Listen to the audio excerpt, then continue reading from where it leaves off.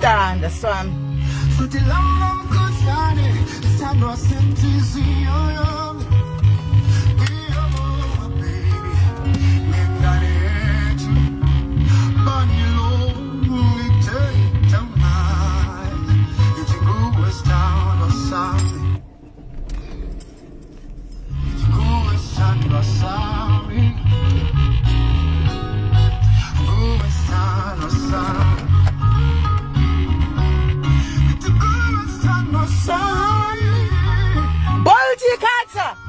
Boltcutter.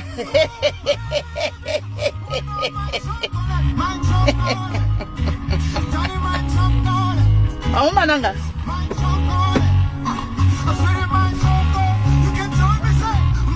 Mara batho ba le ba santse ba le kwa ke ba emetse botsa ke se ba itsang kwa gore ba jila dipatlo tsa bona go teng gore go tsagala ya kids bo ita ile bo shakile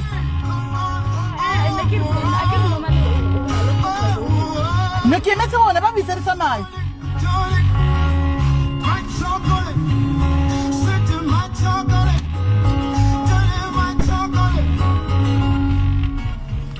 Hello guys. Sorry. Ndikumbobuda datiri ku vintage function.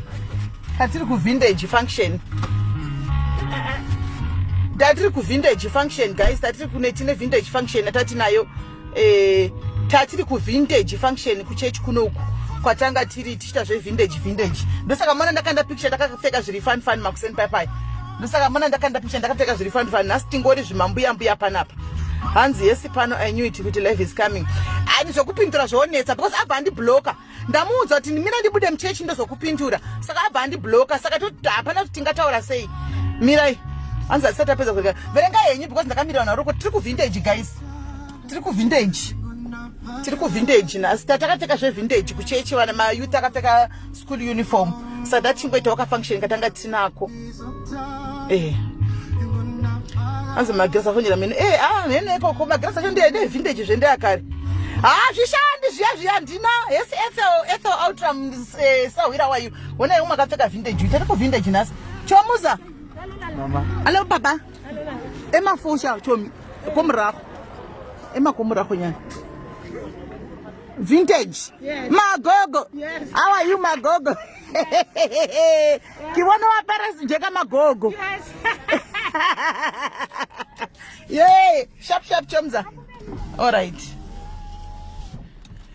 Zvokuti anona negoseka kanona nechiyanda basa nazvo inini kutomira kwandakati chapana pa ndiri kutaura ndinoda kuti mumbotanga ndiri kumboda kutanga ndamirira kawa ndoda kutaura ndichifamba because ndikautanga kutaura muchapinda vamwe vana ndisingadi kuti vanzwe nyaya dzangu saka ava vainda nogara kuregai ndivatore tibve tangorova pasi handiti hari yeiko yamunondiudzai mahana hari anoisa ndo wefake uyu right zvaitika ndezvekudai guys maswera seiko sanda kumhoresai maswera sei saka pandamuka makuseni infact handakuona mameseji anomukakazara inbox kwangu saka panda makumana handiyeika nai ini vana vandovasiya pano inzvishu vatonagwane kutamba guys ini tiri kuda kutoenda kumba ivi vatonagwane kutamba saka pandamuka makuseni nhasi ndangona kune mameseji obhobho saka ndamboita shungu nazvo ndangoti asi munhu arikuda kumhanyira kwandiroda kumhanyira ndozouya ndovhura uya yangu mameseji time saka somehow along nditori imo kwenda ndatoinda ndangoona kwangoita like pangofika kwandiri kuti Boltcutter munhu wandaitaura naye kuWhatsApp because momuziva kuti akauya pana pachita zvokuadvertisa business rake riching'anga iri hani munozviziva achindibhadhara mari sokuti endorsement yese inobhadharwa panapa handimaona so ndangoona kune message yanga iriwo mumabake ndikati kwari kudei uyu ndopa ndatongovhura message yaya wanike ndakaisigwa murabaraba wemessage guys murabaraba wemessage apparently some last week iyoyi kune live yakaita achimaketa ari kusimbo live achimaketa iro business rake richiprofita iri handimaona saka mucomment section guys munongozivawo comment section chinoita sei handiti isi comment section ndobva tatanga kudiwo ndobva ndanokomendawo zvesava mucomment section ndobva ndanokomendawo kaseva mucomment section handiti ndobva ndatoti nini iwe Boltcutter ndine vanhu vakawanda ndichaita live zvakanaka ndigere pasi and then I'm going to call over and ndichipai ma screenshots. I have so many people my diaries who came to me ati SIS-MELLY tiri kusendera Boltcutter uyu ma message handiti harespondi handitika harespondi zvachose ndobva ndabvunza neku-UK nini nekune dzimwe nyika imimi makaenda kwaBoltcutter here because awaonekwa patebhadhaya responsibility kuna watu wanawasi kunobigwa mari kuona ikokoko. Madairies akauya kawanda. UK ikataura ikati isitakadyirwa ma 200 ma 400 hapana chakaitika. Takapiwa dyirwa ma 400 ma 200 chinzi niwozo didi pamwe pacho na wakati uchimsendera ma message ko zvino kuti hapana chaita haku respond kana kuti anokutuka kana kuti kupindwa zviri rafu. Right guys, this is what I did.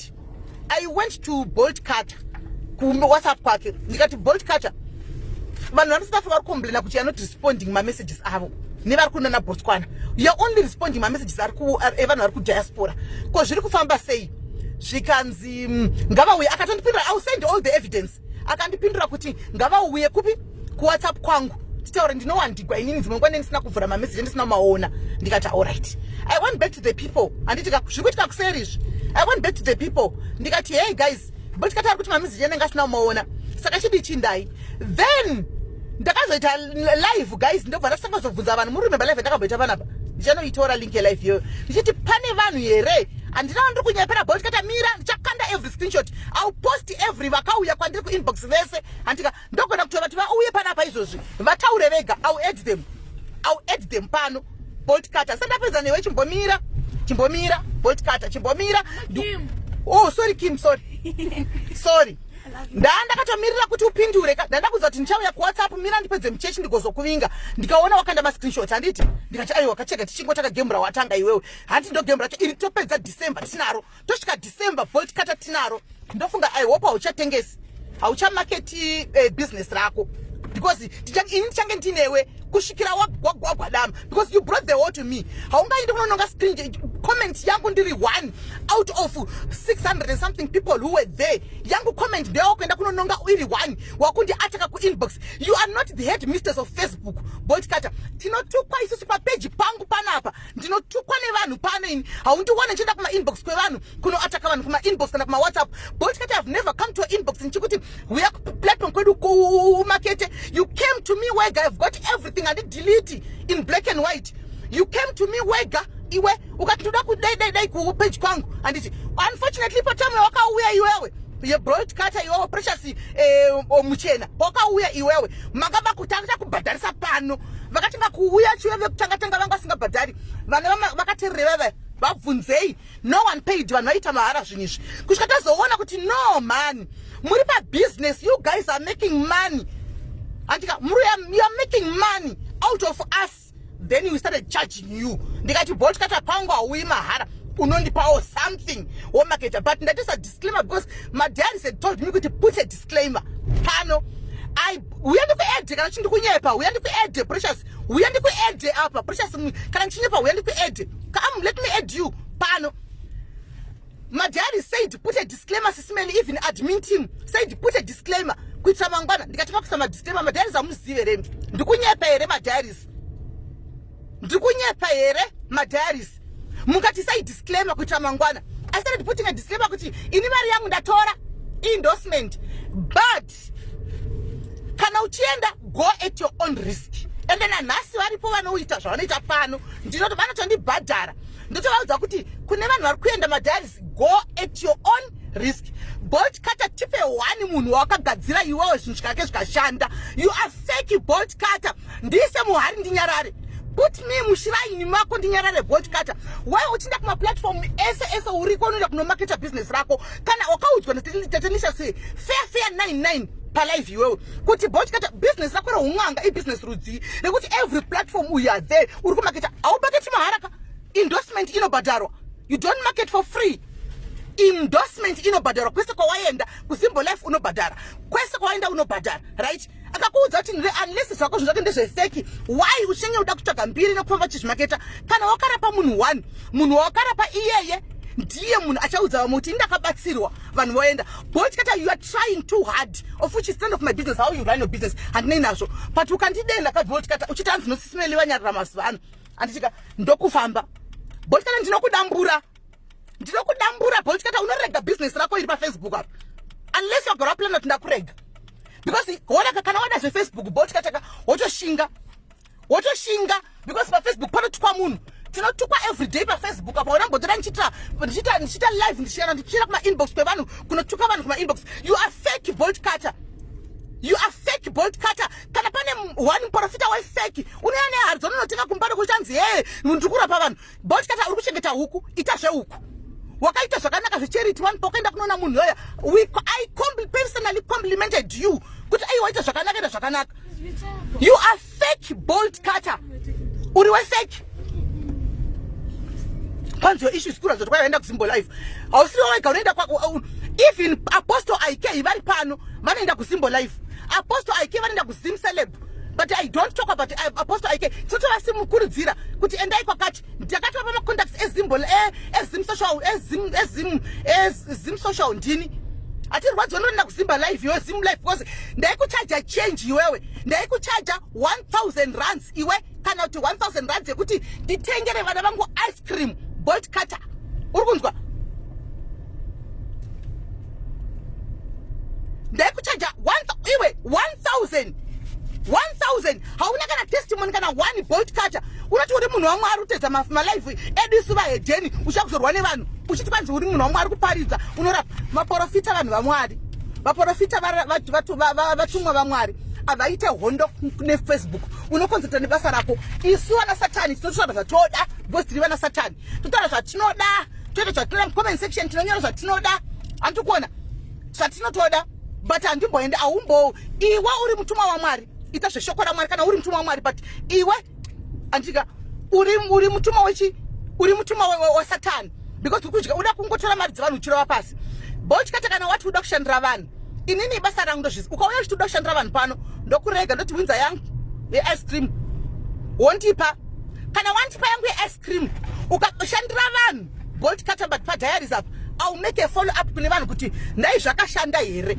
ndosaka kuti ausiri wega last week tatinawo baba vaya handisika vataitaura nezvavo vaya veJobe kuku nhasi iwe waita kuuya woga manje kwandiri waita kuuya woga ndinotoenda kumasure chida kunzwa kuti vanhu vakaenda kunobatsirwa zvakashanda here because remember my name will also be on the line saka inchidisa muhari I'm here to challenge you Boltcutter. I am challenging you Boltcutter. Ndiise muhari I am challenging you Boltcutter. Put me in your hurry. Put me in your shrine. Put me in your shrine Boltcutter. Ndiri kukuchallenge pano. Patricia Jackie pane munhu akabata phone. Pane munhu akabata phone Patricia, don't worry. I'm challenging you ndiise muhari. Put me in your hurry, in your shrine. Make an example of me. Wanisendera message iwewe ukati iwewe amundizivi ukatobva takasiyana unobva kwachiundura kwagambiza ndokwa unobva ini ndinobva mumachiundura imomo uda kunditesta masimba honezva unondiita Boltcutter iwe unovhundusira uri zizi risina nyanga unovhundusira vasina vanokukwata vanovhunduka hari vanovhunduka zvefeki ini ndinonamata Mwari mupenyu ini ndinonamata Mwari mupenyu anorarama manje wadestroya business rako wega Boltcutter andiona of which zvawangoya kuinbox ndikakupindura dei zvaperera ikoko vona takuenda kumagona manje zvakuzara all over. You destroyed your own business. You were in a business, you destroyed it yourself. Nekusafunga wadestroya nekusafunga business rako andambokuita live ini ndaona message yako then I ignored ndingakupindura ndikati mukasama voice note andisati tombomateerera ndikati no ndizoteerera voice note time later and I had no intention of coming on live andiona because andito but wauya kai watanga kani kukanda kama ningikiri saka you have to come and defend my yotongofamba nayo tochitombonakidza vemapage newe magrupu kuti nyatsofaya andiwana Boltcutter you are fake Boltcutter uri wekunyepa unozviziva iwe pachako unozviziva unongosara zvitedzera nekungotsvagana nemaclients every day rapa munhu one iwe takakupa baba venhunzi baba venhunzi takakupa baba venhunzi wakauya wega kwandiri ukati ndipe baba venhunzi avo ndivabatsire anditi baba venhunzi tikakupa baba venhunzi avabatsire andika makuseni panoti ndokunovabatsira iwewe katakatimirira zvitikati baba vaya vakubatsirwa free of charge mahara sokuti patanga taita makuseni wakufuma kuti kwanzi ndakuzoinda wati wakutsika because wakazoti hauzvigonika wakazoti testimony chada kuuya ka hauzvigoni zvenhunzi izvi you knew kuti hauzvikwanisi zvenhunzi Boltcutter audza vanhu chokwadi kuti uri pakutsvaga bhegi chakabhegi rako wakanyarara andika hasla wakanyarara usatsvagane nevanhu haungaiti kudozora comment yangu iwewe just because wakabhadhara endorsement wakandibhadhara kuti ushandise page rangu wakuenda kunondisira zvimapost yako zvokumama Boltcutter kwana iwa upengi dzikama ari kupi ngauye pane paBoltcutter uya ndikuedhe Boltcutter come I'll aid you now uya ndikuedhe Boltcutter takuzvivharisa manje zvinhu zvako zvefeki zvokudya mari dzevanhu hause usingadaviri vanhu vemuSouth Africa nekuBotswana seuchingodavira nekuUK vanhu vekuUK kachida ngawabude pachena hanzi aitoni wauri kushanda naye ndoshanda nanini ndishona antomune munhu Boltcutter usafungire vanhu handishandi nemunhu ini naye ndiwonerewo comment mira ndipine uya ndikuedhe apa Boltcutter mira ndipine paside ndipine comment yake kwaiwone kwandiziva kushanda naye saka munotoriwa nema-enemies kuchiprofita kwenyuku mune ma-enemies kuchiprofita mira ndipine comment yayo ishi mira ndipine comment ya Boltcutter muione ishi pin comment saka munotoriwa nema-rivals kunu kwamunoshanda uko Boltcutter vanhu vaMwari futi mukuita ma-rivals zvinhu zvanyu zvefeki izvi siyana inazvo handina kundoshanda naye Boltcutter you came to me wega handina kumbokuvinga inini ndiwe wandivinga wega ndiwe wandivinga dei usina kutombondivinga dei ndisina kutombobayawo live button rinoini dei ndisina kutomboshanda newe wona mucomment section ndikandikutaurire comments izvi zvinoitika Boltcutter handika mucomment section vanhu vanonyora zvavanoda handi kunzwa including kana usafunga kuti kana wandipa iwewe mari yako yekuti hanzi ndoda kuindosa papeji penyu ipassport yekuti uchindicontrola life yangu iwewe uchindicontrola kuti ndofanwa kunyora chii kune mapeji kwandinonyora chii wona hausi headmistress wefacebook ngauye ndimuedhe aripi ngauye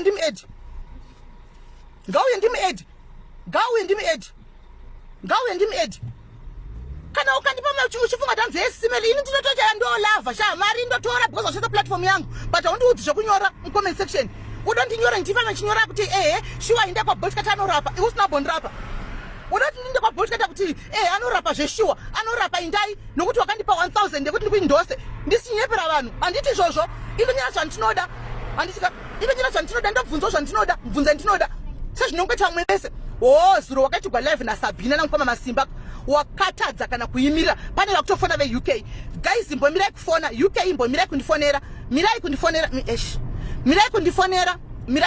ndokufonera ndasvakumba ndine foni 2 mofona pane mwe foni ndiri palive imbomirai kundifonera chimbomirai kundifonera plus 447547 chimbomira kufona antimaona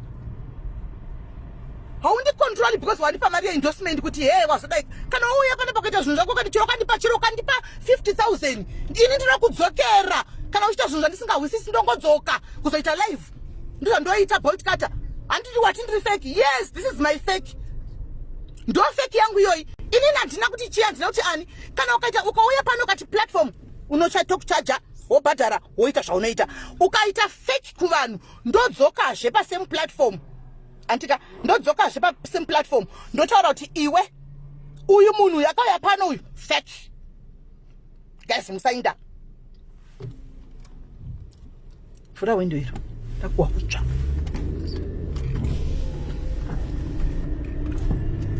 antimaona hanzi we need to call mirai ndikuita live live tichiri kufamba nadzo zvembo mirai ndikuzoisa ma calls kuti mufone don't worry I'm going to put my calls line rama calls kuti mufone mirai I'm going to put line rama calls kuti mufone mirai zvokwadi kundivinga wegako wakuti kandoshanda nevanhu undishanda nevanhu nokuti ndadi ndaisa comment mucomment section ndakambokuisira post here ini dai wakaona ndakakuisira post ndiri ndoga waizoti SIS MELLY makandimaka wai kundisira post comment section ndiri kutambaona umwe mucomment section anditi ndikutambaona umwe mucomment section seve comment section kwako kwawaisa post yako vanhu vamwanitori mafriend angu ariko angachikomenda zvaanoda panotori shamwa dzangu tu dzanana dzakomenda zvavanoda kuwoko kwako ndotovaindira kumawhatsapp kuti aiwa kwete ngenimboti tiropa vanaramba vachifona mirai vanaramba vachifona imbomirai ini zvandotoitawa ndotaura even chero iri company inotoya pano ichida kwandiindosa ndotokudza hanzawo machizi yeplatform imbomirai guys ndichakudzai hanzi kuti munhu wako kuti wafoni Boltcutter mira precious pure wefeki uyu Boltcutter kwai ndiri bhobhojani simbi inodla dzimwe simbi unodlaniwe waunodla wakaenda paCape Town apa nyaya dzako tinadzo wakaenda paCape Town apa ukanonyura paCape Town apa wakanonyura paCape Town pa wakaenda apa vane Cape Town vakangwara vaburitse vanhu zvokumhanya wakanonyura pakapa wakanonyura pakapa pa wakaenda apa kapa iburitse vanhu zvokumhanya wakanonyura pakapa Boltcutter kudodungamidza uchiinda kungikiri uchiinda kuCape Town kuda kunotora mari dzava kuti uite holiday nemari dzemari yemadzi vanenge vachichayo ma200 pounds nema400 pounds unaiziva iwe 400 pounds iwe unaiziva 400 pounds ukaiona iwe unoda kutodladze mari kumwita pasoro kunga pakusinofuma bata hara yako uta paFacebook ita zvokutengesa huku shafuya huku ndori pamuriwo uri kunzwa ndori pamuriwo ndotengesa machipsi wanzwa tengesa huku usamirira kuti kwazvikaita maclients takuzvivharisa saka wodi takuzvivharisa saka wodiwo kana ungakamirira maclients wodi you are fake Boltcutter and you came mazati ndiye munhu andivinga oga andinambomisira posti andinambotaura angondivinga kuWhatsApp kwangu akatanga ngondishauta ana tombotichika ndati kudii kana kutomboya unenya kusisimeli kedai please indotaurika naye guys muziva ndoda kutaura ndititaurirani nditaure nemi maybe otaura macomments amunonyora anondibata handi expecting kuti zvakanaka moza guys ndanchangoti Boltcutter mu comment section wona tinongofarisa andiona tinongotaura toda mu comment section because ifungwa dzavanhu vanenge vakangwanda munhu nimwe chazvanoda sorry what I shopera but andi akatoisa murabha wetsamba waisa indikampinduroka murabha wetsamba ndikati chindimirira todi ndosangana after kwandiri kubva handiona sikude kuti yepa ndikublockika panapa nditombokubloki anditi iwe ndibloka kwanga uri fake Boltcutter kana usiri we fake ndise muhari kana usiri we fake Boltcutter ndakuchallenge pane vanhu 2100 ndise muhari Boltcutter put me in your hurry put me in your shrine muhari ndise muhari unofunga kuti Boltcutter hari yo ndengapedza ma problems evanhu do you think kuti hari chaiye kuputsa hari ndokungapedza problem yangu iwewe kuputsa hari ndonofunga ndokungapedza problem yangu uri dofo ndimai vako Boltcutter siyana nekunzi ndanzi ndiri dofo because dofo ndiwe wakafunga kuti wakuzijedze mari madzi wakadya ndidzodzo wakadyira ivava huna umwe uchadyira futi wakadyira ivava huna umwe uchadyira ndati ndise muhari ndati I'm challenging you ndise muhari ndoda kumuka mangwana ndiri muhari right now I'm challenging your powers those powers of the devil I'm challenging them ndise muhari mukoma masimbani zvinodasa kuita live nezuro maneru wavasiya ukatirega ndinodherera SIS MELLY because ndakabhadhira 1000 yangu endorsement iwe 1000 yako ndinoto uya ndikupe 1000 yako iyoyo asi ndoda kuti ndise muhari uya yakabvisa yeso yandikupe ndise muhari precious muchena ndise muhari wanyadzisa murume wako because murume wako aite madrama paFacebook iwe uye nemadrama uri business woman uchaga mari siyana nekuita madrama isa hatina chekuluza shamwari rega tiite madrama aya uri kunzwa rega tiite madrama precious lakama uri kunzwa isa hatina chekuruza iwe une chekuruza because ibusiness yako ndipo unoramira napapa kurira hatakatapura dzanongochitira vanhu hatakatapura unofunga kuti hari murume anodzoswa nehari yako iwe kana akainda unofunga kuti murume anodzoswa nehari yako iwe kuchina dzise vakadzi chokwadi kuti dzimba dzinodiwa respect dzimba rumba anobatwa sei mudzimba uri kunzwa usavaudza dhanzi varume vanodzoswa nehari usaudze vanhu dhanzi mari ndokuitsai mari zvaunonyora dhanzi kune ukaiswa muhari unoita mari iwe unayo mari yacho unopa vanhu mari iwe unayo unodozva kumavhenyu wanu unayo mari yacho unozoudza vanhu iwewe kuti hanzi ndokuitsai mari inini kwai mukaenda kuindai kuoko ke munona zvaanonyora guys kwai munoita mari ukauya ndikashandikwa here kana tukadi hameno kune mari dzakangwandawanda dzakapostiwa pawall park hameno mari hobhobho dzingoripo une mari iwe unayo iwe ungandiudza unayo iwe unoti kwaizvo kwai mari unayo iwe unotaurira vanhu tinopa mari iwe unayo tanga waita mari iwe tenga bhasi tenga ndege umisapa Boltcutter tigouyawo nendotouyawo ndishandire tabhazi uisapa ndimudzoseri mari ini kumujaidzira kujaidzira makudoni anokamhina kujaidzira chi hanzi yemusa zvikombe hatina kufanana bvapo iwe kwana iwe haupengi kwana iwe uda kukombeya ini newe uda kukombeya ini newe iwe Boltcutter muzazoka Facebook is funny so munese claims to know your life claims to know you Facebook apa ai shai dofia kwa Boltcutter ndokufonyora siyana neni wazvinzwa siyana neni Boltcutter siyana neni Facebook haina age restriction sha indanoza zuka kuti machembera ati chamadi paFacebook zuka oti bana otherwise muchamama muchingoti magudo guru machembere we are here to stay machembere and hatisi kudzora chimbo titoripo ende kusatorresponda kutisaida kuchuza kuti I know I don't want to respond to this andiwana ndonyarira zvangu but usazofunga kuti just because handisi kuresponda iwe wotofunga kuti wautondikwatisa because ndinge wakabata zihari rakaenzana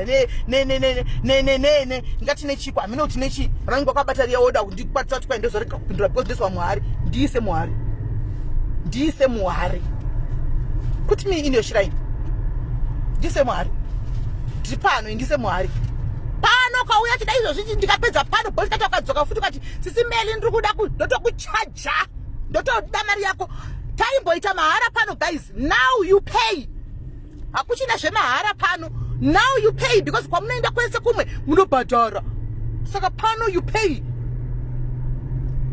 Unoda kundisa muhari iwe, ndinayo hari yangu ndofamba nayo, shanda utaura hako iwe. Tisa muhari iwe, hari yekuita sei yaunondisa iwe. Ndiise muhari right. Ndikwidibire.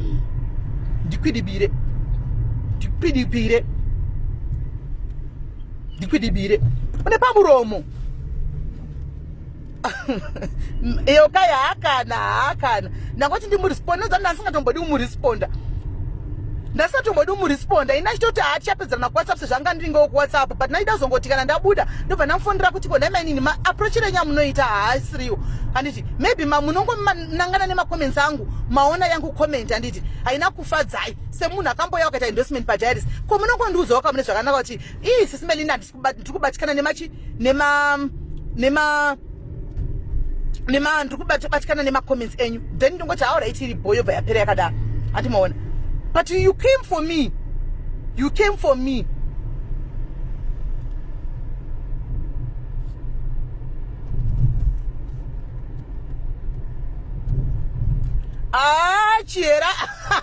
Chiera aiwa ndezvekunyeba izvo.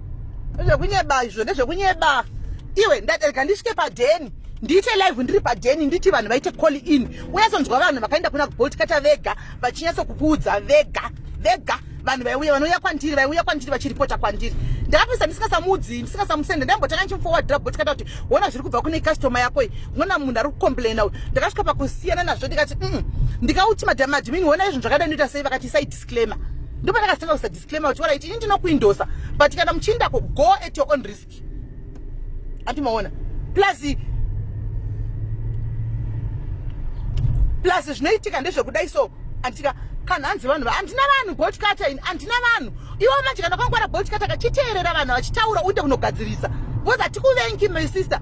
Andikuvengi handina hondo newe but the way yawaita nayo haisiriyo. Wangofuma kandituka uzimura barabara kundishaudonesa comment. Andiona comment kusimbo live kwete pa diaries.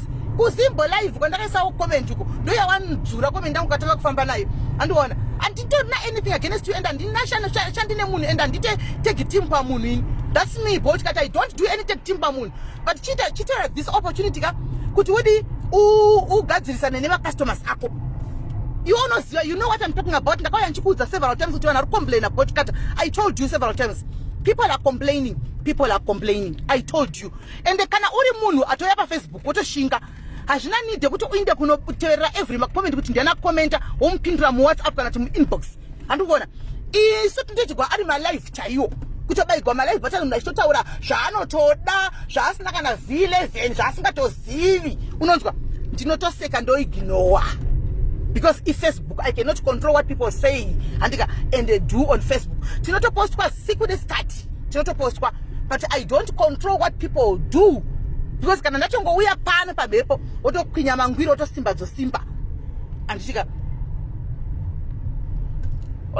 threat ani kwanovhundusira ani ko Boltcutter uyu threat ani Boltcutter ini ndinokupfigira muhari yako ndomandokuisa muhari yako iyo ndoyandokukanda kukutora kuti muhari yako ndondokuvharira imomo ini usanditry. Don't try me zvokuvhundanisana namafacebook apa neuroyi usipo ka zvokunyepa izvo plus chiride una wena haundiroyi ndokubhejera ini ndiri mamoya haundikwanisi ndimwana womurozvina haundigoni haundiroyi iwe unonyepa iwe unondiroya unondisiva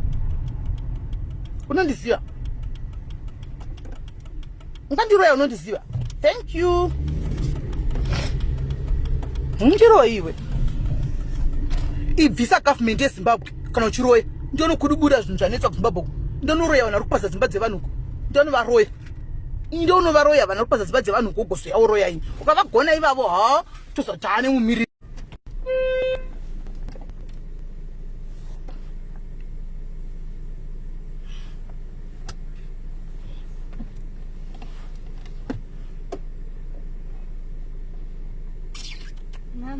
Let me say hi. Ah. Are you serious? Naskana, sadistic. Mano arufona imbomira ndikupinda pa live manje ndiromira handisi kutopinda ndikutoramba ndiripo ngati decline then ndokuvhurira imwe phone mo phone tasvika guys tasvika ndotovuti gede rivhurwe gede riri kutovhurwa iri gede riri kuvhurwa iri gede riri kutovhurwa iri gede riri kuvhurwa iri gede riri kuvhurwa iri gede riri kuvhurwa iri tasvika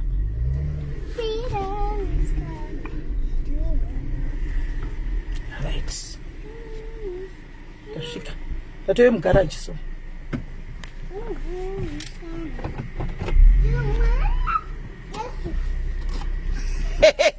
Cherry poki.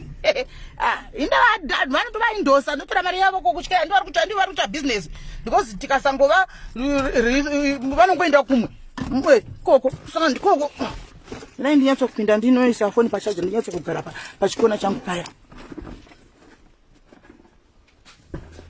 hanzi ndichaenemera kumani. Wait.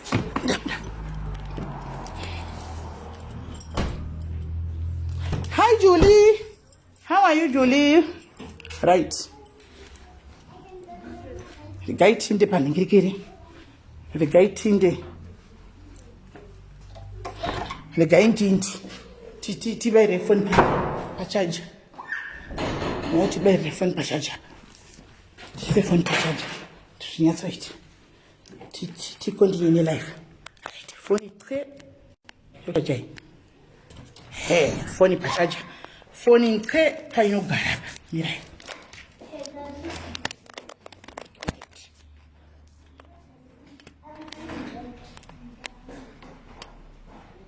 Right. Huh? Right, man. Right. Yes, they pay. Oh, hey. You can go shanty for page my out. Shadi. Hana. I see away. Right. Tagara pa position. Tagara pa position. Mira ni yanso kusafuni. Light. Ray. How right? Light ndo ridi. Light and sikutu unani shida light. Light one. That is a phone passage. Mira ni yanso bayira. This light I should be this light. Not a light in the hey. Right. Right. Boltcutter ndati uri fake Boltcutter. Uri munhu we fake Boltcutter ndati ndiise muhari. Ini ndiise muhari yako Boltcutter. Ini ndiise muhari kana kuti ndoda ndichakuisa muhari yako Bolasa. Uri kunzwa? Ndichakuisa muhari yako ndoyene mask. Muhari yako Bolasa. Ha uri munhu we fake ndipe munhu wakambota right guys. Ndipinire comment anziko nachierana Boltcutter kazonzi na baba niko right mira. Na baba kwangu tate hanzi munopedza Facebook yese ne hari chipanyika. Exactly ichera square. Unaona zvinoita page by page kwako chera kudado kwasati auya hangu handizivi handiwana page by page anenge ari kwachi advertise business rekurapa number idzo pina inamba unoza business rekuraba every day Boltcutter kana ukarapa munhu iwewe munhu anouya ega antika achikana kuti anoudza vamwe kuti guys kwa Boltcutter my dad is I'm opening the platform for you number ndaisa message makauya ku inbox kwangu right now antika whether you are in SA Botswana Namibia antika kana UK wakadyirwa mari na Boltcutter wakaisa mari yako Boltcutter hauna kushandirwa iwe wapa mari yako munhu akataka kuignore platform nasi is the platform ndakuvhurirai for 9 Boltcutter wauya antika wauya wega you came for me I'm now coming for you aniti ndisati kuda kutsepurisa vanhu nezve fake Boltcutter whether waenda ma platform 100 it shows kuti uriwe fake shows kuti uriwe fake Boltcutter guys musaenda kuna Boltcutter kunodyirwa mari unoenda kunodyirwa mari yako chinobuda hapana guys my diaries this is the time tionesa vamwe venyu handinoanda fonera hapana munhu angaziva kuti ndichauya kulive handika ndiye atanga kusava post yake saka indazouya I am saying handika phone number iripo right hello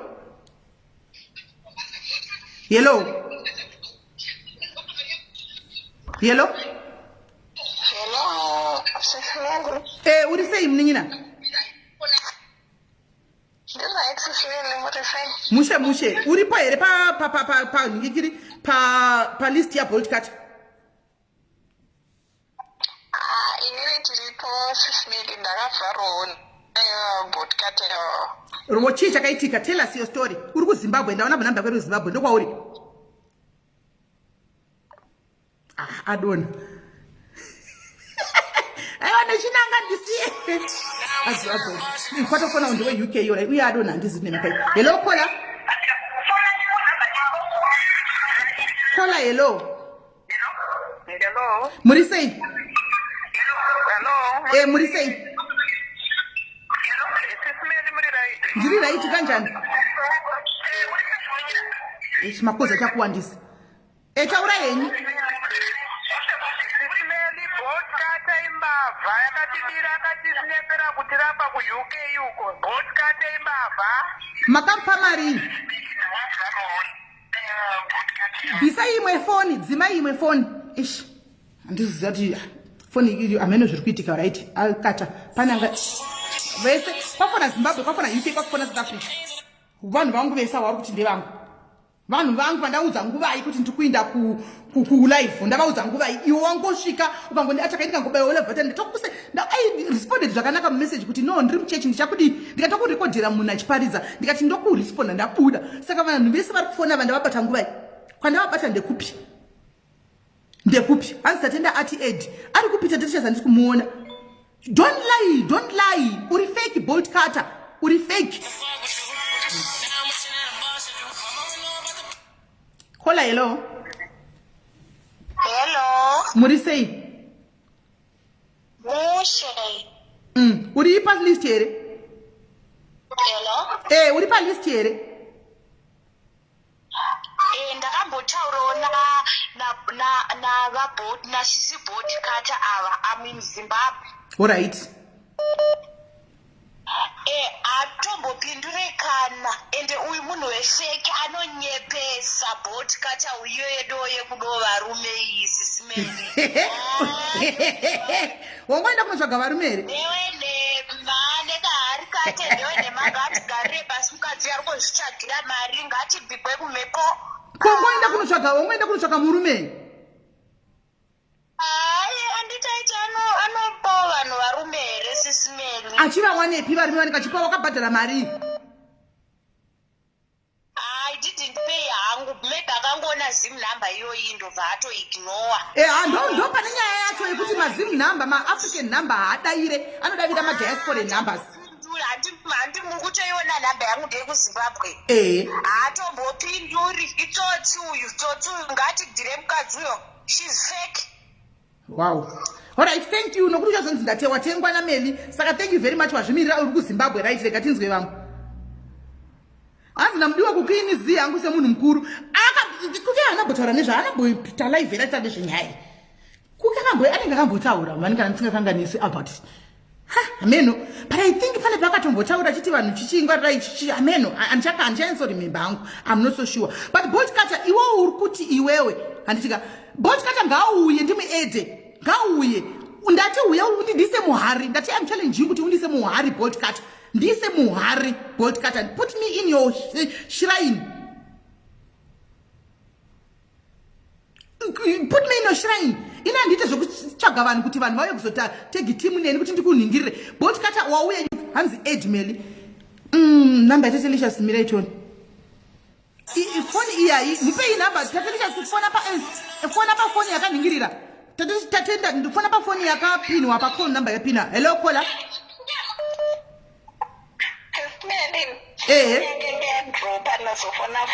All right. Vanonzi Boltcutter. Wakavharwa sei? Ndakaendewa nedambudziko rangu. Ndakaendewa nedambudziko rangu ndobva ndatanga kuzonzi hanzi kune inonzi consultation fee.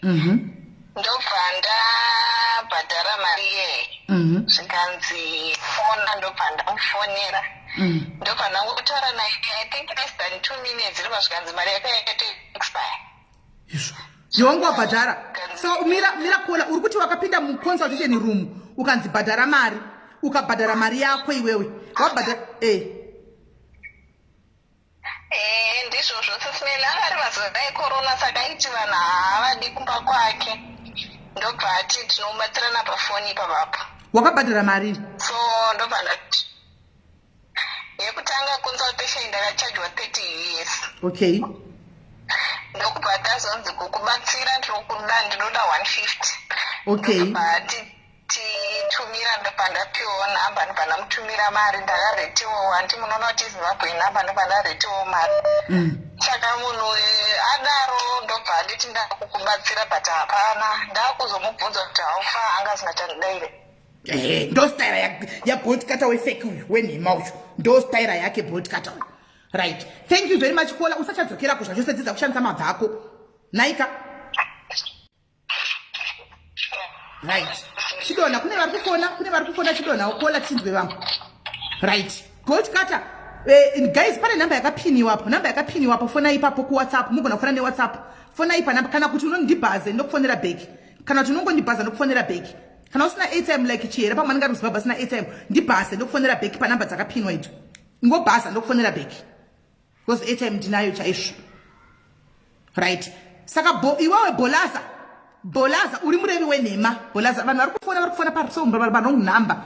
Vanhu musafone pafoni andoshandisa kuti alive. Fona ipa namba dzakapiniwa. Hands can I call? I have something about Borite. Rega it phone. Ava akutoisa message. Hands can I call? I have something about Boltcutter. UKE +44 ish. Right.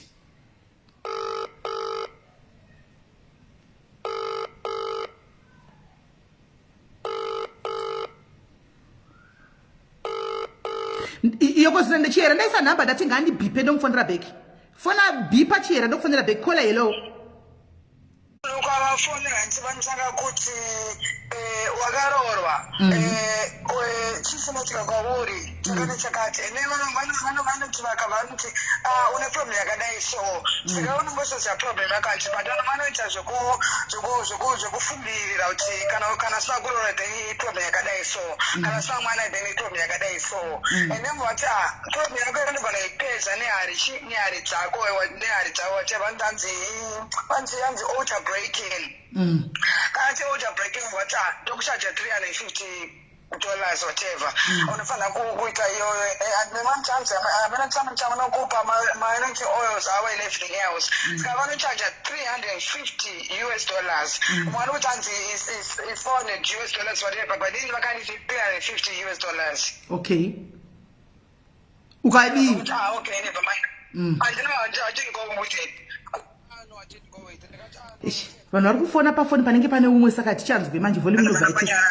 Alright. Waona kuzodhligwa komari saka iwe wakangoenda ukabvunzwa history yako hauna kuzobhadharako mari.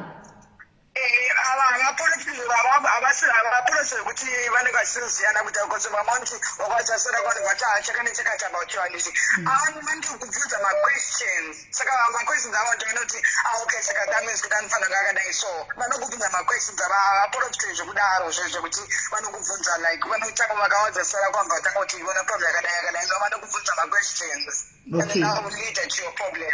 Alright. Okay. Thank you Kola rekatinzwe vamwe. Alright. Right. Iminda yuko kwati ende uye zvepano rega nditi ndifonere vese vanga chifona vari ndifone back. Let me call back vese vari kufona vachiti aiwa Miss Dini kikiri yakapinwa hii namba hii pakapinwa namba hii kwai munobhadhara munotengeserwa maanointing oil unoishandigwa uri ku UK ivo vari ku Zimbabwe sezvo iri munguva yecorona kudai imi svinurai inamba yengoi. Alright. Mirai ndifone direct namba iyi kuZimbabwe ndongandiningirikewo.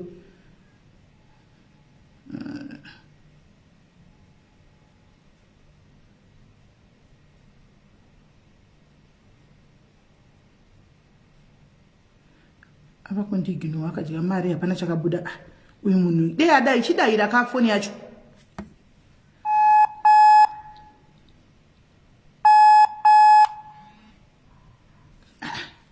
Alright. Nde mumosho. Hello. SIS MELLY. Muri sei? Muri right SIS MELLY. Ndiri right kanjani? Ini ndiri kuZimbabwe ka. ndaona namba. Takavafonerawo. Taona program yavo imwe yavaita paFacebook, ameno rimwe page ravaita so. Pazimbo either Zimbo live or ameno kwavanoenda kwavakuendepo. Vakatotanga pano ndofunga vedu vemundiregererewo shuwa asi ndakaisa disclaimer. Ndofunga kuzimbo ikokoka. Takati tawana kamunhu anobatsira. Andipei namba yatate guys. Tate isa namba yako mcomment section ndikufonere back. Andina namba yatate. Namba yatate yandinayo iri mufoni yandiri kushandisa. Taurai nyanzvadzi. Ndobva ndati regai tifone kanhamba dziripo dzaiswa paya. Nemessage WhatsApp hakuna akareply. Okay. Kubulutikwa nekusiwa. Aiwa Zimbabwe namba hairespondiwi. Zimbabwe namba hairespondi. Ndazvitaura one. Hairespondi Zimbabwe namba. Anoresponda Australia, Canada, UK, America zvichida. Munoziva here guys kuti ndakatombotukwa mazwe kutanga kuchinzi sisimeli vakushanda na Boltcutter. Vanhu va Boltcutter panopiwa mari anoshare sisimeli. Muchikuremember here guys. Ndichinzi inini ndichitukwa ndichitukwa malive yekutukwa kuchinzi sisimeli varikushanda kushanda na Boltcutter. Ndo vakatotuma Boltcutter kuti auye aita zvinhu zvimari yacho vanoshayana. Mukuremember here guys. Mukuremember ndikatoignore ndikatomudza Boltcutter kuti kune kuri kutaurwa kunzi chi ndiri kushanda nemi muri kundi mari yamunopiwa nevanhu kuti kushayana, but you know the truth. Nhasi ndiye Boltcutter kufuma kandisira message rekunditukai. Kana pane munhu akabatsirwa ka ngauya ataure ndakabatsirwa. Ngauya ataure, but isusu hatina takangowerekana tangonzi blue tick. Dzamara wangoti ndiri kunetsekeko kandisaine nazvo. Nditika thank you very much caller. Regai tinzwe vamwe vari kufona. Right guys, Boltcutter uya anondidaiso ushu andisira message achinituka kuinbox kwangu anditika ndakatotukwa kana muchikurangata guys, ndakatombotukwa nemumwe mufelebrity ndikati kwa live nichinzi vanhu vaMelly vari kunohaya achiuya navo votora mari dzevanhu voshana na Melly.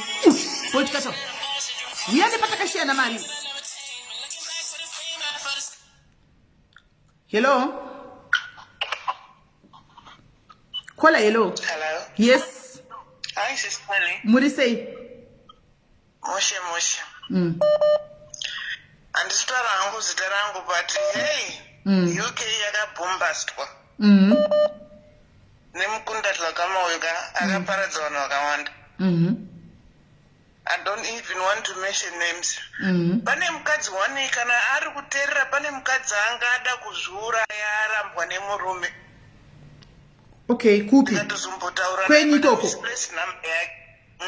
Alright. Achidyirwawo mari neiye mukunda tlakamauka. Okay. Dai mwari vatiitira nyasha, because mari yacho yakudiwa nemuto usisina kunaka. Mari akadyirwa uyu munhu uyu akanga anoshandirwa pafoni ari kuUK. Hey, saka chakaitika hapana. Hapana chakaitika kana. Akabhadhara mari. Kana vanhu vakazonzwa mwoyo kurwadza kuti munhu anozosvika pakuda kuzviuraya nekurwadziwa kwezvinhu, iwo ungofarira kutora rechete. That's so nice. Yeah, that's not nice. Akabhadhara mari munhu uyu 350 US pounds. 350 pounds. Sure. Hela chakaitika hapana. Ngachiuya Boltcutter andichachipindura vanhu ava vari kutaura kuti pane hanzi I send money kuna Boltcutter. Chihera uyu anonzi Chihera, kwete Chihera evidence. Umwe anonzi Chihera kusenda message kumessenger. Uya fona pa namba yakapinwa. Kumessenger manje uri kundifonsendera pa message yandiri pafoni yandiri kushandisa. Saka ndikwanisa kufonera back. Alright, wasikana rigaichimbonzwa vamotandi kuti timbofambawo naye ati ndiye andivinga naye ndandisina kana intention yekuti omboita kana live kana tombombu, but ndatoshandisika kuti ko alright zvanga andivinga kuWhatsApp akandituka indikamutukawo kotora maspeeches atatukana haana kuisa wose futi aisa half akanoisa kwake ndikacheka ndichingobayira but ndizvokutora ndichingonyora ndizvikwanise. Mukunda Dhlakama ndiye Boltcutter. tata kutofunga kuti maybe pamwe muri kusaidi rimwe chete pakati mazoita zvakanaka kamabuda akana vesikana ndisitombori kusaidi kweke kana mufunge pakauya muri kurimemba pakauya Boltcutter panapa I even put a disclaimer mucharimemba nditi go at your own risk even though chero munhu akauya ndinoti go at your own risk ndimi futi madiaries makandudza kuti isai disclaimer because zvanga zvatotanga kudhara vanhu vamhanya vachinda vachiti mukati isai disclaimer ini ndakadhauta Boltcutter patakamupa murume wenhunzi ati iye ndipei murume wenhunzi ndomubatsira uya muchamuzanyaya nhunzi uya wokwanhingi uko wokuharare kwamutoko here or something ehe akauya oga patati ndera nokosa batsira munhu uyu for free Boltcutter akati tiri palive akati inini ndipei madetails acho ndinoenda kunomubatsira mangwana ndikamusendera madetails Boltcutter akafona zveshuwa pekutanga achifonera murume uya wenhunzi akati akanonditi ndataura navo kune vati vari kuuya mangwana handitika vanonzi Boltcutter ndikati pakanaka kuseni mangwana ndichimuka ndikati Boltcutter wadi wemunzira uri kuenda kupi kunobatsira murume uya free of charge sokuirana patakaita panoti vanhu kana munhu achiya panapa chiti arikuda kubatsirira panapa twarapiwai free mozotenda moga kana zvaita handiona ndione murume uya kuma11-12 murume yakunifonera kuti munhu uya asika asvika ndopandakazofona haana kundiudza Boltcutter kuti handichakwanisi kuenda ndopandakamubatira ikati ko naye Boltcutter wakati uri kuenda isu takarelasa chiti uri kunambatsira murume uya agadzira bhegi rake angomirira how far ndopakati handichakwanisi kuenda ini because ameno reason yakandipa but ndinayo muwhatsapp ameno reason yakandipa handiona ndobva ndatongosiyana nazvo ndobva ndatongosiyana nazvo ndaona kuti anonyepa ndopandakanoti ari kutya ndopandakanoti abva atotya kuti nyaya yenhunzi haindi kunopera right tate afona ane foni yabipa nayo ndikaindimufonere nenhamba iyoyo musape futi munhu anouya achitaura kuti ari kuzorapa ari kuita sei budai mazviri tinoisa disclaimer but aiwa even disclaimer yacho budai mazviri muri kutokanganisa zita renyu nezvinhu zvisina nebasa rese amen thank you ndakunzwa call regai ndibate tate panhamba dzari kubhaza nadzo apa ndovanenge vane zvochikomupa alright rega ndiningira regai abhipa let's hope number yacho ndoibata +4 ndiyo kai +4 auya manje yesikani gurundoro uri seiko gurundoro makadire kandise maoko iyo yanenguva makadiko nai maikuru oiwa ndiripo kani makadiko nai mainini inakadii masango ndiwo ayachingori tiri kungotatarika tichingodayana nabolisa vako vanonyepa bolaza ugoona ndaimuda zvisingaiti chero neni vanhu vai ndaimuda bolaza but akairasa let me not come in the fact okuti kudyira vanhu mari nekuti ndakamboitawo frakasi dzangu dzematuizvozvo saka ina handidi kuuya ndichitaura nyaya dzekuti akadyira vanhu mari but ndoda kuuya ndichimupa advice puri kana uchidyira nevanhu vanenge SIS MELLY Tatelicious magogoderei pafacebook usafarise nekuti ukange watodzimbirirwa zvinhu zvako hazvichasimuke kuna nazimbo live kwauri kuenda ukuku ugona imwe secret fungisai mashava vairapwa kakwabholasa uko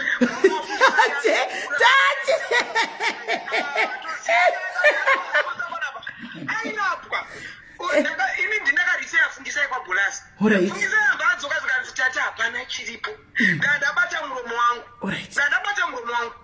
then papazoitwa live zvichinzi Boltcutter akurombesa vanhu anga kuti ndinokweza ukanzwa mari yako zvemari ndakazviona zvemari ndatozvitaura izvi ndakazviona chi ndakatarewa inini zvangu zvekudyira muvanhu mari handichabati handiite zveropa SIS MELLY aiwa zveropa hazviiti ndakati ndanamufonera ndakati iwe bholaza wakatanga zveropa achiti zveropa ndakati kana nira kutaura izvozvo zvinhu zvemari izvi zvikuromba that was then ina naundiitira live haana kuita warawara akakukwata kaiwe akakwata zveiwewe akati kwata iwe saka nenyaya yekuti mazano MELLY anoziva kuti mazano maiguru vako vakadzika mavana noisi navanhu akandidherera akati rega ndowataka uyu atotadza because inini kana ndichiti maiguru kuna MELLY mukoma wangu pamakore ende mukoma pafacebook yes vana MELLY takasvika varipo saka kana achirespecta inini otadza kurespecta inini maiguru ari kutopa potsa bolaza kana uri mucomment section ita sorry SIS MELLY nyaya yako yotombirwa vanhu vorega kufona we know vanhu vari kutsvaga kurarama nenzira dzakasiyana siyana but don't underestimate vanhu kuzoshanda pamagogodere pasocial media watoirasa kwana Kero kwauri kuenda kuzimbo live hakuna chiriko kuya Kero ari kuti amai manje frakazi dzake dzaari kuita dzemabusiness ekuda kunza vanhu kuuk zichabuda because hamuna apakaudzwa nemunhu kuuk unopiwa visa kwaembassy noti kupiwa visa naKero zvichabuda mai manje saka usatsimbirire mwena yakawanda ndauya muchida kutaura kwenje yekuti Bolaza respecta magogodero zvaakuita zvekurwana naSIS MELLY izvi trust me she won't go far inoona cheterisha zvinandisingatombodi kumuitira live munhu afuma akandituka makuseni unoona nenyaya akaita live kuzimbo live last week comment ndikufira comment yandakaisa comment sinozaiwakaisa comment inokurumidza kunonongwa indikaisa comment inokurumidza kuonekwa Bolaza anotora comment yangu iyoyo yandakabvunza kuti but why usingarespondi vanhu kuAfrica uchiresponda vanhu vari kukomplaina ndoyo akanodzura ndobva andiforwardira nhasi makuseni ndobva andituka murabaraba wakadai ini ndobva ndamupindurawo zvakanaka ndichimutukawo kuWhatsApp ndikati yaperera kuWhatsApp ka zvatopera akaisa mavoice notes ake andisina kuteerera ndikati aiwa ndiri muchechi rega ndibude ndigoteerera mavoice notes ako ndichibuda muchechi ndakuona ndatotegwa aisa mapost kupage pake ndikati aizvi saka yavawo ina ndidi zvokuponyora kusvika ndichingoti hangu live tingopedzana palive because honest ari kukanganwa mawo aya anoitwa nemasocialites Bolaza is not a socialite munhu ari kuita zvehari dzake whether ihari dzefake or ihari dzegenuine that is a business but iwe wakauya kwatiri pamaplatform uchikumbira platform exactly anambovira akamboenda kunoraa kutaura chokwadi mena anambovira akamboenda kunorapa Bolaza inini pangu inini andambovira ndakandomborapa kuna Bolaza hatina chokwadi but we pushed you pamwe ndichotayo zvanzi naBolaza Bolaza anoona taikupusha Bolaza kuti vanhu vamuzive Boltcutter akatouya pano unozapa akatangira pano kaBoliza padialis ndikatomuudza kuseri ndikati hona imainini zvinoitika ndezvekudai pachauya vanhu vachakubhombai zvisingaiti mucomment section handiti imi muri kuti muri kudata zvamuda kuita musatarise macomments akadaro expectai ose macomments ndakatomuudza handiti ndikachipindai ndiri papalive ndikati ndaitompisawo ndiri kulive comment section iye ari ndichiti ngaasimbe pafacebook apanda kuti usimbe handiona zvino after all this while gore ndopowo ndichitorera comment section because akati ndoda kutengera dringi ndakati handi mari dzenyu hadzitichengete indochengetwa nemari dzangu dzandinowana handakaramba but kanaona vanhu macomment section vachisa moto iwe uri kuziva wakasimukira kupage kwaMelly unoenda vakoma ndofunga akata dzangu mazuva ano dziri kuita pararing dziri kupotsa chimbotengaiwo dhiringi mungondidzira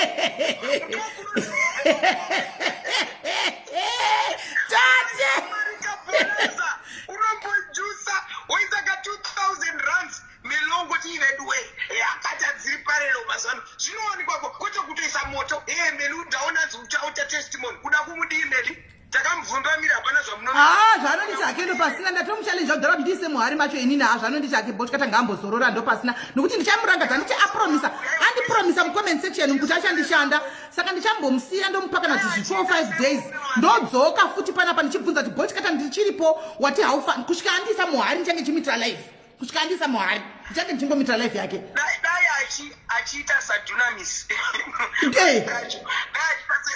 semurume wake haite noise murume wacho haite noise murume wacho akatondivinga I think 2 weeks back here achiti vari kuCape Town pavakaita flop yavo Cape Town vakaita flop Cape Town unoziva here tate vakaita flop Cape Town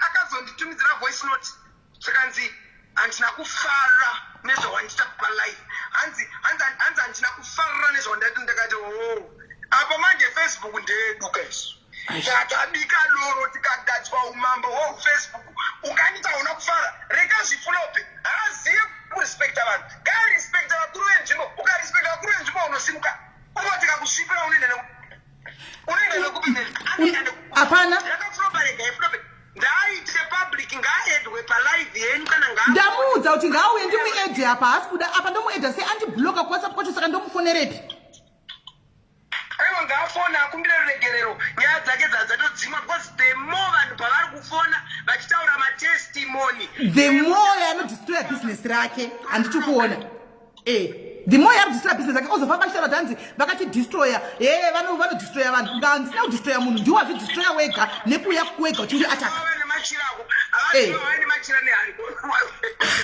ndati ngandise muhari aisi akurombesa vanhu naiwe mira ndisati ndadona mutiudzire evidence handisi kudana neevidence chakutonyeperwa vanhu kuti aiwa tate honaka iwe naevidence ka munowirirana munofarirana usandirambire zvako evidence anokufarira unoona mira ndikudze chinhu one tate mira ndikudze mira maitanya ndikudze mira ndikuudze tate mira ndikuudze unoona evidence manje ka skirira evidence ka hasi munhu wokuti anoita tactic akabatirira like chunhu makambonesana oramba akabatirira anoona unoona mataurira mutete nochera chikupisa anokupisa zvine kakusedza kuti no ndezvepafacebook it's nothing personal mazona ndikuda mapechi mudenyidarenyi rusati lati kure aini zvakaoma nemagezero akuita evidence mazuvano evidence mushambi chimushambi mazuvano chiri kugeza ichi hamusati mamuona akagara mota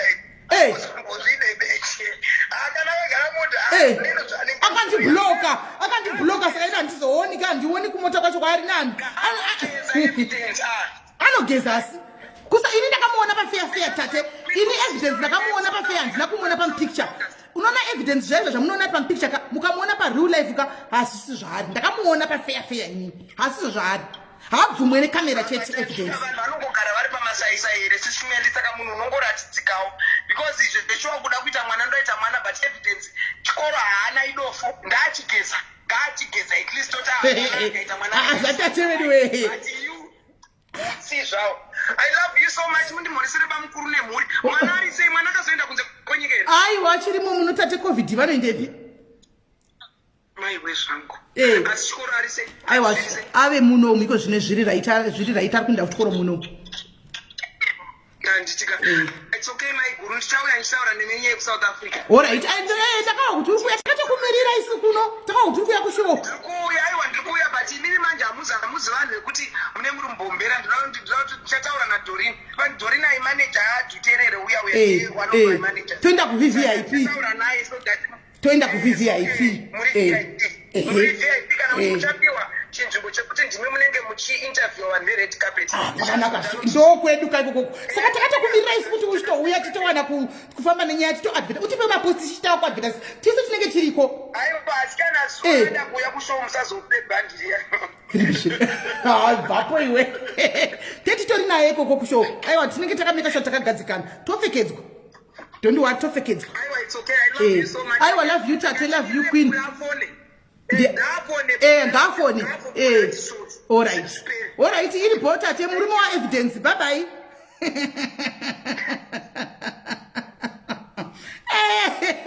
tate tichenge tiri kushow ari kuuya kujosa saka tichenge tiri kured carpet tisu tinenge tine mavvip tisu tinenge tichiita kuinterview vanhu vemaredhiyo vaya vaina nematv vanenge vachiuya nemameshini avo vachicapture tisu tinenge ndinde ndichiinterview actually ya ndindaiswa pachigaro kaisi ndaiswa brand ambassador ani mazoona ndinaitwa brand ambassador watati ndinde ndakabata nyanga ndinde ndichibvunza vanhu vekunana eneca sabc 1 sabc 2 mamwe masessions achanga aripo ndinenge ndakabata nyanga ndichibvunza mubvunzo tichifamba takadaro naika woite chinhu chakanaka ngatifarei handiti aite chinhu chakanaka ngatifarei hanzi evidence number yaiswa fona panhamba yaiswa pane nhamba yaiswa ipapapa fona kana uchingobhaza ndokufonera bheki ingobhaza ndokufonera bheki chingobhaza like kuwhatsapp ndokufonera bheki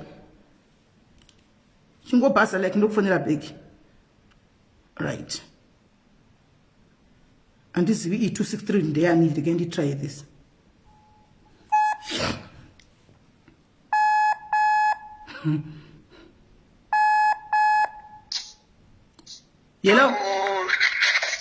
Hello? Yes, the evidence. Hello? The evidence. Yes, Chera, what is say?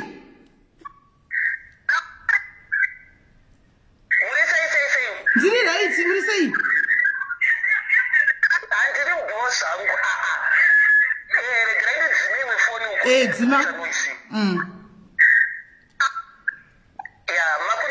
Takunzwa.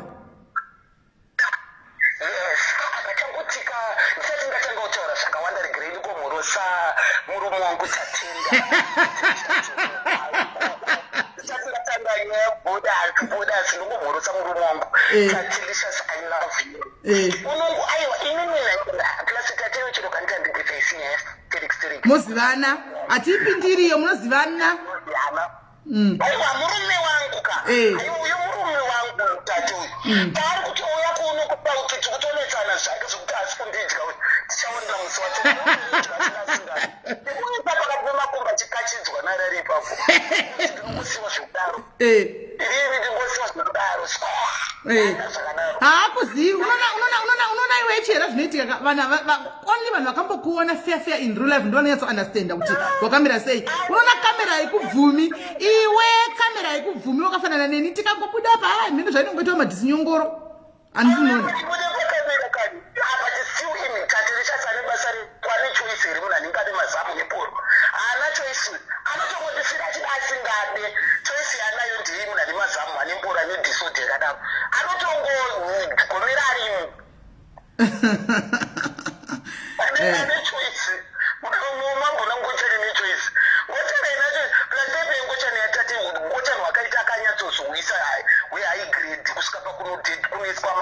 kunoiswa mazamu saka anoita choice anongondisvika zvakadaro achida asingadi peito matenda pane yabhodhasu ibhodhikata uyu anonzi bhodhikata uitanzwa ndakadzipuhwa nyaya dzake kakawanda yeibhodhikata pane mumwe akanditumira akati akadyiwa 500 ari kudhesiporokwa achiti ndiite nyaya chona achichemodza hanzi hapana kana chakaita akangofonirwa here hanzi afona kudaro ndobva hanziita zvakati pafoni hanzi paakanga akuda kuchiti achinyatsofona kakuti zvinhu zviya zvina kuita hanzi akanga asikachadaiwe munhu iyeye kana sekanganisani akatombouyawo futi kwandiri ndikangomuudza ndikangoiforwarda meseji iyo kuna bhodhikata munhu iyeye akauya akanga asikachadaiwe apa maraita sei abhadhara neworld remit akati kuti bhodhikata wakaita zvakashata vanhu vanofunga kudyira vanenge vanafungisa vane maravo handiti kuti vanhu vanenge vachimukira kumashift iwe woita sei woenda kunovatorera mari dzavo zvakaipa muri kunzwa ine ndikungoona ngebhodhikata uyuka akungofunga kuti akapenga sezvakati vanzi murume wemunhu kawanogara naiwe akanga nemukadzi akapfura saka paakaona agona kugara nemurume uyu akabva afunga kuti akabva atofunga iye ndofunga kuti chii kuti akapenga mushonga wake uripi wakapenga aiwa akangodzumwa varume mazuva vanhu vakangwara vanogona kuhasilaka ihasilainga inoitwa nemunhu uyawe anohasila iye agoni ini chaichai ndakatombomutira yawo pandakaudzwa nyaya yake iyo kumari dzaanodira vanidzi ndakatombomuenderawo ndida kutobhotonditaure naye haana kundidaira karimwe kuti anoziva nhamba dzangu aiwa kana yanga iri sim number chete kana sa number kana bosora number kana namibian number vanhu vakatoa nemacomplaints hopo haadaire manhamba iwayo haadaire saka kana mamwe yakasiya duzvika mukadzi uyu akazoudzwa nemurume wako kana tate makaudzwa achizwa nemurume wako akaudzwa natate fair 99 akaudzwa fair vari murume wangu kani bebhi wangu akamuudza akati iwe bhodhikati unotendera maplatform esnch ariko chakatsemuka chakona zveshoe ndakatoona kuti ari kutaura chokwadi murume wangu akataura chokwadi miri yaendwa naye kwatatelishasi yaendwa naye kusimple life kwamundo kwasatara uyo achauya asi hachatouyi manje hachauyi pano hachatouyi just because wauya panapa mapatana baso anakana basa zvimushonga zvake kumakazozvonere zvaakaita bhodhikata makamuonera achiendesera mai vangu vari kujeri grosari unoona zvako ndozvadamubvunza kuti wakaendesa grosari kujereka tikaiona live tikakomenda zvakanaka kuti ende wagona at least wagona mari yaya unodiwo yauno achinzi anga aitwa wrongful arrest tikatotendawo chaizvo haana kutora comment yangu yandakatenda kuti andi atake nayo ozotora iyi yakaipa ngativei fair guys nekuendesa kamera shuwa ari muzenjehovha rake ungati rakasenga masaga emadhodhi riyataipe manhenja yakarengerwa mashure mareziya riyariya ringe rakasenga masaga ematusvi akabva atakuenda kutora grosari kuvati handeni makamukira ndakafunga kuti kuri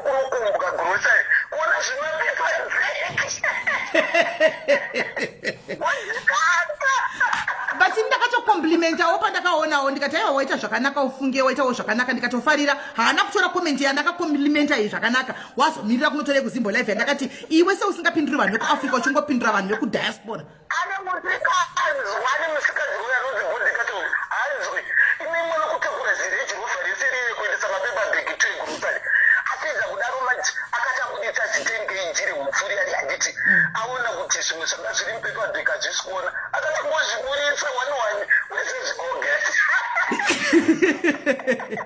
ende chera kwanaimi mwana wakatangobuditsa imachini nezireji riyani rimari dzaari kubira vanhu ma100 machi akuti atenga zviti grosari $20 akuenda kuti hayarenji rofa kwakuzobuditsa tikupepabheki tumakogeti kwati akadiungosiya mapepabheki aiwa anopenga Boltcutter uyo haana chinhu chaanoita unozati chii evidence totozviziva kuti munhu uyu ari kuhasila ari kutsvaga mari handitika ari kutsvaga mari haisi foni yangu ifoni yacho here iri kutaura katutu ifoni yacho itaura katutu ari kutsvaga mari but ukaona kuti wakashanda nevanhu ava uchera comment yangu ukaiona iwe uzati uri mubusiness unoona chihera iwe neni naanatatenda ava nemamwe maselaisi we've got nothing to lose hapana tichatisina kupiswa nacho chokuti tikavhunduka chinyuwani chinonzi chinobuda nhasi hapachisina handi unoona we've got nothing to lose but iye ane business to protect handiona umuziya imbavha kai sezvari mbavha angasikafanga kutogo kupindura ikana kudii because the more yekuti imbavha zvakafanira kuti uri mbavha uende kunotamba chikudo nemupurisa uchitika magaro kana kuti urabechi rake ndozvaakaita kaizvi apa uri mbavha uri kubva mukuba ane business rekuprotecta hautambiri mabusiness pako uchiita zvinhu zvakadaro because zvinotasa kudistroya tiona kuti vanhu vangani vaona live iyi vanhu vangani vakuziva kuti Boltcutter ndewefeki haadairi mameseji haite sei vanhu vangani sofa ofuchi ndanisakana nditenge nekumitira live nani tatongomuresponda zvapera inotobva kwandiri kubva ndione yezvo kwatoiswa mapost ende mapost haana kuisa yese futi angoisa mashoma koisaka yese uya otaura akatrishia uya vakatomudzwa musikana wechabva akataura akati hanzi Boltcutter hagoni zvinzanzi uyu tinaititi vakatotaura kuti hanzi Boltcutter hagoni muchirikuekwa paraive yakaitwa kuzim aina uyu takanzwa wetishu akatozvitaura akauya he but ndopanoda kuchallenja saka vanhu vese avatongomunyepera isu kwai tiri kushanda nevanhu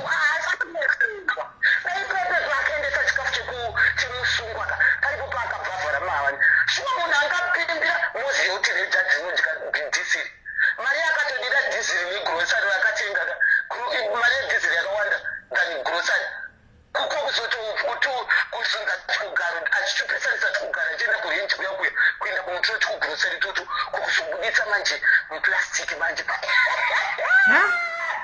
Boltcutter unobika mafirimu anobika mafirimu Boltcutter ameno but ndiye azvidestroy yake ega and I did not even want to but ndatonyazona kuti zvimasikizho zvake zvakandaka ndakamunyararira vanhu ndichizofunga kuti pane zviri kuitika zvakawanda katega ndichingobaya live but ndandisingatombodi kumitira live kuti amazana handiiti malive chihera handibayiri vanhu malive button ina handitombobayiri but amhanya kunokanda maposti tati chitaura kuseri unoisa kuno ndimwaya pawo ndikatega ndichingobaya hangu live yacho ndandisingatombodini ndakatomboiti palive uchiri kurememba uchinzanzi sisimeni vanoshanda naye but truly speaking ndopatakangatazomunza pandazita live aiti muchauyi pano Boltcutter because vanhu vari kucomplaina handiwaona macomplains acho anyanya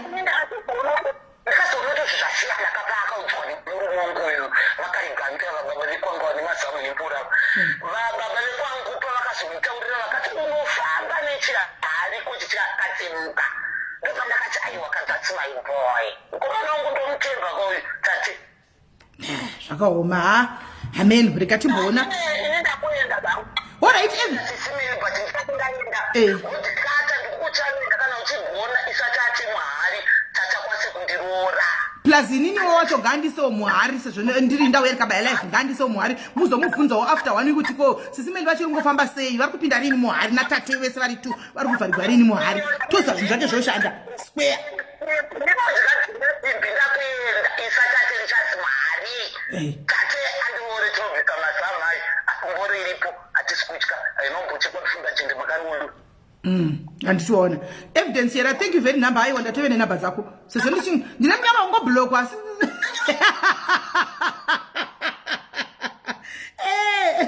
right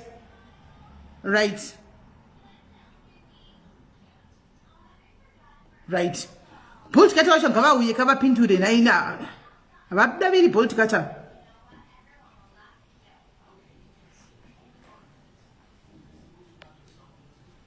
dairai kana vasikana dairai naye vasikana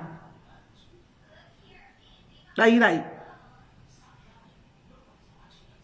right guys kana pana mwada kufona ndikuona muri kusenda ma message guys phone yamuri kunisendera ma message ndo phone yandu kushandisa kuita live saka ndikwanisi Boltcutter ini ndapedza newe ndangoti ndikuchallenge kuti ini ndakamira kudai so SIS handitika ndiise muhari iwe ndabaya live button chibaira iwewe ndiise muhari ini ndanisingatombodu kuvinga pa live zvachose ndanchiti tikupedzerana hedu zveku ndiwandiringa ku WhatsApp ndikatopedzana ku WhatsApp iwo manya nokuti ndakudza ndirimbo ndimirira ndiri kunzva ndiri kumboita wakumanya ndotora mapost wakunoisa futi waisa akashota dei waisa ese andiona waisa mamwe ukasiya mamwe wangoisa ako iwe angu inini auna kundisa mu respond yangu azvisi fake andiona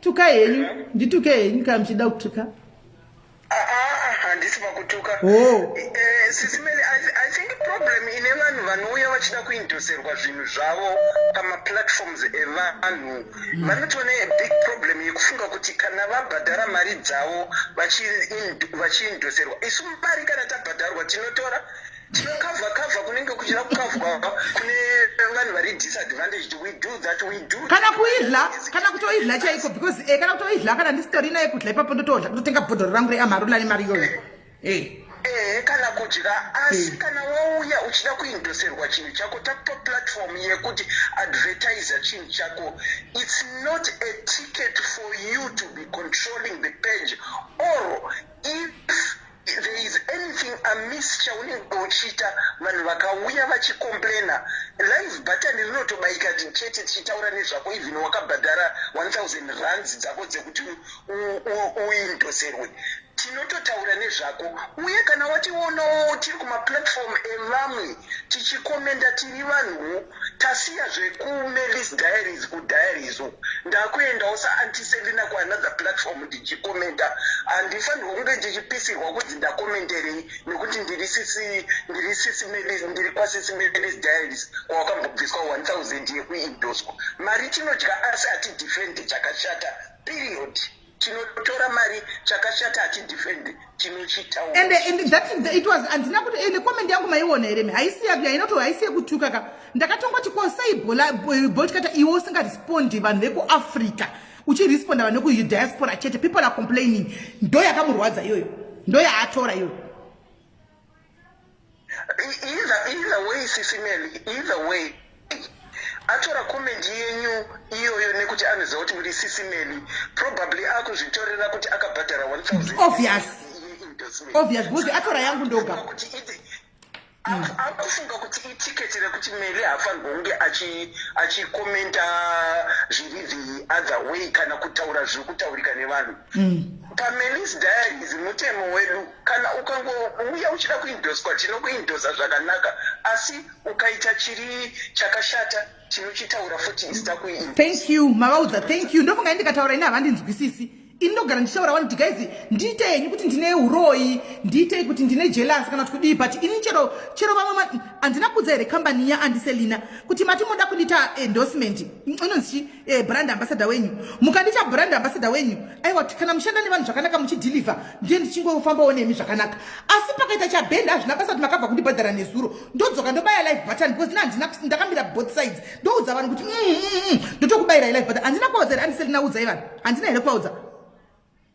And this is not the first incident yemunhu anouya achiti mazoregererei kundidefenda because ndakakubhadharai paSIS MELLY's diaries ukabhadhara kuindoswa tinotora mari toishandisa according to zvatinenge tichiona maneeds ari mucommunity asi kana tatora mari usafunga kuti kana pane chakashata chakuvharidzira hatinochitaura kuti pane pane chakashata chaiswa even paMelly's diaries. Iwe enda papost kana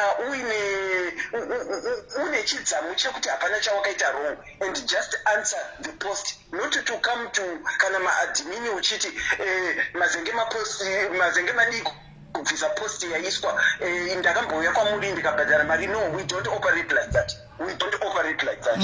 Thank you, Sis Melly. Thank you very much. And ndatoona mama ndikati ndifunga munditukira kuti ndapindire palife ndosana ndatuka henyu. All right, it's okay and thank you. Sharp. Right.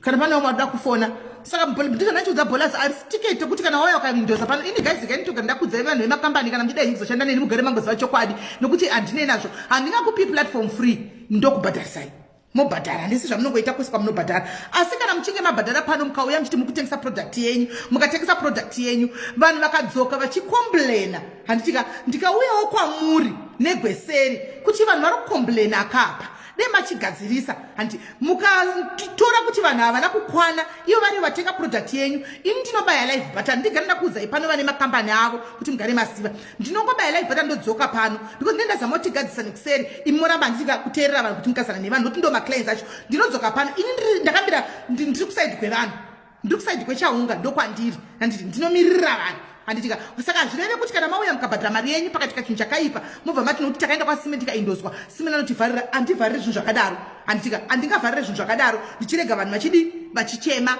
handiti mazvona ndongodzoka noita the right thing handimaona mozopisa imini ndisi zvanoitwa naboltcutter izvi it took 1 year handiti 1 year full kuti ndizouya nhasi asi I tried several times kana chinyeba ngauye Boltcutter uya pane imwe nhamba mira nditire kumufonera ndokungopedza nyaya auye pano nditire kumufonera let's see kuti akadai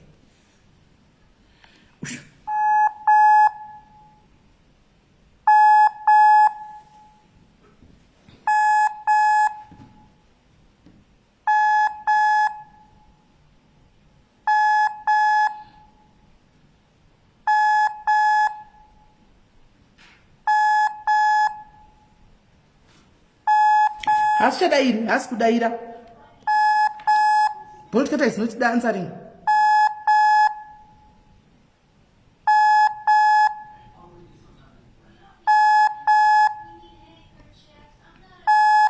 Boltcutter not answering, but iri kuringa ndanditrai kumufonera direct. Because izvazviti zvazvibeseri hazvitomboiti but tichitongoda kuti zvinhu zviri pafeya pachena.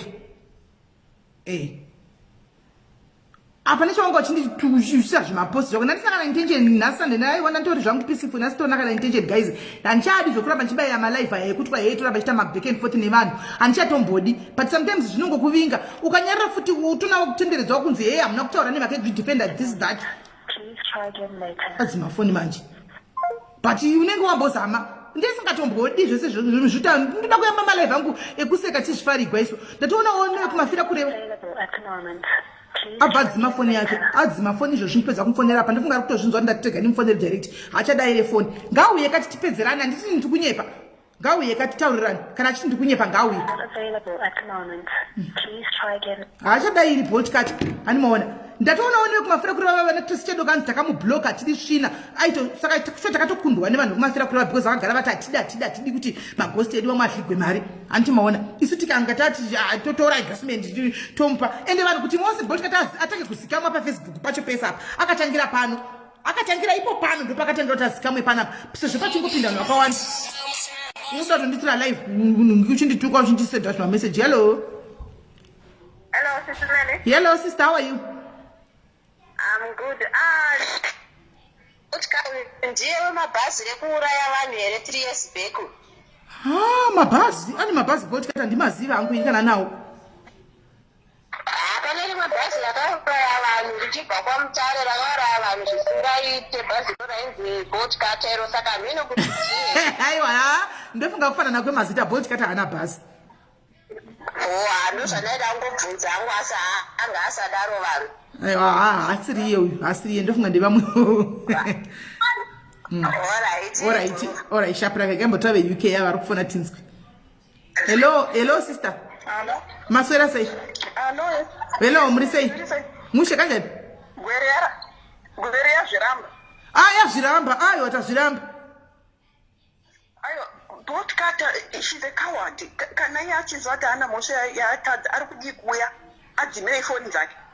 Auyi. Ngauye asichenyure. Auyi. She's a coward. Auyi. Zvaari kuita izvi hazvina umwari mukati.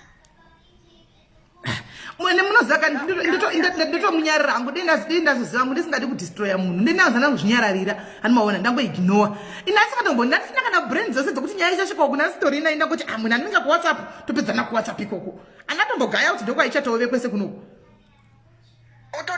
ototanga munhu anga kuisira makomenti munonzi mucomment section kuti iwe unoenda kun'anga wakambouya wakazvitaura pasocial media. No, she shouldn't do that. Aiwa, hanzi angachitira justify kuti Diana anoenda kun'anga oya otaura pasocial media kuti ndadzoka nefeedback. No, andisendera mama anditaura andinyorera izvo zvomuwhatsapp pamessage yangu kuti kwanzi ndiani munhu akamboenda kunorapiwa akadzoka achikuudza kuti inini ndarapiwa. Animo ndamubvunza kuti tipewo vanhu vawakarapa iwewe, tipewo kana vatatu chaivo vawakarapa kana one zvake auya ati ndakarapiwa ndini. Munhu ngafumurwe kutsvaka mari kunorwadza. Kana asiri kuzvigona hatsi kuzvigona full stop. Ngasachorashira kunyebera vanhu ende ngasada kukusilensa kuti iwe just keep quiet. Why? Just because of 1,000 rands? What is 1,000 rands? Aiwa handinyarari just because of 1,000 rands ndakatoidla ndakanyatsa platform yedu. Ndakatoidla futi mari chete ndakatonotengera vana vangu McDonald's. She's a coward. Anga achimbori matizivi kana iye achiziva kuti anazvo zvekutaura zvekuzvijustify. Why did she run away? You're trying to phone her, she's not answering your phone. Why did she switch off her phone? Ndizvo in another side zvo vanhu ngavadzidze kuzvipfugamira nemabhyawo vachizvinamatira mwari unopindura. Pana munhu arisa interesting comment kuti musashandise word kuti endorsement because mukasa endorsement how can you endorse something that you are not sure. Shamwari tiri kuAfrica tiri kutsvaga mari zvakaoma. Tikutsvaga mari shamwari kana kwaite chitotika ndoinonzi endorsement yacho but anyway toti kudiko tokati chiko vaida kuzvimaketa toshandisa word kuti vaida kuzvimaketa here vanhu ava ndofunga maybe that's the correct word. Whether endorsement or marketing iwe unotogona kutoti iwe unogona kutobika sadza rako woenda naro musupermarket unotaura kuti ndinobika sadza kana ukabika mbodza havangaregeka kukwesana nokuti wabika mbodza. Ndizvozvo ndizvozvo saka ndikoko square. Thank you vakoma square. Okay, thanks. Right. Right guys, pana mwatoda kufona here ndakutomuhwira tsitsina ndimazo anditani futi kutohwa tsitsi ndakutohwa hangu tsitsi nezvinhu ndakutohwa tsitsi guys ndakutonzwa tsitsi endangoza ndatomunyararira zvangu ndakutohwa tsitsini. Hello caller. Hello caller. Hello SIS MELLY. Hello muri sei? Hello. Muri sei? SIS MELLY. Ndaswera maswera sei? Ndaswera iwa ndafara zveshuwa kuti makunamata zveshuwa zvese zvisingafanire kuita kwamuri hazvifanire kuuya kupresident. Ini Boltcutter ndambobvira ndamufarira kubva makamunza paplatform musi wekutanga. Ende ndafara kuti nhasi zvazofumuka zvese zvake zvaanoita kuitira kuti tizive. Toda vanhu vanonamata kuti vanhu vanoda kuenda kunobatsirwa usingade kunamata. Munoona chinoitika munoona chinoitika maini ndechekudai ani munoona kuti padiaries tave more than 100,000 iko zvino saka havasi vese vanobhilivha muchikristu saka isi tichitrai kuakomodheta munhu wese andimaona kune vanobhilivhawo mune zvechiprofita kune vanobhilivhawo nezvechin'anga kune vanobhilivhawo zvechikristu saka tinenge tichitrai kuti sitike kuita hypocrite yawo kuti just because iwe ini ndine zvandobhilivha mazviri toramba takatsikirira izvo kuti bhilivhai zvandinobhilivha because ndo zvandobhilivha mazviri umwe nomwe ane freedom yake kuti yekuchiza chanenge achida but kana vazouya vachiti vauya vachimaketawo kune vanhu vavanenge vachibhilivhawo kune vanobhilivha kune zvavanenge vachiita izvozvoka ngavachirega kuti vaite vanhu kunge mapenzi handiti kana vanhu vakauya necomplaini vachiatenda munhu akati zvinonga zvina kusashanda vane maplan B obvious ita plan B kuti wogadzirawo zvimwe kuti zvinhu zvemunhu shande kana zvaramba wompo half yemari kana abhadhira 300 wompo 150 kuti orai zvaramba kushanda no problem semunhu akambozamowo zvaramba kushanda kuda midzima haifanani ndochikudzoserawo hafu ndosarawo nehafu handi munoona fair zvezviri square but ukazoti rika kuresponda vanhu vachitaura kuti wakadya 400 300 yangu 500 yangu iye otiziya haichablutiki opesera okubloka then it's not right andimaona it's not right.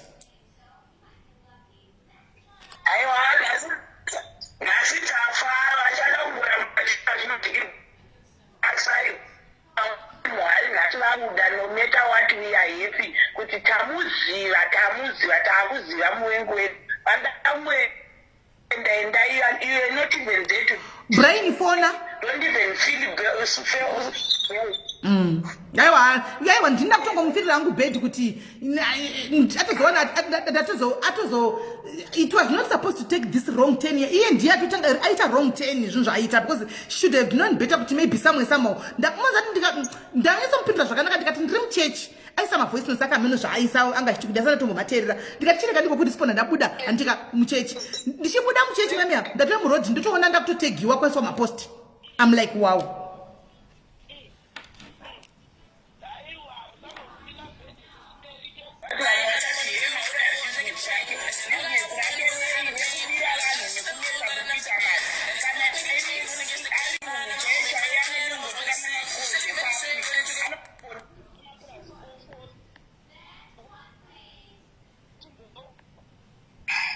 Ora itwa kwa marga itinzwa mwarura machungofona. Nefoni yawe kunetsa futi. Right, Brian fona pa namba dzakapinwa apo. Fona pa namba dzakapiniwa idzo.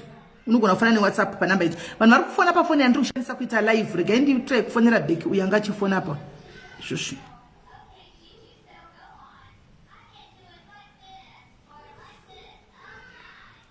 Hanzi matambudziko agara arimo mu vanhu guys auswere kunyepera nemaprofita zvonetsa.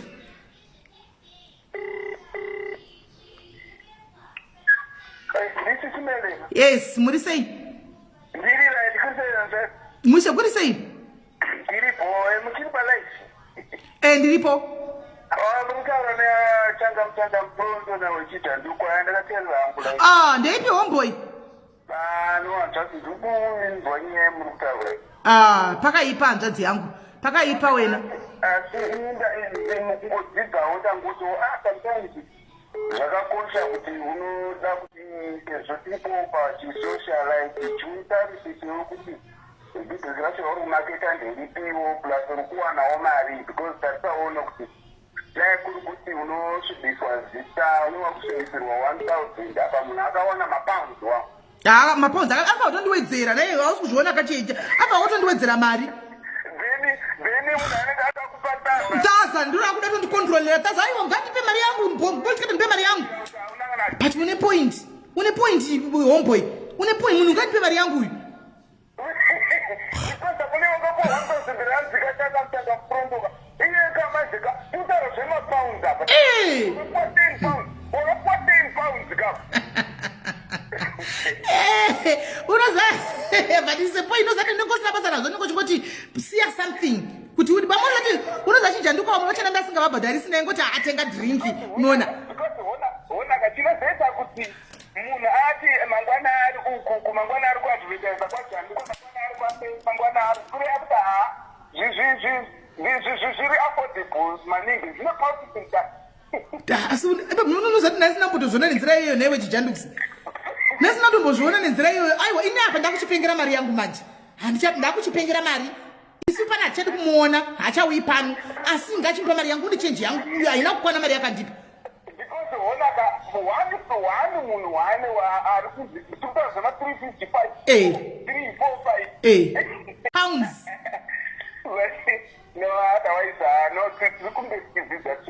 aiwa tikudzidza waita hako wena chijanduka tikuita tichionesana tichidzidza wena tikuita tichitoonesana tichidzidza ipapapa zvakakosha handiti waona muna uda tokontrola nethaza randakatengerana machipsi ekuMcDonald's.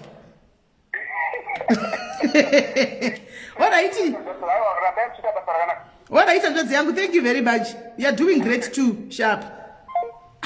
but munoona chii guys uyu uchiti handikuatara zvine musoro anoona atara zvine musoro Boltcutter ndipe mari yangu Boltcutter une mari yangu Boltcutter une mari yangu ane mari yangu munhu uyu ndepi bubu zviri sei ndepi mushe kanjani timani atirikodaro isu mamusungano tu anonzi Boltcutter ikona artistic amayo kodwa tasingazivi zveisu because now the way she's over the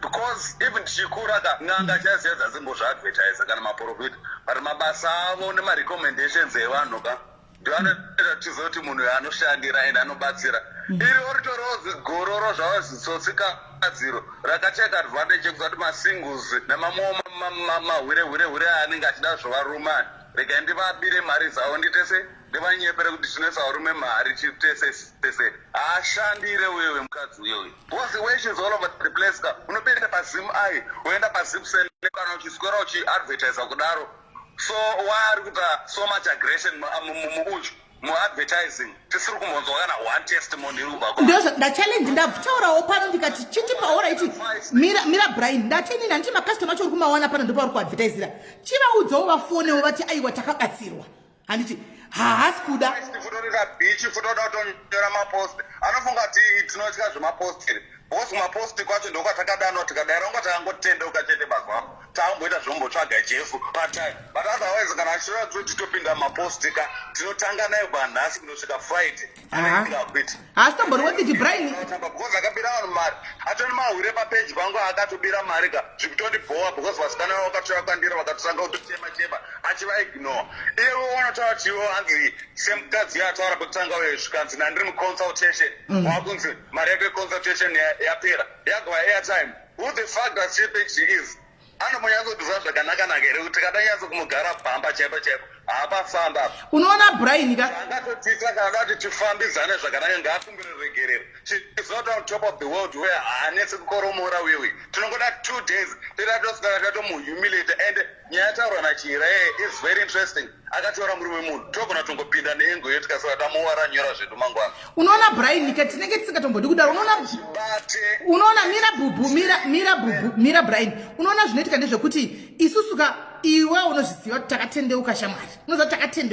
takatendeuka unoona saka I think somehow kutendeuka kwacho kwatakaita kokuti takaudzana tega people kuti the problem is chaunga ka havasi kuziva zvatakaudzana moment of truth yatakaudzana tiri tega kuseri kuSG madhimine kumvenge panguva yayo tichaura kuti guys this has to stop havasi kuziva so because we came out and said okay we are changing everything handitika vakuti advantage they are now taking advantage of us kuti ava vanhu ava vachapinduri vakati hatichadi zvema because hatichadi takuda kuita zvinhu zvakanaka hatichadi takaona tazvibowa inyaya yeposti yanyora haungatochena maka ukadyira vanhu mari dzavo kokutoisa picture akatochena makutotisa post yo ini 11 comment you think kuti unoshandisa kokuisa kurondisira picture yangu ipa asi Boltcutter ukadazonyaya zvangu unotaura sesereka utaure autaurewo ozabatikana sereka vasikana vaakabira mari yake vaida kutobatsirwawo maproblems ake avo avaida kutobatsirwa ende vasikana rega ndikudze aino kuti varume vari kunetsa kuwana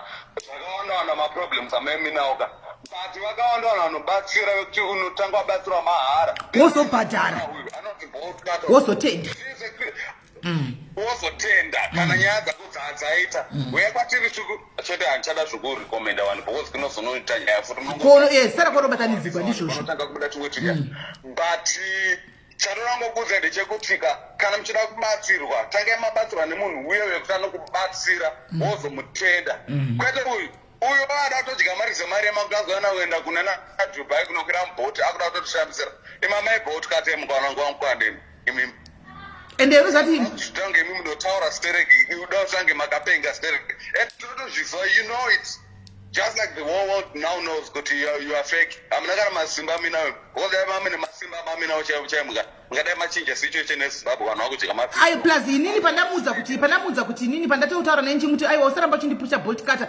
ndikamuti ndikamutaura chindisa muhari kuti ndinyarare nyaya iyi dei abva andisa muhari same time sinamboya palive she's a con artist. A con artist.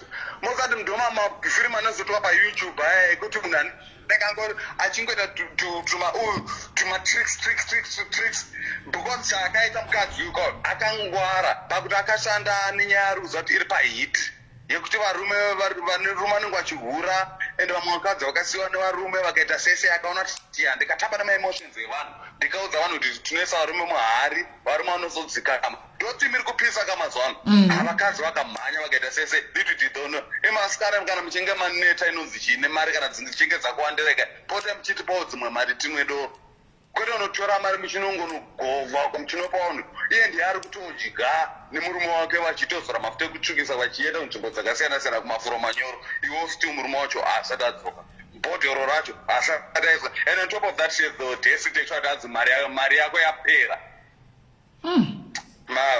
vakawana nguva vakupane zvakawandawanda tatautsvaga toamboita zvotsvaga jesu iregai titogadzira titombonohunwa but otherwise kana achida kutoita zvehondoka ini ndotoda mana nevh1 remurume wacho akatorwa ndibva ndatomukanda aiwa hatina kusvika ikoko bhubhu hatina kusvika ikoko aiwa ndikatokurega uchikanda ndikatokurega uchienda kupersonal life yake ndinenge ndatokurega magaraji dongo ndandikurwira akabirwawo mari ndakazovataurira because hauna kukwanisa kuti vapinde pachirongo vataurire saka I'm fighting for my people. Saka if I'm fighting for my people kana dangoenda low we can go lower. Ya kungoti ayo kungoti uri president wegarage dongo saka kuti ndizoipindira pane pakaipa ndivangoya wakazvimirira usina kumirira ma-h ako ndingedenda kuti ndikakurega uchienda kunokanda kawakudzokera kune beki bhubhu wakare uye hatisi kumuda ndingadenda kutodaro ndakatomirira ma-h square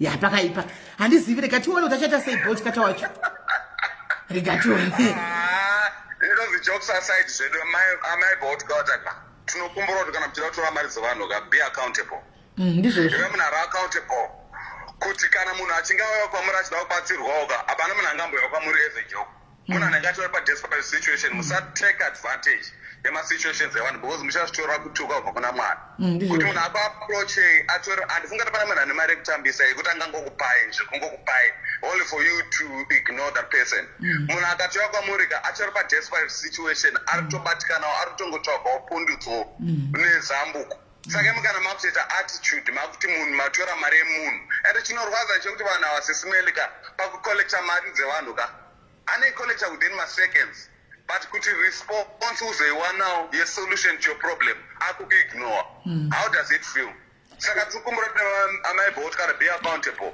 kana muchikwanisa kunyora bhuku rekuti Tracy ndamutorera mari yakati Brenda ndamutorera mari yakati ndichambatsira nguva yakati don't be greedy attendai kumunhu one at a time mumupe solution yake because ndobasa ramakada ndozvamakada zvekuvati makuita attitude kuti matora mari yaBrian kwazouya Peter ari kuda kupai 500 Brian akakupai 100 makuignore Brian makunoatenda mumwe wamuri kuona kunge anenge ari nani handifungi kuti zvinoshanda because vanhu anenge vakuzodawo mari dzavo. It didn't have to come to this.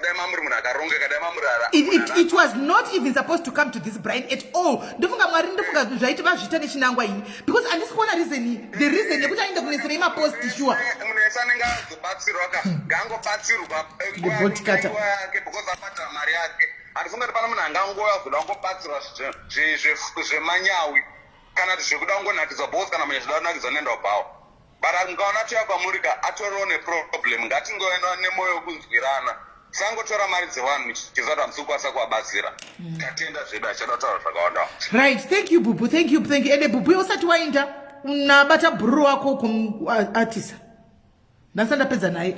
Alright, hanzi AIDS Cookie handisi kumuona Cookie andamuona ngafone pa WhatsApp pa number idzo kana kubhaza nokufonera back handisi kumuona Cookie mu comment section handisi ku plus ndikaita aid volume ino teaser saka Cookie akafona tinokwanisa taura zvakanaka vakambobatsirwa vedu ichimboya une matestimony guys apasha pagosheka kana one munhu akabatsirwa one akabatsirwa uya une testimony ngotaura tina angu ndakabatsirwa tizive kuti kune one akambobatsirwa manje togoti Facebook yose apana kana munhu akambobatsirwa kana one mese muchingori masame problems iwayo one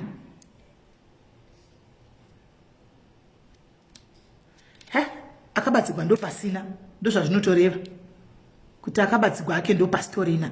Right guys, regai ndimirire kuiswa muhari macho na Boltcutter since ndati ndiise muhari tozoona kana ndapinda muhari. Kana ndapinda muhari guys, muchangoona kuti Smelly vave muhari, muchangotona nekudzungaira nekudzungaira nekuvata mobva ndazati chi ndakaiswa muhari. Anomaona hanzi na Tracy chadoka well done Tracy for kuona munhu from a distance uchibva maramba kugroup kwenyu kuti chi anzi Vanchoga is watching. Yes Vanchoga uri sei kati mbomhorisa Vanchoga.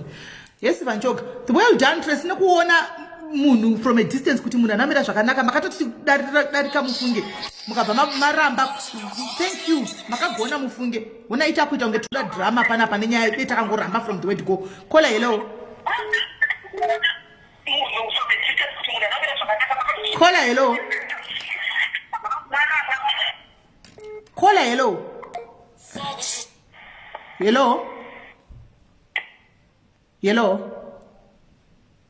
Private number hello. Mezvikuitika. Uyari kufona munhu ari kufona ne60 number +2760 uri kufona pa phone yandiri pa live nayo. Number yakapinwa iyo yefoni iyo. Number yakapinwa yefoni usafoni pa phone yandiri kushandisa kuita pa live.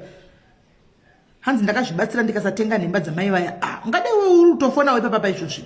Manje kana ukanifonera nenhingikiri ne private andichakwanisi kufonera back. Kola hello. Hello? Yes, muri sei?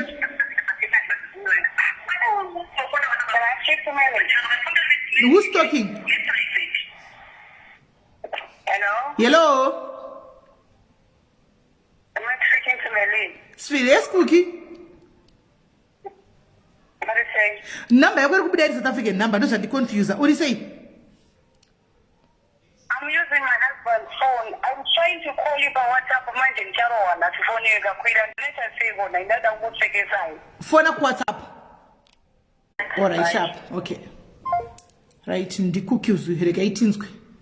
Vanhu vakuramba chingofona pa phone. Musafone pa phone yandiri kushandisa. Phone number is 064. Ndiyo yandiri kushandisa kuita live. Yeah, makugona manje. Hello? Aisha. Ndifonere big.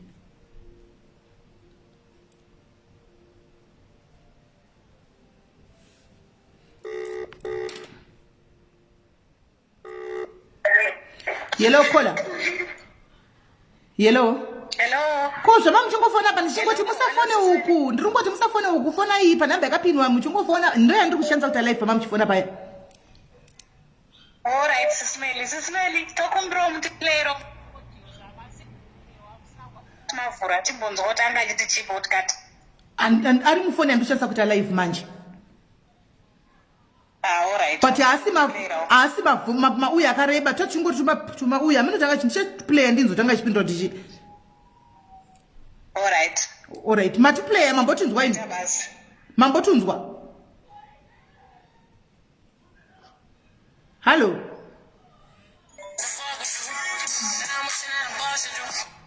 Hello. Hello, yeah. Yes, I just muri say. Tripo makasimba ye. Tiripo. Live nyore ya mugutaura nezve murandakadza vanozviti muprofita.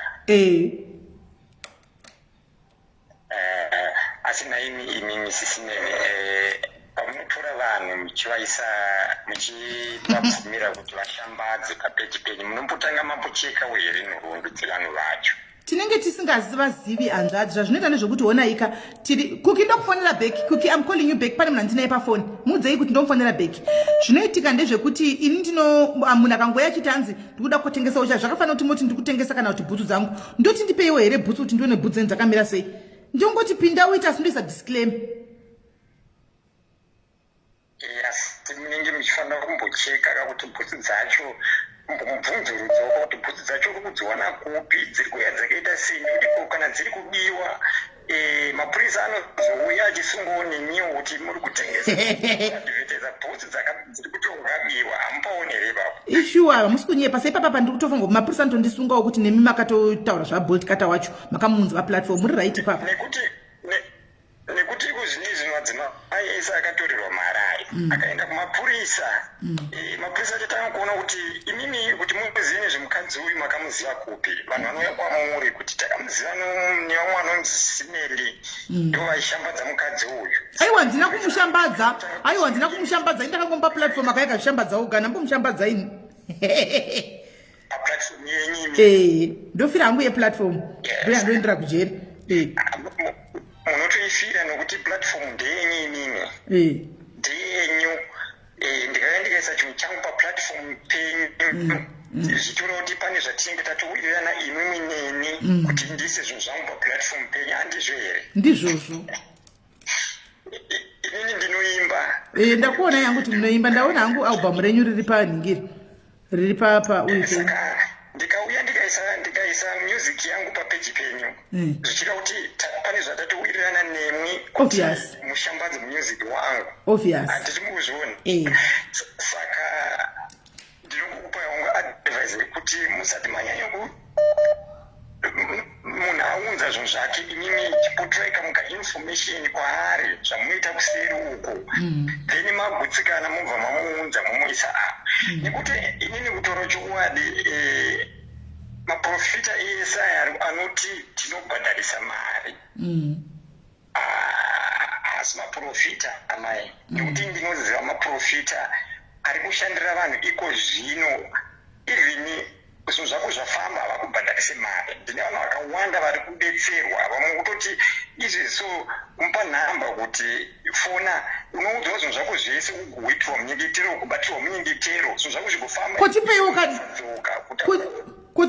tipeuka namba yavo vanhu ivavo asi vanhu ivavoga hausi vanhu vaya vane mukurumbiro vanozikanwa havatombozikani munhu anotorewo kutodoka mutarisa unotoshoreka nokuti haakubhadharisi munhu anotoshoreka anotogara kana muruzemba chamuchaimo murinzwa asi tomborina anotongomuka achienda kuchechi kumasowe akapfeka hembe dzake dzakapfeka chena idzodzo achinogara muhuruva umo achidzokera kumba aitotadza aitoshaya chokudya asi vamwe vanhu vachitobetserwa vaitoita zvakanaka mahara mahara here chitipeiwo nhamba hazvadzi pasina muripo chitipeiwo zvenhamba here musaomere nenhamba pei vamwe asi chinoitika manje vanhu ivavo ndofanira kutanga ndataura navo kuti ndikupei nhamba dzavo nokuti vamwe vanhu havasa inoziva kuti vanhu vanonamata havane basa nokuva popula nekushambadzirwa nesu vanofanira kushambadzirwa nemabasa avanoita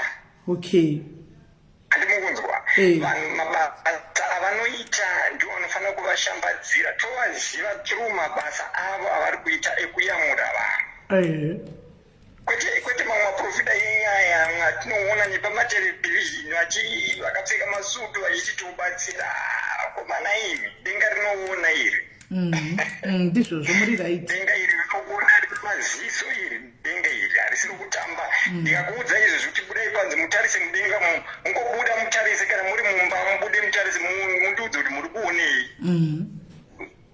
SIS MELLY denga iri rakatarisa ende rinoona izvi zvichitaura paso rine nzeve rinonzwa ende rikada kuzotaura ndize ndatenda hangu ndataura nemwisi MELLY kana ndauda kuzokupai nhamba dzevane vanjakufonera sinzi ndine ndawana nhamba dzenyu hadzisiridzo dzewhatsapp manje dzewhatsapp chete chedzo mukazoenda papeji front kwepeji munodziona idzi ndedzepashow chete dzatongoshandisa kuisa pashow chete idzi idzi ndedzepashow aiwa kana ini ndinodziwana kana ndave kuda kutaura nemi ndinodziwana alright aiwa pakanaka hanzvadzi ndatenda hangu sharp asi vataura fact hanzvadza vataura point hanzvadza hello zvinisa SIS MELLY ndiri right kanjani tiripo muchiri palive alright vanhu vakaita sana Boltcutter they have destroyed so many families SIS MELLY angotenga mota yake woenda kwavo kwaBoltcutter unzi kutona bamiro atenga mota ivavava ndiwo uri kutoshandiswa ndiwo uri kuona kutadza kuroorwa kudai ndimbuya vako vazokuroya they have to stop it wakamboendako here koni wakamboendako no handisati but I'm seeing some problems mumafamilies ari kukonzerwa navanhu vakaita sana Boltcutter pera kuzvitonga vanobasa ivo vasingabatsire vanhu yet they are destroying so many families. Kungoti munhu haazobude zvakashitaura kuti ndakamboenda kwaBoltcutter ndikanonzwai, but mukada kuzoteedzera vanhu vanenge vakaenda unotozwa pamwe achatauri natete vake, pamwe achataura nasekuru vake. Yani They have to stop. They have to stop. Bira vanhu mari dzavo, mari iri kunetsa iyo. Ngavasiye vanhu vanoshandira kushandira.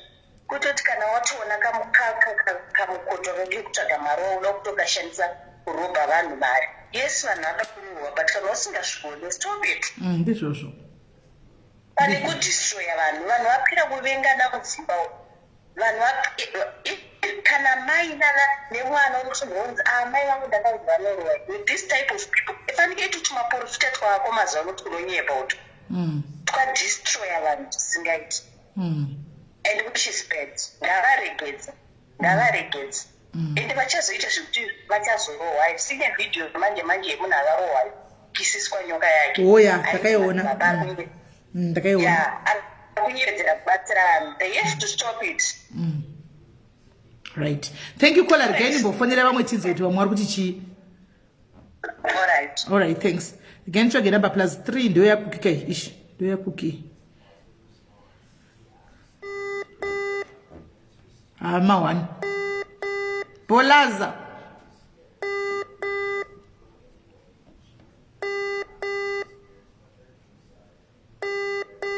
Cookie daira phone. Daira phone cookie. Hello. Ndadaiona namba ngati ndofona Becky Island chete. Uri sei? Ndiri right uri sei? Vari sei dziva? Ndosara newe. Maswera sei? Ndiri right kanjani? Mira ndidzore volume iri pafoni yangu 1 second. Okay. Sorry sis Melly, 1 second. Hello, ndeipinda ti uri sei? Tiri right, vari sei dziva nemhuri? Vari right. Ko vamwe vari sei vana nabango? Vanhu vari panapa vese vari nani zvavo. Tikuchengetwa muCovid. Ndanjiseka kandikati naMwari.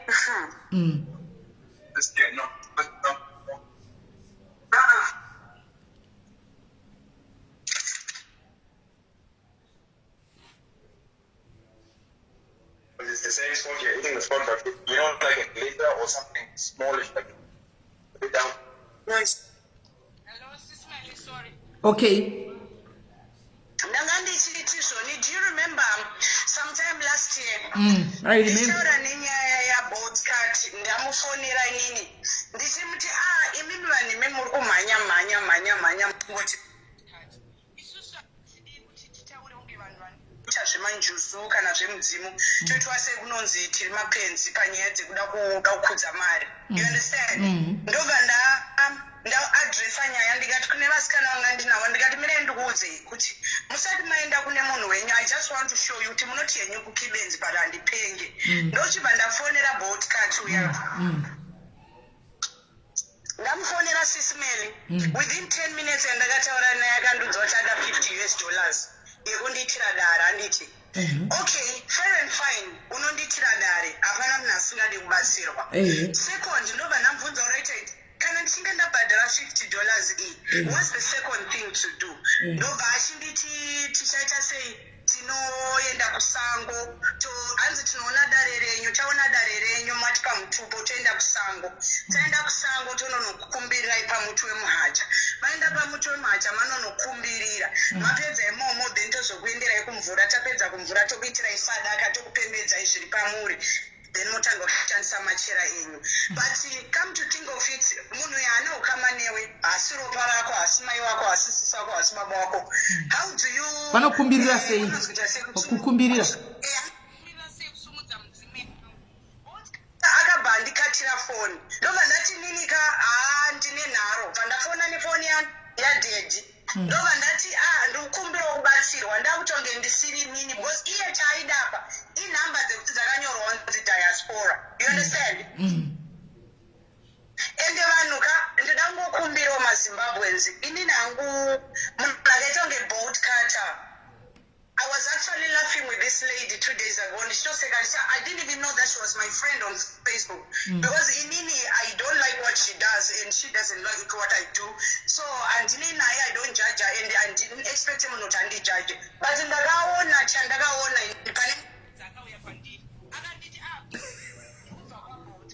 ndikati kana uchibva kwaBoltcutter I can help you because zvamaganonoita ikoko ina handizvizive especially munhu anoti iwe Melly I know varume vachinotaura kuti varume vanoiswa mubhodhoro Melly it's not easy kuti munhu azopinda mubhodhoro because mumwe anobuda umwe unongochumwisa achibuda umwe uchimwisa achiramba kubiswa mudzimu inosiyana kai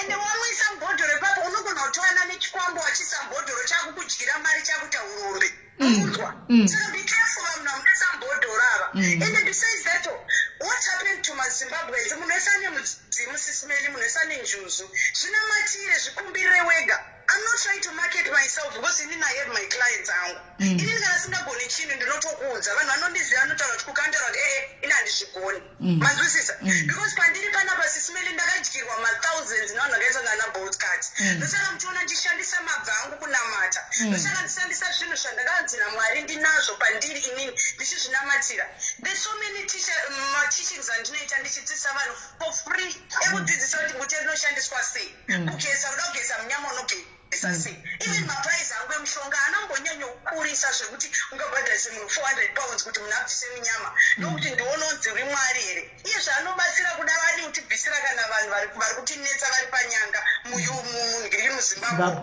kune COVID dauraya COVID at least that way kamunhu kana ubhadhara 400 pounds ini ndarwadziwa I know hangu kuti I'm a business woman ndinoita zvemanjuzi and stuff ka ndinotengesa mushonga ndinobatsira vanhu ndinoita vanhu matarika but this is upset mari yandirwadza SIS MELLY you know I don't comment andifoni yeah I know but Boltcutter ngaasadaro anyway I saw her doom she's going to be ended very soon if you want us to end her just say it ngamboisa munhu wacho mubhodhoro ini ndinototi andiroye ndakamuudza 1-2 years ago ndikati I want you to challenge me iye nekuti aenda kun'anga kanopuhwa mushonga nekamunhu kakamuudza kuti une manjuzu munhu wese angofunga kuti zvanchoroti ane njuzu yapowerful mamwe manjuzu aya ndeekumasuweji zvinotaurwa nevanhu zveshuwa musabvume kushandiswa vana veZimbabwe musabvume kutengeswa machira musingazivi kuti zvinhu zvinorevei munotakurana nemanjuzu anga akuudza kuti ndako ndiani vanhu muri kupuhwa zvikwambo makagara especially vasikana imi maslay queen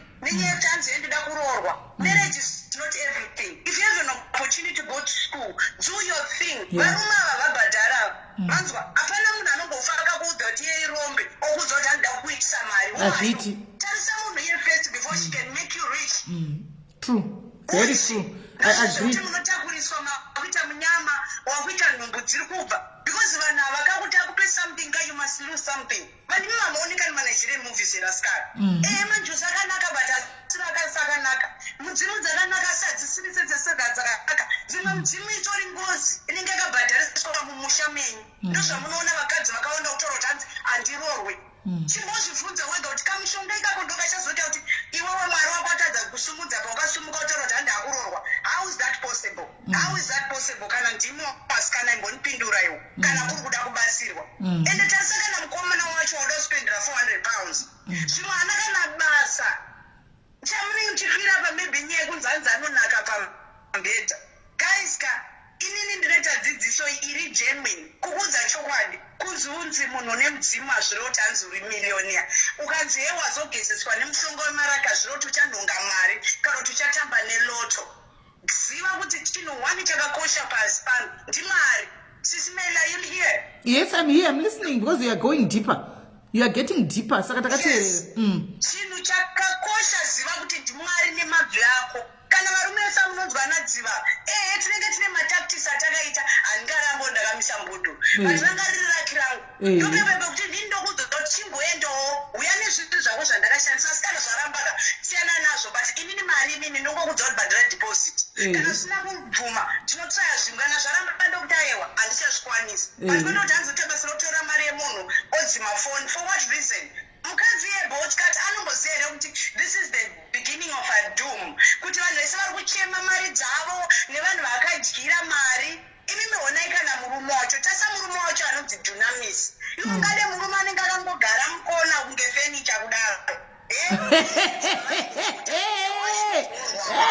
anomborwisa kutotaura kuti akukifa ofa ndinondombopopota munhu wokuti anotomirira kuti mukanwa munzi muda kubuda a kana z iwo watorana nechidzoi chachigezesa muchato dzakachatwa nemari dzenyu akutirira nezimbabwe amunenyu SIS MELLY ndakambovaudza ngauye kumapurogiramu angu andinoita Wednesday to Friday anditi mari yako ini kungoya kungodzidzisana chivanhu zvaperera kana kuti munhu uda chivanhu because hapana munhu anorambidzwa kuti usaite chivanhu hapana munhu anorambidzwa kuenda kuchechi but whatever you believe in don't let me use you just because you have a problem because we are capable of using people we know how to you are going to tell me your problem in the first thing I'm thinking is kuti ndatoona cash machine yangu panapa ndogona kutogadzisa mota yangu ndogona kutobhadhira insurance zvakanaka kudai just because of your problem so learn to use your mabvi hazitaura kuti hanzi musauye muchibvunza advice hazitaura musauye muchitenga ngirikini mishonga dzechitonyeni no but handingauye nini ndichikudza kuda kuisa miliyoni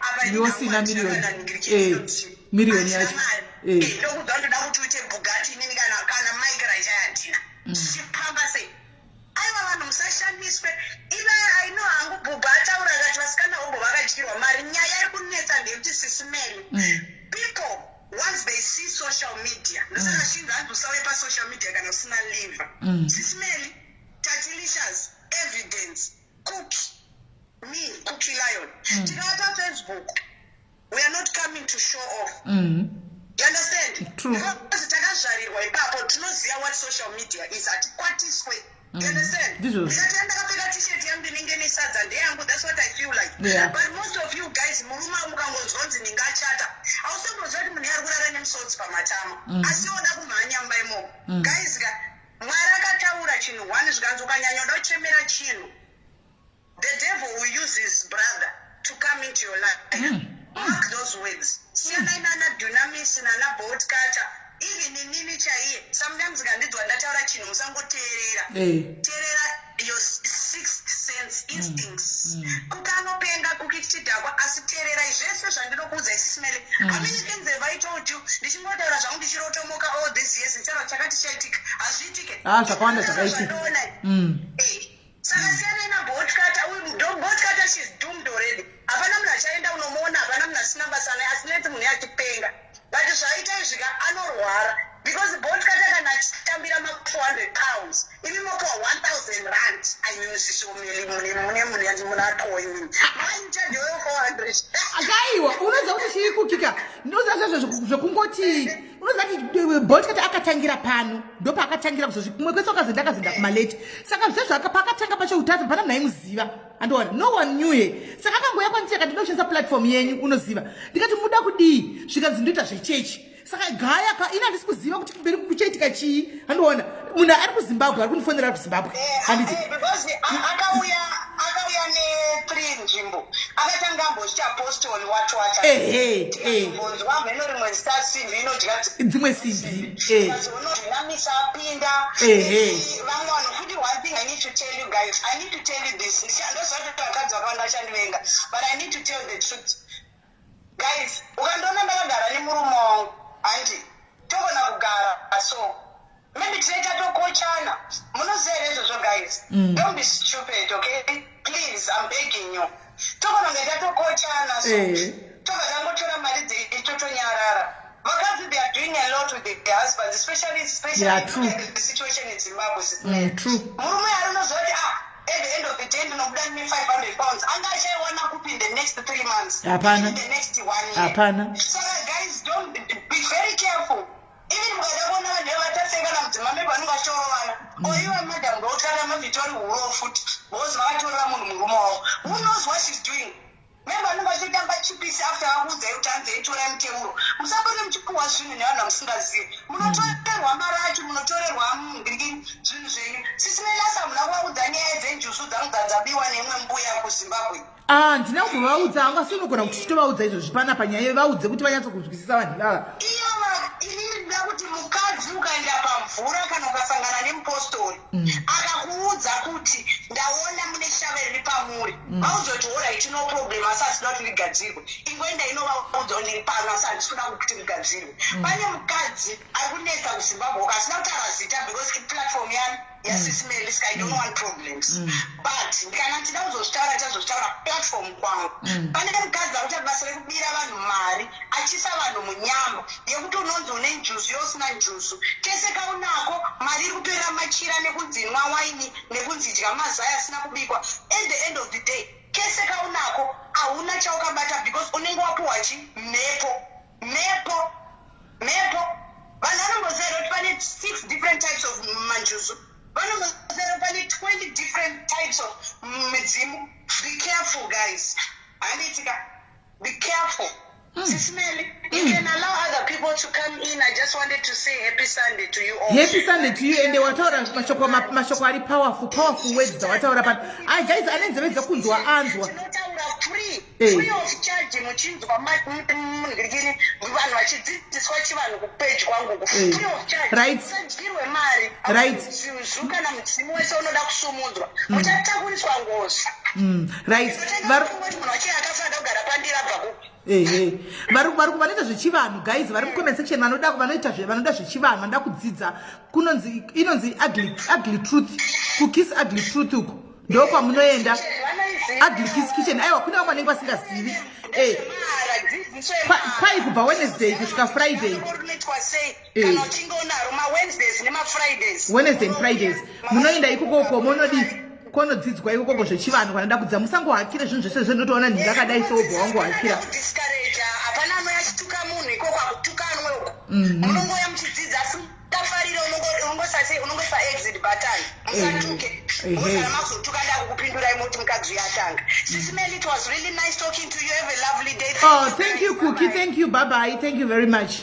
Right, maudzwa guys moenda ku ugly truth kwai Wednesday and Friday vandadza zvechivanhu moenda because chivanhu chiri kwandika vamwe vanoda kuita zvechivanhu vamwe vanoda zvechechi vamwe vanoda zvechiprofita izvozvizvi kukuti tikudzei sofa kuti ndai kuchiprofita wakati kusati kwaveko hanimaona hakuna sofa hanimaona because kwadunamis naboltcutter ukuku mafeki hanimaona proven to be fake so handisi zvangachitwa ivanhu vangu vandiri kuudza kuti fonai all these people vafona apa vanhu vangu here ndavaona nguvai because handisina kana tomboiplana kaisi live kuti sunday nomboita live ndasina tomboziplana ndichiita live ndichiita dunabiranzani boltcutter but ndiye angozondipusha so anyway regaini kutaura guys I think mashinzwira thank you very much all the social lights handika thank you zvakare all the very much comment section handiti so comment section imo mumpano padiaries pane vangu vachitondituka varimo mucomment section vangu vachitokubvarira izvo zvitapedza pano ndotanga kutedza macomments one ndichienda ndinosvikobata kuti Trace andituka chadoka ndotoenda ku WhatsApp kwake kana kumessenger kunotanga kutukana naye ndobvapo ndoona tuwedza andituka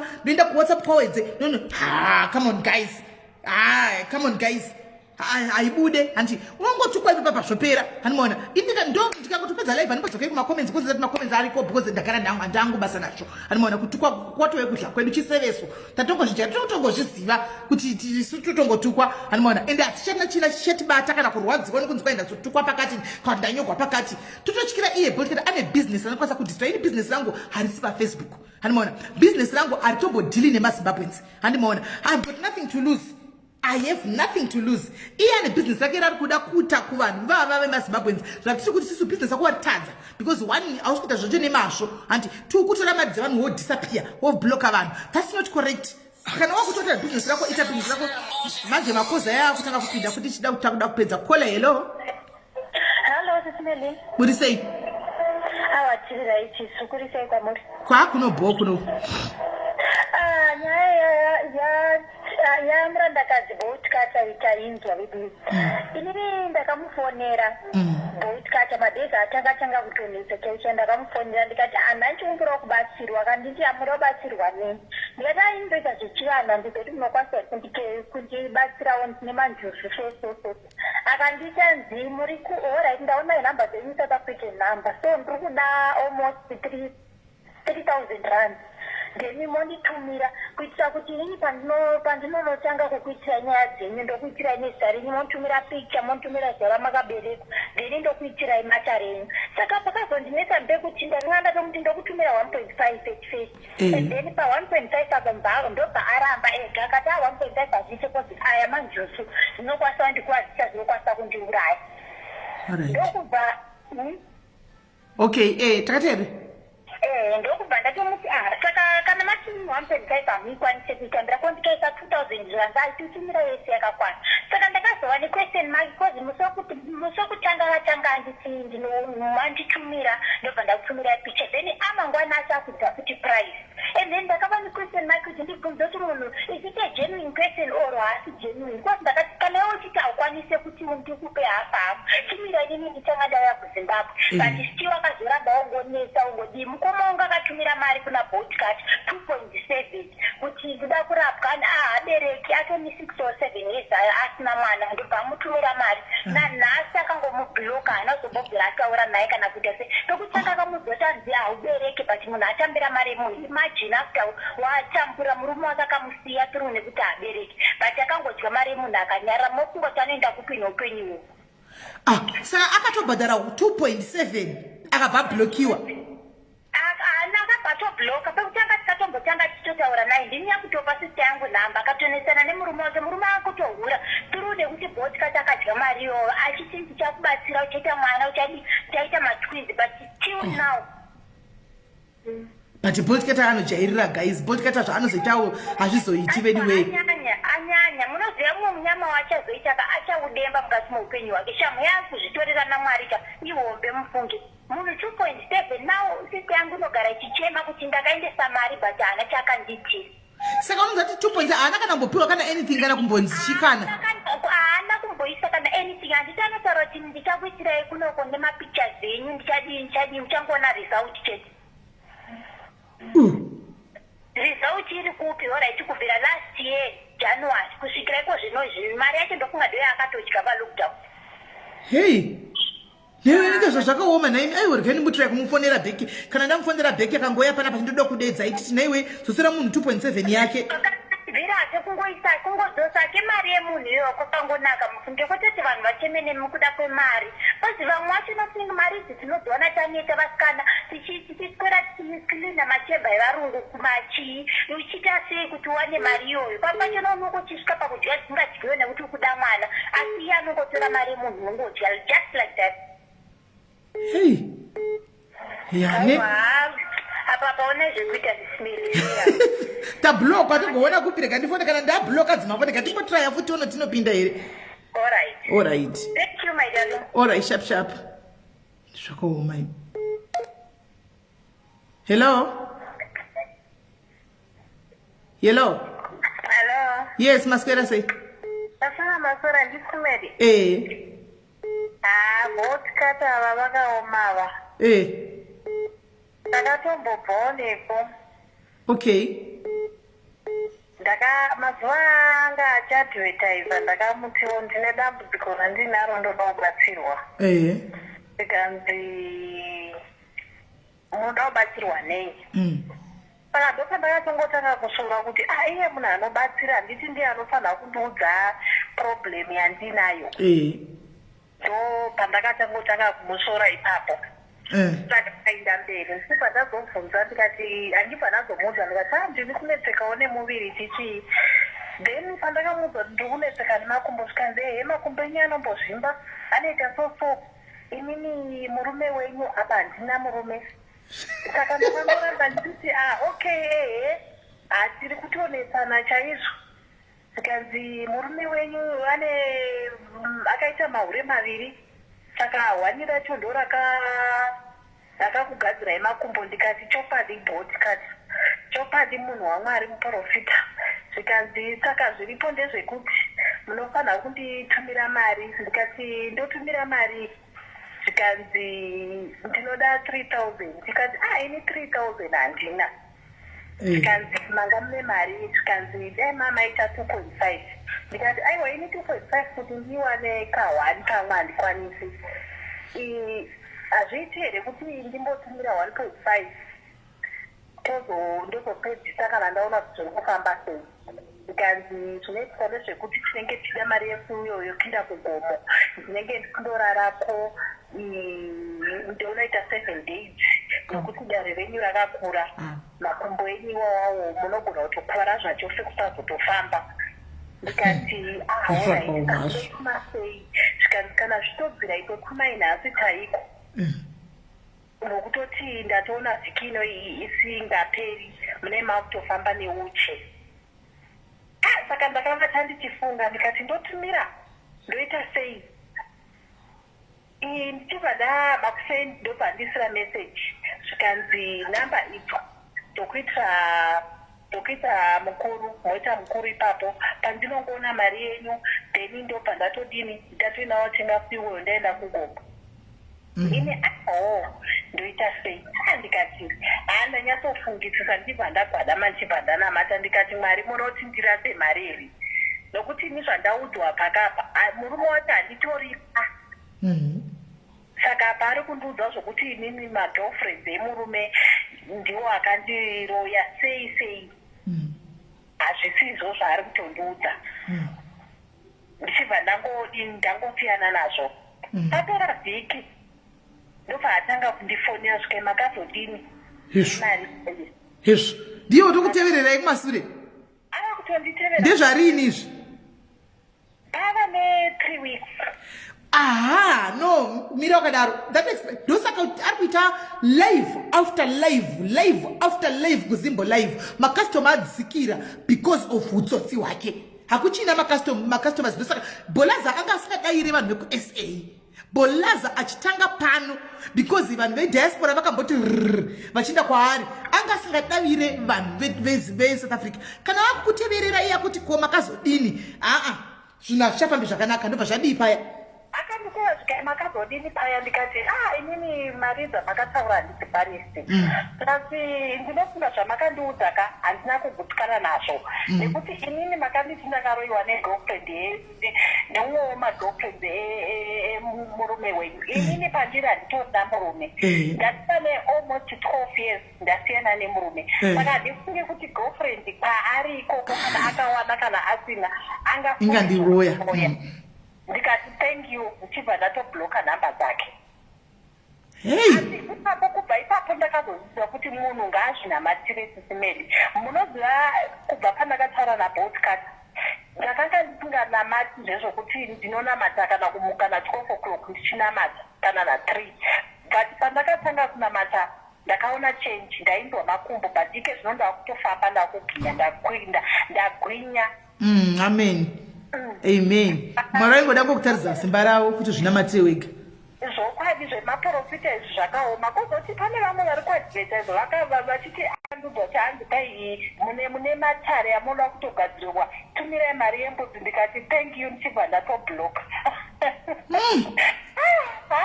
Ya zvinhu zviri kuitika ne matimutsa maziso maita henyu matisvinudza maita basa.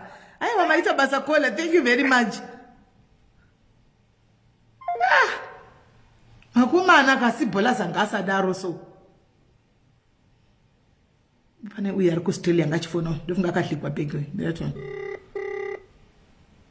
Aiwa kana zvezvo 3 weeks ndinobhili Bolaza ngasingadai SA. Akutobvunza kuti makazodii. Ari kwanga achitoida iyoyo 3000 iyoyo. Saka vanhu veSA ma 3000 veku SA ma 3000. Hello? Hello? Yes, call. How are you? Hello, SIS MELLY. What do you say? I'm good. I'm good. Shako. Regalo ngotanga nchi. I was sekai. You took me today. I think was sekai to say.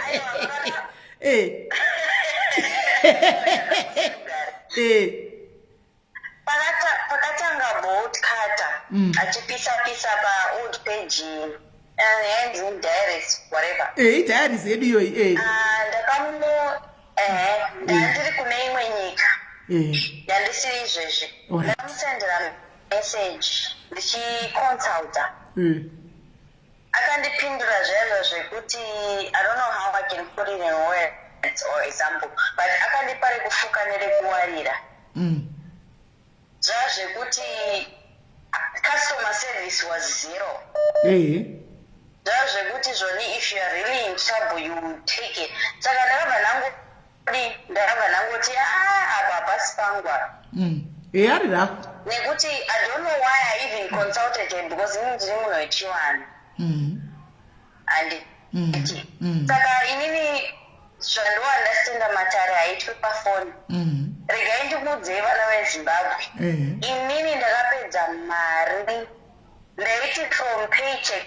Ndakaenda kuna maprofit akawanda andikana Boltcutter even stronger. Maybe ndakatosvika kuna TB Joshua, you never know. You know? You never know, maybe ndakatosvika kuna TB Joshua. Hakuna ndaiti zvoni mari ichipinda 3/4 of it, if not all of it, yaiperera kumaprofit. Mumba muchisara musina chinhu, asi none of my life changed. You know, strangers vane mweya vekuti zvoni ndikaona munhu kubasa kana kuti ndikasangana nemunhu wandotaudzana naye anongondiudza kuti iwo enonotsika kumusha kwako zvese zvinoita. Unopedza mari kumaprofit. A stranger. Hakuna matare ekuti anonetsa anoitwa pafoni. Kunyeba, inonyeba, muri kupedzerwa mari. Regai ndikuchenjedzei vana veZimbabwe. That don't happen at all. Maona. Boltcutter akanipindura rafu rekufuga nerekuwarira. Ndakatoona kuti apa hapasi pangu ndinotendawo zvangu mudzimi yangu yakaita kuti ndione kuti apa hapasi pangu. Nekuti akangondipindura rafu kuti munondipa mari yakati. Mapedza we go to the mountain. What mountain is it? Inini ndiri munhu wekuti ndiise wemuZimbabwe. Matare angu akasiyana by far. Unoziya iye marinara iye. If you cook marinara, you would know. I'm different in that way yekuti hakuna munhu wemuZimbabwe anokwanisa kundibatira matare angu. Manzwa. Saka ndopandakati let me back off. Of course, pane zvainetsa muupenyu hwangu zvakandirwadza, but just kuti zvoni itora mari United vanhu vanobatsira chaizvo chaizvo ka havazvishambadzi at all. Kune vanhu vaya vekuti zvoni vane kwavanogara kwekuti unoenda nemota ugosiya mota murodhi ugokwira gombe ugoenda nemvura, zvigubhu zvemvura zvekuti ubatsirwe iwowo. Vanenge vane maherbs. Munhu iyeye haana internet, haana chi, haadye ordinary food inobikwa nemunhu.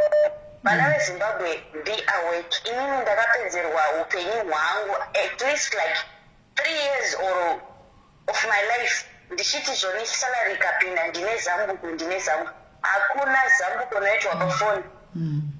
Kana uri diaspora, kwira ndege, kuende kumusha kwako. Best.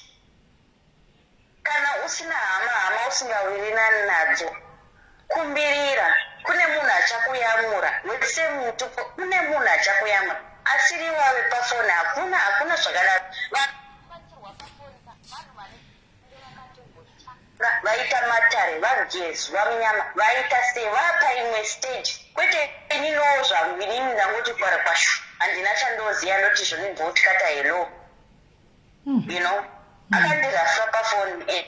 You know, ndakabva ndangoti izvi hazvisi zvangu. Maybe kune vanhu, because vanhu vechivanhu you have to consult first who helps you. Not everyone. Haungoti takarasima waona uyu anoadvertisa waenda pavari. Waona uyu anodai waenda pavari. Hazvishandi that way. Saka ndakabva ndangoconcluda kuti maybe Boltcutter uyu maybe hazvisi zvangu. You know, kuna Mwari kudenga. You know, you can be simbi inodya dzimwe simbi ka, but inini chandoziva ini ndechekuti simbi dzakadzi dzinorodzana hadzidyanani. Hakuna simbi inodzikisira imwe simbi, simbi inorodza imwe simbi. Tiri vanhu vakabva kuvanhu. If Boltcutter is African, she would know that. simbi inorodza imwe simbi haidye imwe simbi. No, she has to find another caption. If she's a superhero, she has to find another caption. Mana Superman vachiona TV umo vane macaption up and away or whatever vanamberi now. But caption yake yakadhakwa. Simbi inorodza imwe simbi haidye imwe simbi. Tsvaga imwe caption Boltcutter. You know, it doesn't work like that.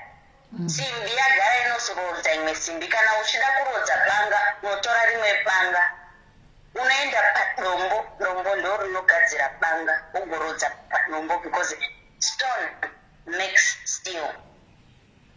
Handiti ameno vamwe mai vanobuda vakasunga cheni muhuro handizivi kuti ndivananiwo ivavava but nai vanzwira vanhu titi. We have a lot of problems, a lot of unsolved problems. Dzekuti vanokwanisa kuexercise masimba avo ipapo, but they choose to prey on women who have husbands who cheat. Like, it's a trending thing. Vakadzi almost 95% iri kuchema kuti murume wangu haasi kugadzikana, murume wangu haasi kuda. Instead of you empowering those women, giving them a business, giving them hope, muri kuvati zvone aya murume anoiswa mahari aiwa ndogona kundifixira.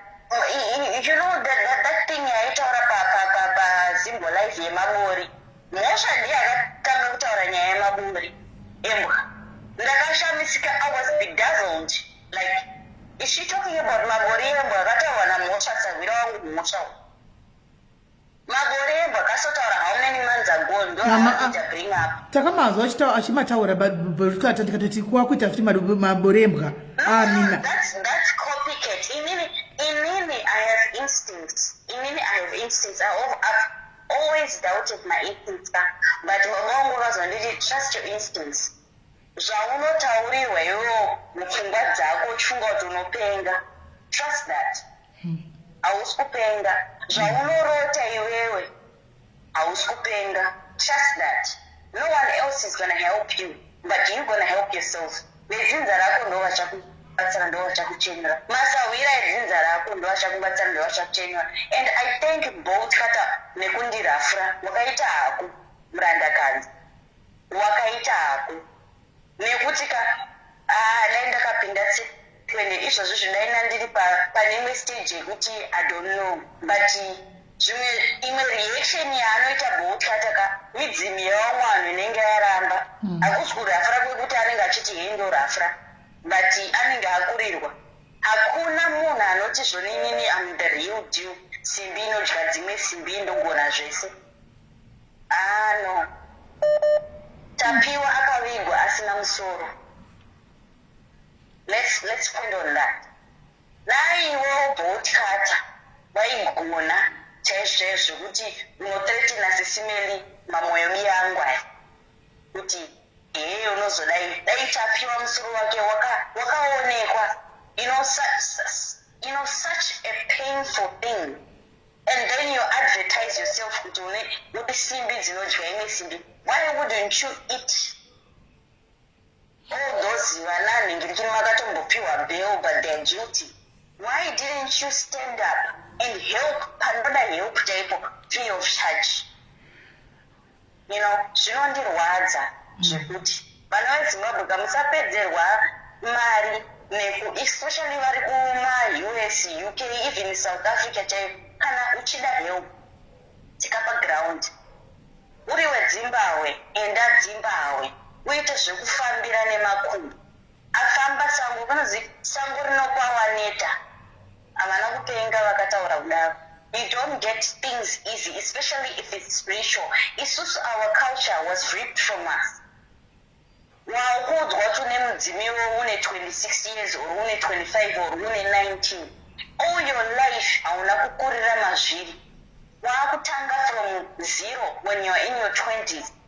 You don't expect a quick fix, especially from these people.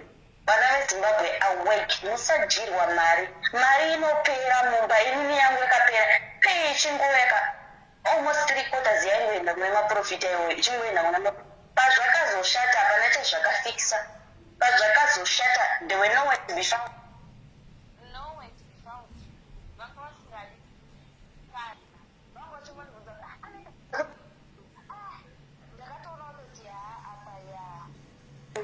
Saka don't be fooled kuti udzwa zvoni murume wako achadzikama nekuti murume zvimwe zvinhu ka the power is in you. Before you go to the next person, uyo ari kutsvaga kurarama like Zimbabwe yakaoma sisimeli. Ari kutsvaga kurarama munhu anongwavha anoita zvese zvinoita kuti muraramise. But I want to awaken my fellow Zimbabweans kuti hakuna munhu anokuzambusa. Uyu anoti zvoni simbi inodya dzimwe simbi ka hazi Mwari. Simbi dzinorodzana. We uphold each other. We fix each other's crown as women. Hakuna munhu wekuti zvoni nogona kudya uyu engulf. There is no engulfing in helping each other. There is uplifting. There is fixing. Hakuna kuchallengeana.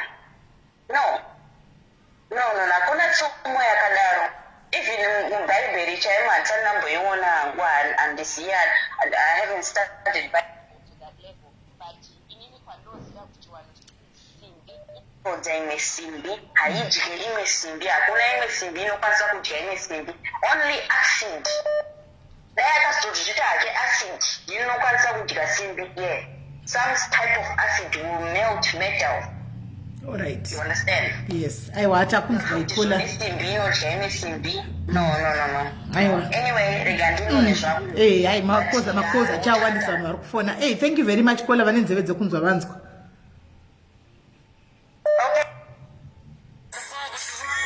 Comment section kwanai. Comment section tikwanire. Comment section kwanai. Hello. Kola. Hello, muri kwere SIS MELLY. Mushe kanjani? SIS MELLY ndine mubvunzo wangu na vati kutaura nezvapo Boltcutter. Like, but handiriende manje nguya kana pane nyaya yenyu. Imi kana mune live ndopanda ingu. Kana vakawedesa but ndakunzwisa something SIS MELLY. Anoisa munhu ari ndimwari here because ndaona vachinamata futi Waona chinamata kupi? Waona chinamata kuda kunamatira ino tipinde Mwari. Zvatotanga guys zatapepo. Waona chinamata kupi? Ndaseta kazigara ramambopina pandakaenda ndikaona amenonenge live yavo here vachiti tirakunamata chivanhu vachitokomenda vachiti amen pray for me andindiwo precious muchena ndizvo. Ndizvozvo. Yes. Sometimes ndazokonfuse kamanzi. Kaona namatira futhi wovozisa abantu mari. Handiziva hangu kuti vano-operata sei ndinganyepa because handinambovhera ndakambova consultawo kuti ndiibatsireiwo. Handizivi kuti vanombonyatsa-operata nezvei asi vanofamba nehari zvandongoziva.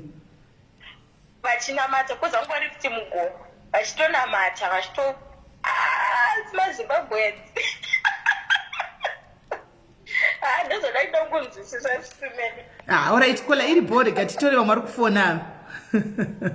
Anda vanhu vachinamata nakola vari kunamata vari pai. Right.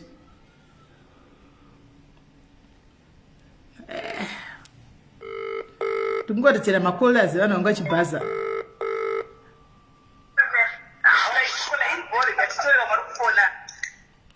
Hello kola ndepi? Hapana number mainzi here. Number +44. Hai kudai wandofunga because uri kufona pane imwe phone kai isinga save yandosave ndimwe iri kukoya. Save zvayi number. Iya ndinambo save and save my numbers mufoni ishi. Ati ndiye kushasa pamba live. Pane yando iyo public number yangu yando save my numbers. Saka hapa isikubuda nesita. Ndakuitwa manje kutaura zvanenda kutaura munozondiblock. Aiwa ndokublockere. Pane zvandakaita. Ndimbokubloki kana. Okay. Anyway, ndada kutanga kutaura kuti pakatanga zvana Boltcutter zvazve. Pane vamwe pakutenda ndo zvandomboita hangu kakawanda. Ndakaona kana munhu anenge achiposta ndaimbozvita hangu kudhara.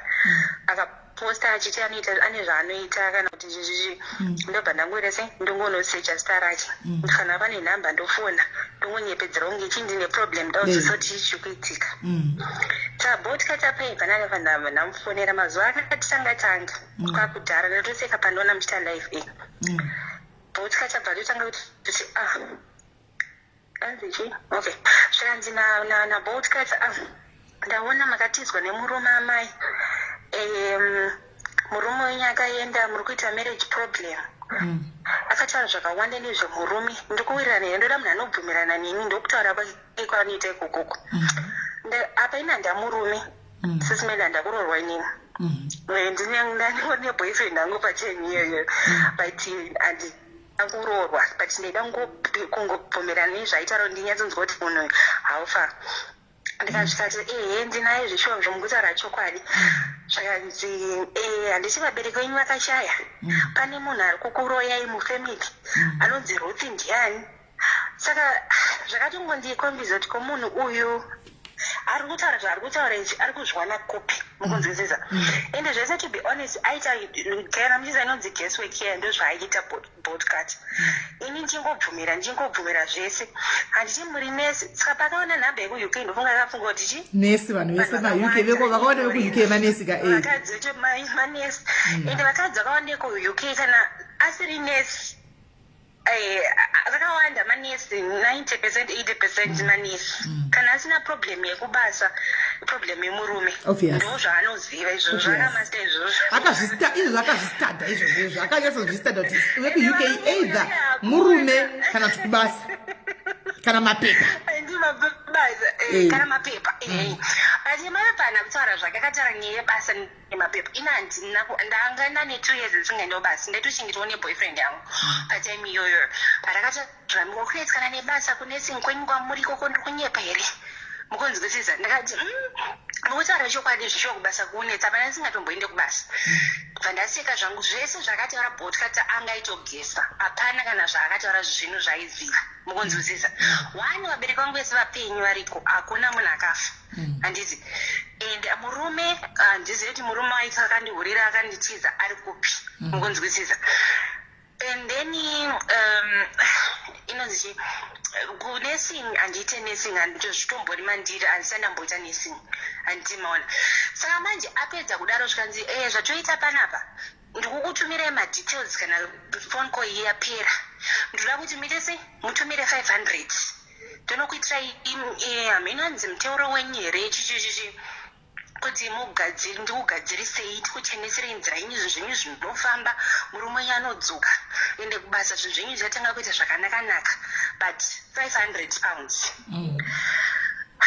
ndakatongoshamisa ndakatongoseka zvangu munzisa ndikati 500 pounds manje handina kamari iyi zvikanzi amunenge muchitotsvaga because kana munhu une problem ende une dambudziko raunaro unotsvaga mari iyoyoyo handi mukunzwisisa akakutanga kungotanga akatodza kunditextera back patime iyoyo achida kutobvunza kuti ndikutumira mari nguvai ende rini handimaona saka patime ndakatongosekawo zvangu but what I'm trying to say ndezvekuti vanhu musadyirwa mari mukunzwisisa inini hangu in personally kana ndichida kubatsirwa ndichase ndoziva kwekuenda ndoziva munhu anondibatsira handiti ende vanhu vakawanda vari mu-UK kana vari kuamerica kana kuti kupi nekupi vari kubirwa mari because varida zvinhu zviri simple and they are really going through a lot but vakangonzwa munhu auya paplatform kana kuti ari kutaurwa kuti kupi kune magrupu akawanda anotaura nezvechivanhu and all these things and vanodyirwa mari just because munhu angoprofita kana kuti angotaura something kana kuti anyora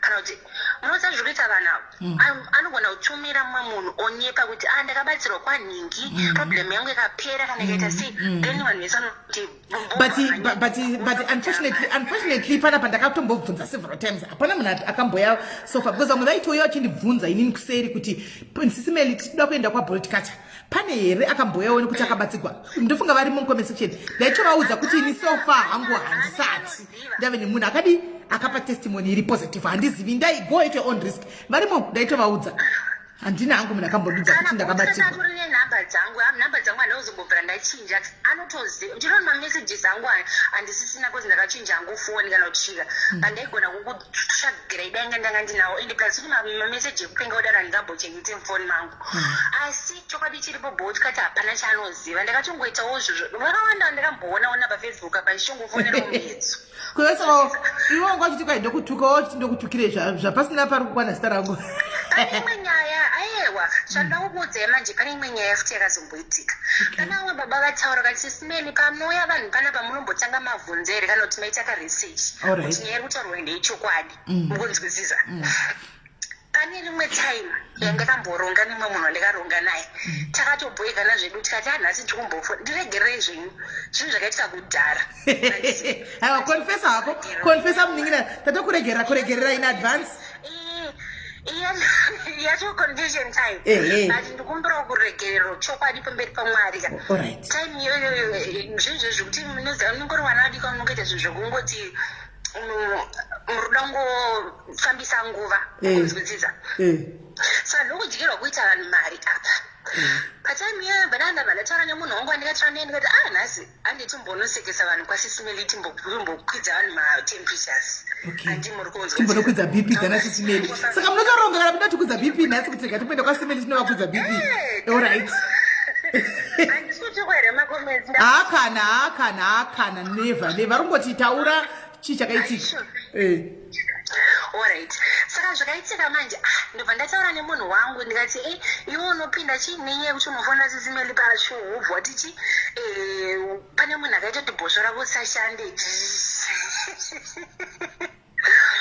ndimaona ndobva taura zvinhu zvakawanda kuti ndozvandakaitwa izvi vanhu vakatokwira mabp vakatonzwira munhu tsitsi akachema nekuchema mukunzwisisa ndobva ini ndabva ndabva ndazomazopuwa nhamba yangu ndibva ndazofona ndikati manje nini chimwe zandakabva ndavhundudzira vanhu zvakaitika ipapo ndikati ndine mushonga wangu wandoshandisa ndakanyepanyepa ndikataura kungonakidza zvinhu mukunzwisisa tatokati takatoseka kubackground mona macompensation vanhu vanobva vahakira takatoti hasi zvakaoma inyangani dzinoyapa padzinhu vanhu vanchinyepa zvakazoita kuinbox kwangu manje because munhu yakazomenchena zita rangu inbox yangu yange yakafashukira vanhu vachiti tinobhadhara kanchero mari murume wangu azodai murume wangu akadai ndinawo mamesages okay alright iwa ndaiziva nyaya iyi ndaiziva iya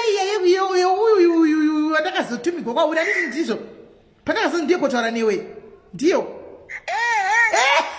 saka waivhara saka waiti nyepera ende wauiti ende hauiti shu taitongobhoeka ndamazoti takachongobhoera kati aiwa mira unozati rega tese uone zvinoitika ndiye akatiwa neplani yacho takatowirirana tikati airibo hande tinonzwa kuti vanhu ndati zvakaita inbox iye murume uya yokuya panapa ndiye wakanga waronga naye ndisekuru vangu imi ndisekuru vangu tinotopenga totozikanwa mufamily nekupenga kudaro asi musadaro vasikana mungatikidza bp sho nenyaya nemaya makafamba kuseri ende musatidaro vasikana shuva mungakwidzi vanhu bp vanhu vakungosegavo mucomment section ka vanhu vakungosegavo mucomment section nokuti zvakadarika chokwadi shuwaka asi musatidaro nasekuru wako chokwadi timirai awa ndikumotaura hangu kuti ndikumbira regero asi zvandoda ngokuudzai ndezvekuti vanhu ngavangwari dai ndaida kuita mari ka dai nhasi ndini ndiri kutaurwa kunzi uyu takamupa mari hapana kana chikamboitika zvesho dai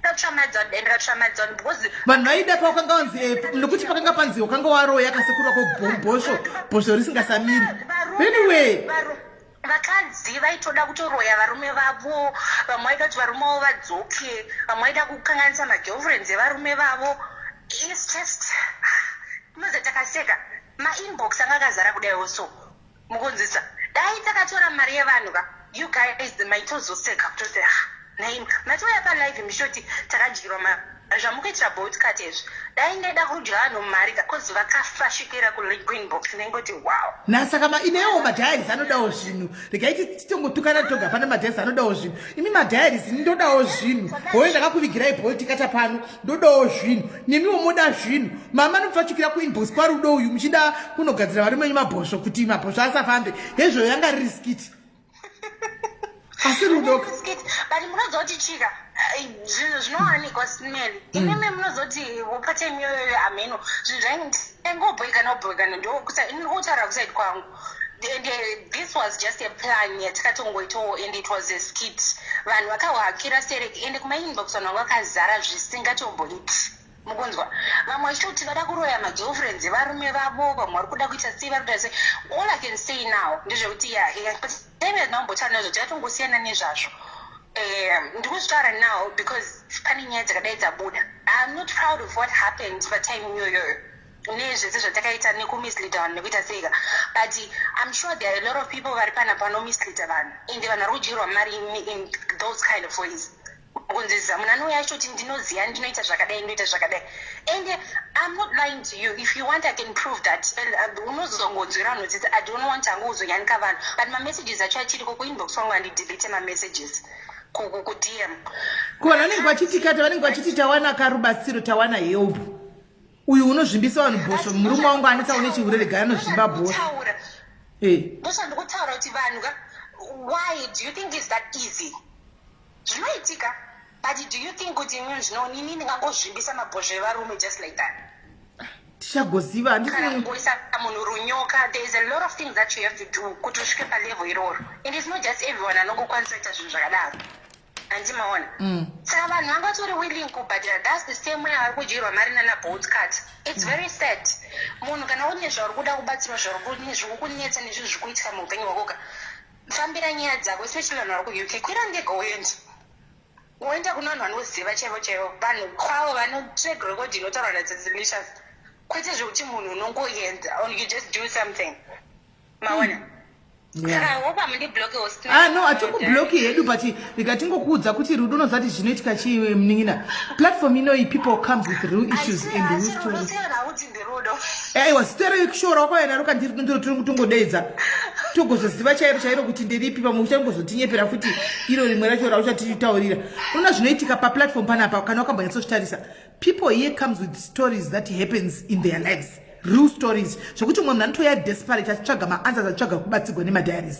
So haisi platform yekuti tinotamba nemajokes nezvinhu zvakadaro zvokuti paunozouya iwewo uchitaura nyaya muchita majokes emuchitamba kudaro, people will take you seriously because tinoziva. Ini ndatoshokeka kana neni, people vanotoziva kuti munhu anoya panapa, and there was no way I could have prove kuti uri kunyepa kana kuti kudi, because muhansekuru wako just called out of nowhere vakati ndine dambudziko rangu and this vakatoisa nenhamba dzako, handiwana isi tikatoti tikunobata munhu. So usazviita next time munin'ina, especially pamaplatforms akafanana nepanapa, because zvakatoitika kudhara sisimeli paipai zvanga kwanga kutongoriwo zvinhu zvakatongoitwa patime yekupenga honestly, and it's not something ndatongozvitaurawo zvangu because wagona hako waconfessa, because it's not to be honest, it's not kuti ndozvandotoita zvototi totofamba tichoti tikutotamba patime iyo pane nyaya dzakawanda zvototi taitoti after tatera live, so nongoti dzimwe nyaya dzinoya kwasisimeli uku. So I wonder, that's why ndati baba vaya vakataura kuti zona saka iwo wakauya zvakaita like zvakauya zvakaita sekuru vako vavo vakangofona kavakati ndine dambudziko rangu ndoda rubatsiro, and how do we investigate kuti munhu akuti ndine rubatsiro ari kunyepa? I think dai muchimbotaura navo kuseri, especially dzimwe nyaya dziri serious, because the more but ndiri kubvunza alright, dai ndakataura nasekuru vako, if I went ndikataura nasekuru vako kuseri, vandi vakafona panapa tichita show, dai ndakaenda kuseri ndikataura nasekuru vako inini, handiti vonditi ndozvandakaita ndakakuvadzwa bhosvo, ndinozvipruvha sei? Ndoti tione here bhosvo racho, ndozvipruvha sei? makambona koko zvakaita kwana makambona pane vanhu vane maseries akadaro akambouya kwana Tilda vevanhu vanouya vakazvimbiswa mablambe avo. Do you know kuti pane pamwe pakatombovhuriswa kunzi varume vakatarisa? I'm not saying kuti ndo zvamaifanira kuita zvenyika, but I don't know how you can do it, but saka pafoni ipapapa mana Tilda vanenge vari mustudio, handiti vanenge vari mustudio vonzi vari metarsai. Saka ipapa foni apa sekuru vako vafona izvozvi, so gambi racho rinoonekwa nani sei? I think pachedu ngatingodzidzai kuziva chete kungoti platform iyi vanhu vanouya nenyaya dzavo chedzo dziri serious. Andiona munhu anenge achitora akatoremerwa patime yanenge achiuya, saka tisangoita kuti platform iyi lose value nekungocreata nyaya tobva tauya nadzo. But vanhu vakawanda zvavo, even though you'd want ini kuti zvinhu zvinge zvakadaro, vakawanda vanhu vanouya nenyaya kunyepa pana pasimeni. Sezvipi ndipo imwe nokuti takutodzwa newe sedzingatizivi. No, I wouldn't know kuti ndeipi. I wouldn't point fingers kuti ndeipi ka. Atese muni nyaya yedu yateta. Ini yakatohakira ikato vanhu vakatoda kutotsvaya kutobatsira munhu. Saka I'm just saying kuti how many munhu vakaita zvinhu zvakadai. You understand? Atichazivi kana kuti iwewe ndiwe kutotanzira umwe saka okay help us if you were me waita say help me ndiwe Sis Melly what were you going to do? Andomboziva kuti ndaita sei. Handifungira kutopa macompensation Smell. Because tifa unge tine solution ikakutora itinya dzakafai wakauya achiwa wakatamba nema emotions evanhu panapa ndikatochema ndikadi I'm very happy kuti Smell agone mahetere kana kuti matsangu. Handina hangu kutsamwa but ndinoyezonzwisisa unyezozama kuti nyazofigure out kuti why would you come with such a story? Why? What was the reason though? Because platform ino ikai handizoziva hangu kuti kune vamwe vanoionedze kunyepa dzakadaro because dzimwe dzacho ndotanga ndatodzinzwa kuseri dzodzoka panapa nyaya inenge ichingoti consistent handitika kuti ndichaziva kuti zviri kufamba sei handichaziviwo handiona ndinoda kutonzwawo nemi kuti I'm trying to make sense of everything kuti why though izvi zvatongoitika kwaupa time yasmel and takatoseka nezvazvo but handizivi hangu. Alright, Munina, iri bo haiwa tazvinzwa Munina tichaona kuti topafambisa say thank you very much for your input. Thanks.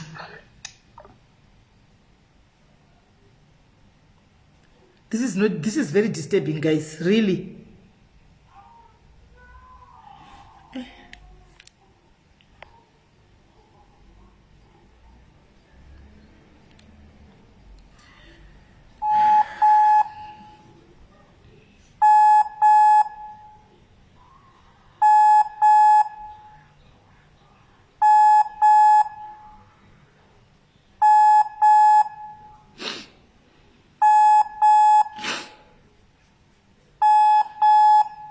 Okay, achadairi guys, I just so wish kuti chikumbiro chanda kuisawo kwamuri guys ngati stopei kutamba nei page sekudai guys. I didn't patotaura I thought maybe akambonditukawo elsewhere maybe ameno anamba saka ngotaura wake. I didn't know it was such deep guys. Platform vanenge vachene nyaya dzavo ndosaka mchana cha atina mahaidha tinoita munhu tongoti wataure nyaya yako wega.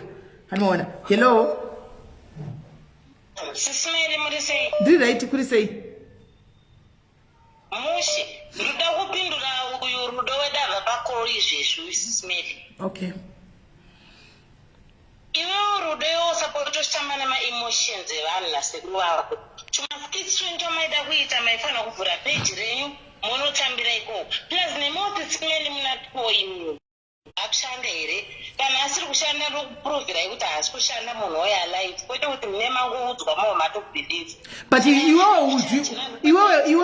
would you think kuti history yekunyepa like woya kwandiro Sis Melly izvozvi mufunge muri mari kunetsa kudadai ndingafembere kuti history yekunyepa how do we prove that? It's difficult to prove because unongoshtofunga kuti pamwe munhu auya achikuzosika for hero. Alright, saka denda ntiri alright baba vaya vaiti sekuru vaya vaiti vanenge vaine data redhora rekungoisawo rekungoti munhu nowangotanziridza kuti rega ndibate live ivo vachitiwestera time yedu kudaro. Alright, sekuru vaya vakafona vakati mira unzwe ukurimemba sekuru vake vakafona vakati pandinoda kuzama kurara nemukadzi wangu pese bhosvo rangu harimiri rinozvimba ukurimemba. Saka isisai inini denda kakuudzai kuti ndati kuna baba vandokumbira kuona bhosvo renyu iroro nokuti vakati kana ndoda kuvata nemukadzi wangu handiti that means aitozofanga kutanga vatesta kana kuvoda kuvata neni kuti ono kuti harimiri here saka ndaizodinde ndoda kuona bhosvo rababa ndoti ndokumbira kuona bhosvo renyu kuti ndinyatsokuve kuti riri kumira ikati muri kunyepa kana ndiwo ungamboita pfungwa dzakadaro dzokuti ndokumbira kuona bhosvo remunhu. Kubhadha Sis Melly nimsemunin'ina wenyu tindapointai kuacknowledge kuti mabhosvo aya zveshuwa kushanda ndahasi kushanda. Ko kana akati ndinda kuchakandarara kana akati pasex ndo pandinoona kuti haisi kushanda unozobvumeri kunorara navo because kana uchibvuma tinokupa hedu nyaya yacho. Saka ndokuona kwacho kana tomboti asesa kuti bhosvo riri kushanda ndahasi kushanda. Kana uchida kukwata navo chiasesa no problem then you are now our brand ambassador padiaries varume vese vane mabhosvo asiri kushanda please get hold of me then munotestiwa munotesta ikoko kutsvagirai murume anokutarisira kuti magambeni ari kushandira kuti haasi kushanda kubva nhasi. Tisaite futi skiti yakaitika last time yarudo iyi nasekuru vake. Zvakaoma. Hai, ameno. Zvakaoma. Alright, Kola, thank you very much. Waita hako. Shuwa rudo. Hai, zvakaoma. Kutanga kuti mwana bhola za kuzodestabilize yedu shuwa. Asiwo zvarudo iwe. Ende rudo harisi zita rake. Hai.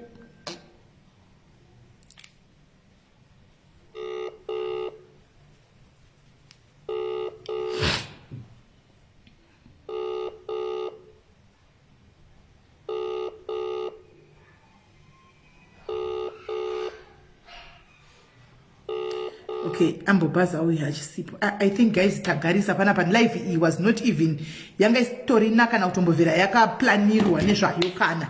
This was just tichingoti hatikupindura Boltcutter yobva yapera kuti stop what you are doing and we ndo pati rudoka ndi watodoneza mweya wangu shwani zvanoita. Ungatamba ne platform yakadaro yekuti vanhu yachichema vanhu vakarowa vanhu vakaita sei yauti takaita skit.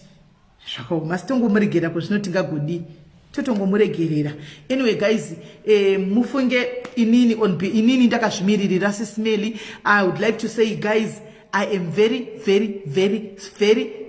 sorry from the bottom of my heart for allowing Boltcutter ushu kuti auye ake pano azoita zvakaitika izvi zvakabuda izvi. Problem futi ndekuti nekuzoteverera even though takamubhana hedu pana singasauyi pano handiti maona, but inini I must take also responsibility even though ndaisa madisclaimer aya handitika of what happened.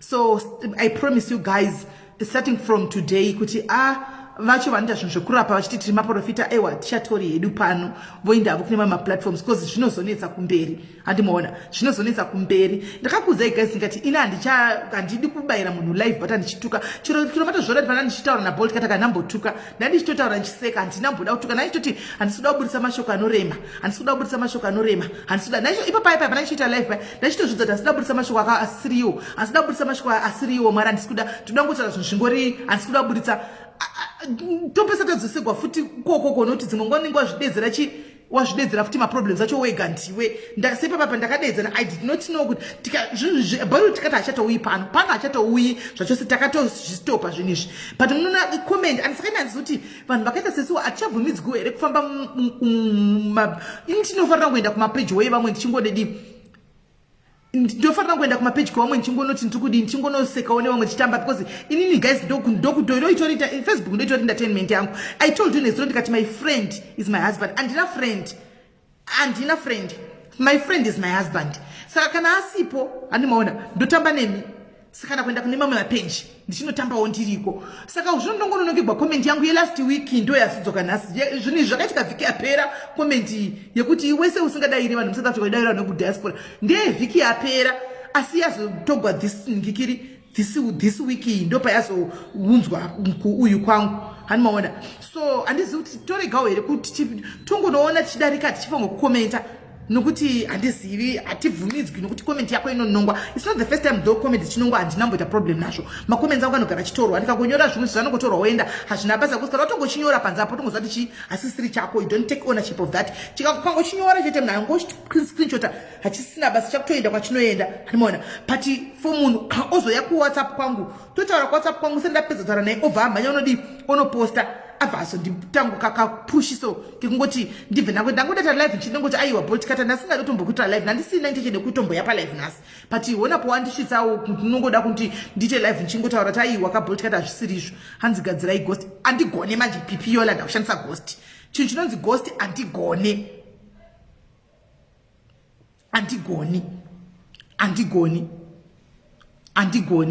Saka inzwayo yanonzi Mancuve again kupindire comment section yake inonzi comment section ndipine nirikiri yake muone comments inonzi comment yake hanzi nindi timkata iwe meli ya retired kwaichi amdiroba. Saka shamwari Mancuve kana ndiri amdiroba handitika undonodedza mapurisa kuti SIS MELLY vanogara vari pa live vakaba pakati muri kuvatsvaga ndauya navo ava vanogara vari pa live wanzwa handitombonetsi kuwana ufunge endaona netimu rako remapurisa kuti ava amdirobha ava vanobudisa futi vachibira vanhu ava ndauya navo. Saka chisunga imunhu ushu mumenese kujere ndiri kutaura ndiri pano handitombonetsi kuwani handika obva wataura kuti vakaba pakati vakaita amdrobha pakati vakadai ndimi vanhu vana man'uve munosvibisa mastei vanhu you without knowing musina chamunoziva hauna chaunoziva you don't know anything about Melly. You come with a ghost account now uri Boltcutter iwe man'uve kana kuti ndiwe amen then you come here and tell us about kwanzi SIS MELLY wakambonana ndiri kujere kana one day wakambonana ndakavharirwa ndiri kujere kuchinzi ndaita armed robbery kana wakanditarisa iwe wakanyatsa kunditarisa nyatso kundigugula unyatso kuona nyatso kunditarisa ndobva ndanzi ndaita armed robbery chaiyo ndiri armed robbery shamwari ndine mari inotyisa kana ndichitori neexperience armed robbery ka ndotorobha mabhengi muno musa and hamundibati kana nditori armed robbery chaiyo ndotonorobha mabhengi ndoita mari yakasviba handikwese kwasila saka fo iko zvine chimbomira man'uve because hauna chaunoziva ndiwo nokuti unonzwa munhu anotaura chinhu hauna kana chii kana chaunoziva wakutomhanya nechinhu chausingaziva but munhu you don't know me, you don't know my life, hautondizivi, you don't even know me, hautondizivi. Ndiudze pandakaita armed robbery kundepapi, ndiudze. Ndimi vanhu munotanisha mastei vanhu muchimanya nemastei vanhu just because wakanzwa zuva munin'ina wangu wemumba medu mudanga rangu tichifaisa kupeji kwake achitaura kuti sisi vangu ava iganda ngava vakabata futi vakadai iwo watomhanya nazvo teteki watoti ndezveshuwa uye armed robbery vakazodai manje haunzi kunyara man'uve, haunzi kunyara gondo, haunzi kunyara, haunzi kuzvinyarira, haunzi kunyara.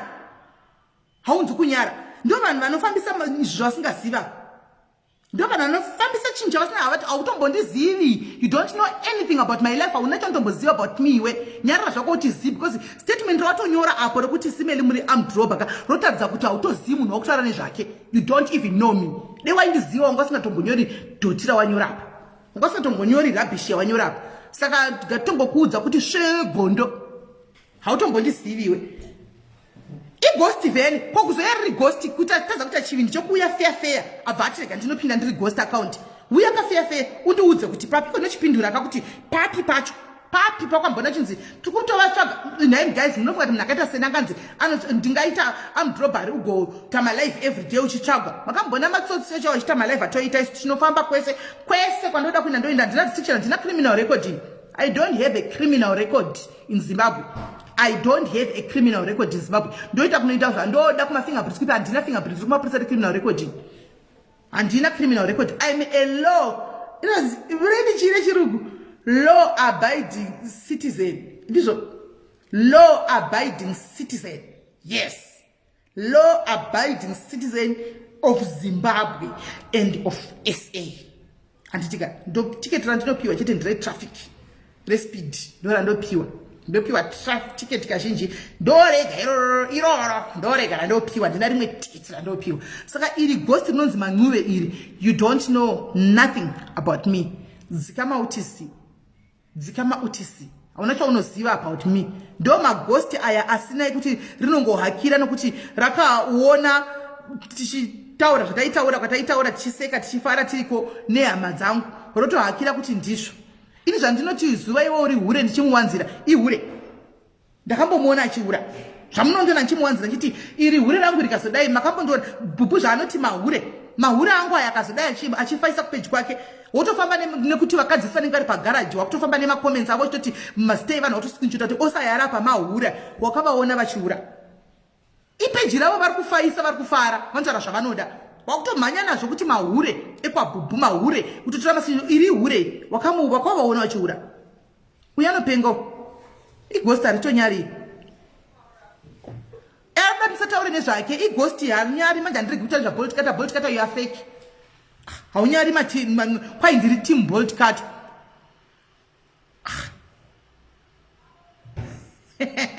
well maybe she saw you speeding in your car and she thought you were armed and robbing her amen ekoko amen. Munhu akaita sekwada unotsvaga ndaini gaisiro ndikadla mari yemunhu ndikaendapuwa mari yeurana pano ndadla ndatiza guys handingonesi kuwana ini 2 minutes internet ine imi guys ndenaninga asina address yangu vazhinji ndiani vazhinji moziva munochitumira mari pane address eaddress ndakambaudzwa kuti ndikutsvagwa neinterpol muchazviziva mukuzviziva here madhiaris nichinzi interpol iri kundivinga gore riya nanhasi ndakangomirira interpol yakataurwa kunzi kune Interpol ichauya iri kuti tsvaga SIS MELLY chavaripotera kuInterpol. Ndakangoimirira Interpol address yangu ibhakoso. Anoona ibhakoso address yangu iri koko munhu esanayo andizi ndisingazozivi kuti iyo ichauya rini. Makamboiwa nyaya yeInterpol ini. Ani makamboiwa nyaya yeInterpol paya moiziva ini.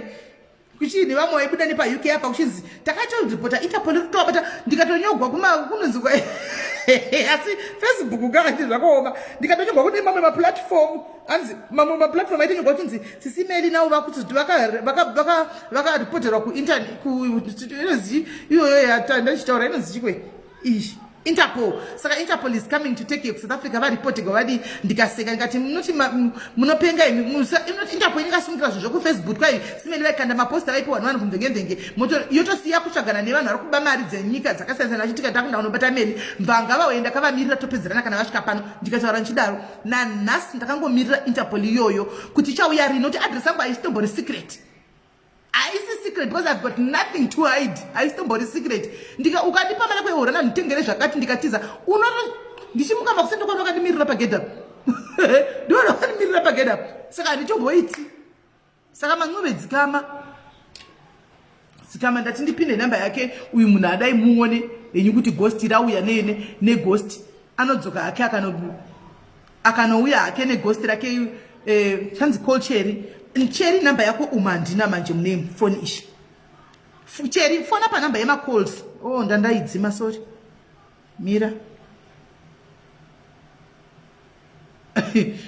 Saka mugiyo chauya 2 years icho ndisungira mapost ekumvengenzenge kana ndimiwo guys. Mudatambira mapurisa ini. Musatambira mapurisa ini. Asi uyu amdroba watotadza kuti dofo hake azizva anotaura. Deyanga chansondiziva chaiko kuti ini guys munoziva here kuti mira ndimbokudzai munoziva here kuti futi munomba ndinayo iri pamutemo ndinayo ini iri pamutemo guys I have it itori pamutemo andimoona ndinayo iri pamutemo ndogona kutaridzai kana muchida ndinayo iri pamutemo but dzimwe nguva ka anditombofambi zvokuti zvoti kwai ndofamba naye kana kuti it's for our own protection chete notogara muSA muno a lot of things zvinoitika andimoona mune zvinhu zvakanda zvinogona kuitika itori pamutemo ine mapepa ine everything. Hanzi chikona Tedious Mshamba. Cherry fona ndavhura fona. But andiningiri ndokutadza izvo kana mchida kuiona ndokutaridzai. Ndifambi nayo. Noendera amdroba ka indistori nayo. Pane ATM iri padhuze. Apa denda katozvidestroy chirapa ichi. Dhara katozvidestroy. Pane spark. Pane mota zvokutamba ini. A source will always be a source. Mugare makazviziva izvozvo. Cherry fona. Hanzi Yesu shoda shogani. Yes, I have it. But yanji tombo ifuri zvokuda. Laziti ukusekei. Hello. SIS MELLY wakadini. Ndiri right kanjani? Musakwedzwe BP nevanhu vasina kukwanana. Aiwa BP ainotombokwira ndatoseka ndangotonyazona kuti munhu asingandiziva atoka zvaasingazivi hana basa ghost futi. Hana kana direction yangu mukati Robert ongokudai makadaro SIS MELLY. Mvandinde ndichatombonoizama kuita kuti ndikukavhei nhamo dzenyu mose panapa. Tikawana kana tikanotora kana 5 meter tikanotora kana 5 meter chaichaiyo yemaranzi nhamo dzedu dzapera kapanapa tose tokukavhana vose vana madhumbe vose totokavha nhamo nezvimabusiness tovhurirana then torova pasi.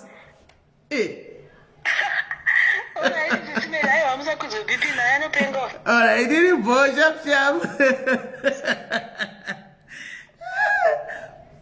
Right guys, Facebook ndosaka nyite inoda vana nemoyo wesimbi ukauya uine moyo wakadirepuka unogara une stress nenyaya yeFacebook because munanonyora zvaanoda guys munanonyora zvaanoda saka ngati pana makana wakamedza bhonzo guys because ipapa panogona tongo yafuti rimwe zikome panogona tongo yarimwe zikome ndirisirire amdroba but rimwe zikome ndikuti hanimaona rekuti bvapo koreva vanhu imamizivi history yangu yekuzi ndakoreva vanhu ndinazuva takabesana kureva vanhu kwai kuhamenosi roundabout indizvadzo mugore ituka pane pamutapa paya pane yekushowground handiziti chepchep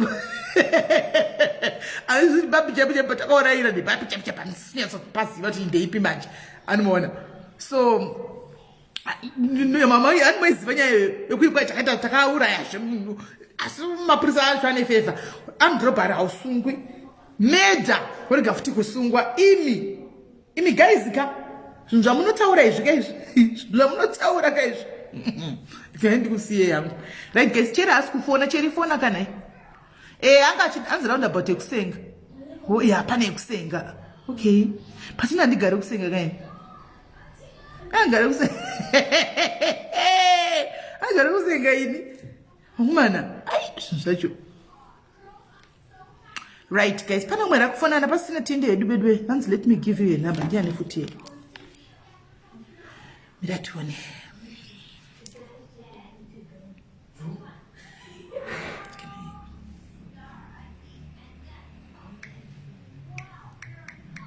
whose number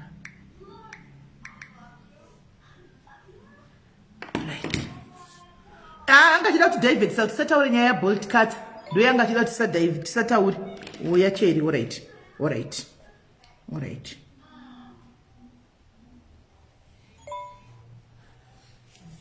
cheri ndikufonera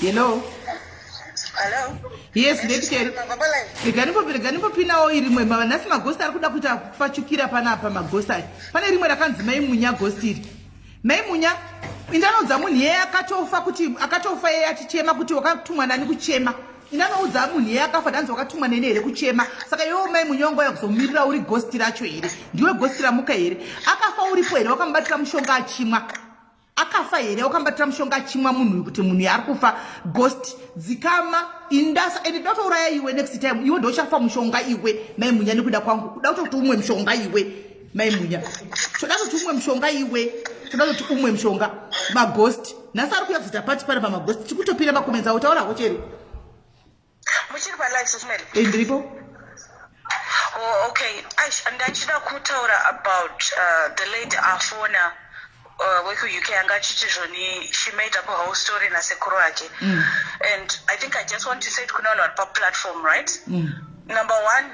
I don't think zvinosekesa kuti munoformulators nyaya yakadaro because what people don't realize is sometimes SIS-MELLY havarari even vamwe vanhu vamunonzwa vachinzi vanobatsira pamafacebook ana Will Sweeney the likes handiti vanhu vavarari obviously because SIS-MELLY will have to contact vanhu and try and totry kushare nyaya and we spend hours and hours on the phone sometimes vanhu vachideliberata. So for you to formulate nyaya yakadaro and bring it per platform per Facebook pakazara vanhu per platform yaunoziva kuti inoshandiswa to help other people, I think it's very disrespectful and it's very nasty. It's narcissistic, it's psychopathic kuti munhu unoita zvinhu zvakadaro kusvika palevel yekuplota to that extent. It's so wrong. Pane majokes ekuti tinoseka moita skit toseka.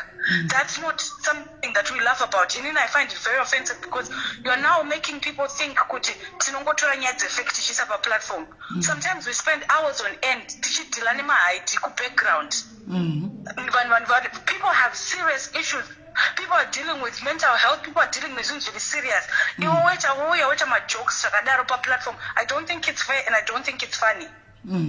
Because now vanhu vanenge vasisaziva kuti tikuita zvechokwadi zvefake and vanhu vane nyaya dzavo dzemashuwa dzisingabhilivhikeka vakutya kuuya because vanenge vafunga kuti vanhu havachavabhilivha. You're discrediting the hard work that other people do behind the scenes, not just my admins in SIS-MELLY, but even vanhu comment section, because sometimes that help comes from our comment section. Please nokumbira kuti musave muchita majokes akadaro. They are not funny. They are at other people's expense. And tinodhila nemari dzevanhu sometimes is what chibatsira vanhu. Please don't put our reputations into question. It's not fair. Haidi wewe waita zvaukaita zvozvo wobva wachera kagomba usvipe asi zvinhu zviri normal. Unofanira kunyatsogara pasi wofunga kuti zviri normal here zvandakaita nasekuru vangu mese muri two. You all these people that invested in your story and apology, because that is so nasty kuti unospenda 2-3 hours online muchitanyara muchitobika muchitoseka kubackground. And she didn't sekuru vai didn't come here once. Vakauya panapa I think three times. Tichitovafonera dzimwe sometimes kucheka kuti vari sei. Yet it was a fake story. And you kept going with the lie. That's sick. Vanhu vakadaro muri dangerous. So It's so sick because you have no idea. And we don't do it because we want to be good. But sometimes, spend hours and hours on end to solve a nyadza. And Selina, I know, on so many occasions, has gone to bed 2-3 in the morning. Sometimes, at awkward times. Sometimes, at awkward times. Besides, nyadza good dads, we have our own families. I'm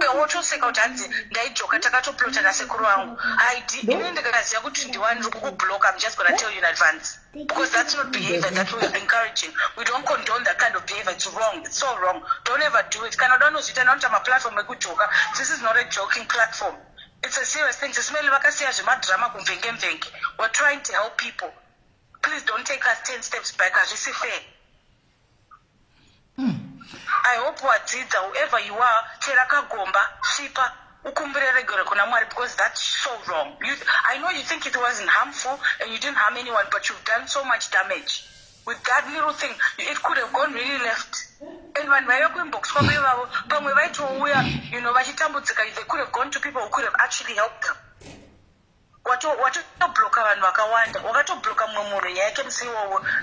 Whatever, how many days I can spend with Panyayako. It's not nice. Don't do that, please. It's kind of one. What's here in a Boltcutter will be on mad. But yes, it's meant to be anyway, clean up now. Yes. No, she's going to allow this answer what happened na Kim Nadzoka. Okay, the imya yemwe munambofona unoona zviri kuitika ndezvekudai. So now this so-called ghosts dziri kudzoka idzi nema ghost account and unoti tatanga live these ghosts were not there. Now the ghosts are now coming now and ma ghosts aya vamwe vatoni vanhu vatiri pama diaries nema original accounts avo unoona. Saka unobloka ghost rake but ivo vanenge varipo nema original accounts avo ndivo vanouya vachitaura zvinhu zvakadai anitoona zvinhu zvavanenge vaunzwa mumastreet zvataurwa mhino zvataurika ikokoko kune vachingotogwa zvavanoda ikokoko ndokwavanodi kwavanobva vatitonga kutodzoka pana pane maghost vatanga kunyora handiti.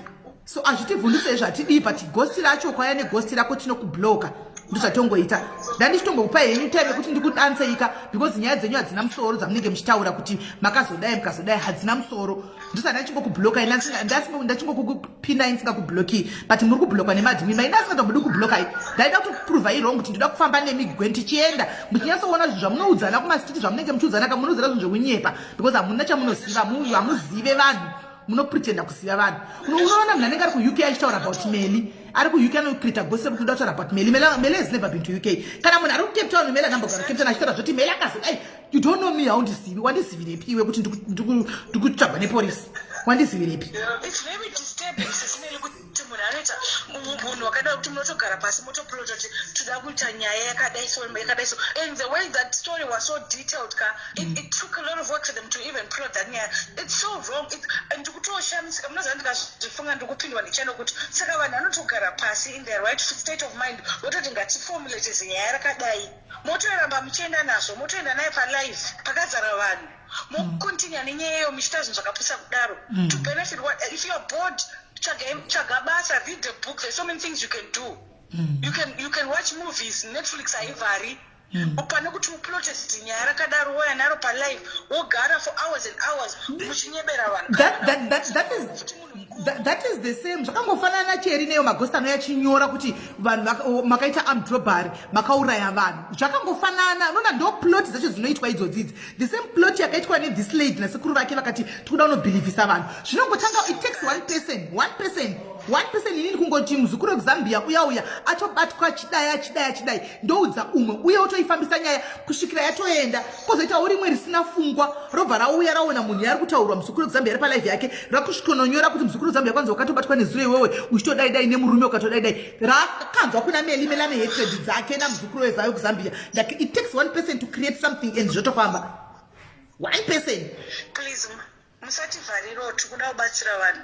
we want to do it, from the bottom of our hearts. Don't do that. Don't use platforms that are clean to make. And our platform will always remain clean. Atina, you see, this is phone and Selina thought to have to go to my live here broadcast because normally one wants to kakuza akona zvakazvakati notice nyararai. But ina kuti andisipinda nomutuka na uripa ndoda kuno address ata broadcast uri we fake usadaro andichiona. Siyana nekutora manje vanhu chidaro. Nakoti da uno address andatombomutuka kana kudi ende we intend to keep a platform rakadaro anditi maona richingori clean ndosaka uchina patinotadza tinotonyora apology later kuti kana iri post chaiyo tikatona vanhu havana kufara nazvo tinoizura not because tatasegwa no saka zvatipusha no but because taona kuti family yedu yediaries is not happy about this. The same way avataura pano kuti we are not vese vanouya iko zvinoiti tinorapa musashaisa handiti waona, so they are not happy and we will go with that.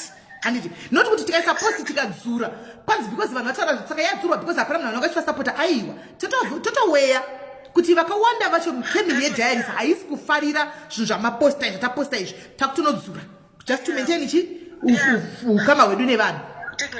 Exactly. Because now people don't realize that even panoenya now there's always like two sides. We not to config background sides that pano meeting totally one side totally the other side. So we are live now background. It's all money, energy, my credit, my data, all those things, and people don't realize that Atina fund so say good fund. It's all from our pockets. It's all from like my donors, my diaries are not donated. So please musatamise mari dzevanhu, nguva dzevanhu, madata evanhu, musatazvisiyane basa nekuti you are bored. Iwona sekuru wako muri kufunga kuti muda kungoona kuti vanhu vanobelieve here. It's not nice because my resources are kashandiswa pauri could have been used on someone else. Believe it or not, guys, when I thought diaries, kutori nevanhu vari suicide kunzoko sometimes it's mele avarari. But to go down off the ledge, so please, musa waste my resources. It's not fair. I know but it's social media, it's a joke for you, but it's not a joke for other people. Anyway, thank you very much, Cherry. All right, sharp.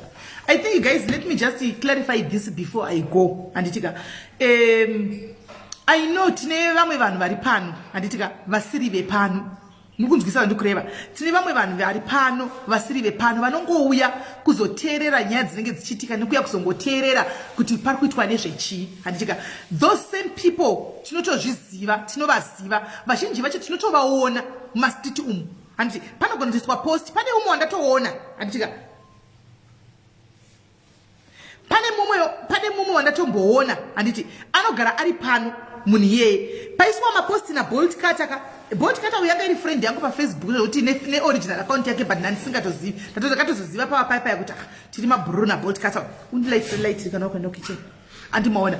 So pane umwe andotoona chisa comment kwanze ende vanondibhowa zvokuti do ende vanoti ndangoenda ndikati yesho sorry yako andinambokuona ndichiuya ku WhatsApp kana ku inbox kwako iwe ndiwo unotivinga ku diaries 1 abva kubvisa comment ngekiri inonzi comment yake anditiona abvisa comment yake. Saka tine vanhu vari pano vasiri vepano vanongoya kuzoona, kune vanouya kuzotora screenshots, kune vanouya kuzongoona, kune vanouya kuzotsvaga zvekutaura kuti vafaise mapage avo kana kuti magroups avo. Handimaona. Saka we are not people with the same vision and the same goal pano. Handimaona. Saka tinotovaona mukufamba uku, tinovaona but mu comment section kana kuti mupana patikavaona tinovarega varipo. Animona mukufamba mtoona zvanenge vachitaura kana vauya pano. Guys, mukangoziva kuti pana paplatform ino iri serious zvakaita sei, handika ndofunga zvinokubatsirai. Kana muchida henyu kutamba hatisi kurambidzai, handika kune magroups ekutamba akawanda, handika akafanana na ndenge munogona notamba sim scandal, munogona kuenda notamba vana mafira kureva, handika magroups SI munogona kuenda notamba, and there are groups ekuti munoenda kunotamba muchitaura zvamunoda muchifachuka muchidini kutamba. Handitika then koita pano pekuti kana titawo dheire kuti tikuita zvokutamba, handimaona aiwa tiri kuridza music SIS MELLY anenge achitofichuka, handitika umwe achitora mascreenshot nichifichuka tiri pakutamba. But kana tikauya neguest tikati kutaura nyaya yezvakati guys tinenge tiri serious. Let's try by all means. Unogona kuyako uchiseka nyaya yemwe munhu kana kuita joke nenyaya dzevamwe vanhu, but mangwana zvazvinoita ndezvekudai unozi ngwave iwe manje. Vazhinji munoziva kuti vazhinji venyu ndinokusekererai but ndinoziva zvamuri.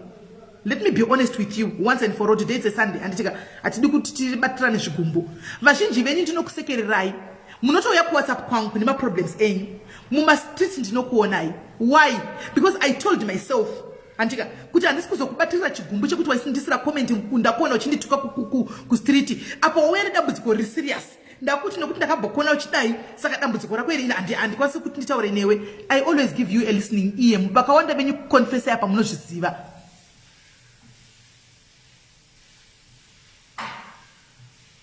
Ataura Kim chokwadi anzi nditi ndatouya padiaries nasvika tanyadzona zandouya exactly handiti but Kim unobva wauya pano wobva kuzonditukira pano hazviita handiti unongotsiurawo hauzoyi kuzonditukira pano asi kumwe unobvunzwa ndituka enda utombondioni kuenda nditombozvionera ndipinduri handitoona but pane pachenye dzimwe dzinotori serious handimaona saka vazhinji venyu munotouya sisimeli zvikadai nyaya yakadai ndotitoziva vazhinji ndakukuzivai kuti okay but atiti ndiri munhu mukuru handitokuholdiri grudge rekuti ndakambokuona chisakomenti saka ndikuholdira grudge mumbozvitarisa kuti vakawanda vandosekana venini vanhu vakatombondibvarura at some point but zvinhu hatitongobvara nazvo pera water under the bridge takucha move on. Hakuna satani anoramba akabatira munhu chigumbu unless uri satani kuti hanzi takambotukana pepa yakana takambotuka saka ndakangobatira chigumbu ina handigoni izvozvo manje. Kimuyo ataura kimuyu aindibvarura mwana uyu left right ndiraona chinditi imi maimbowirirana nakimuyu sisimeli uyu muchitomuti ninina honai ndoti vedu ifacebook ndisiyei muregei asi nhasi uyu ari panapa tikasangana ubara nengu totosekawo tuti iwe totokomenta toseka todarika handimaona because it's Facebook after all handimaona so ngatiregei kuita zvozvo kubva tati toda kudestroya kubva tati tadestroya page.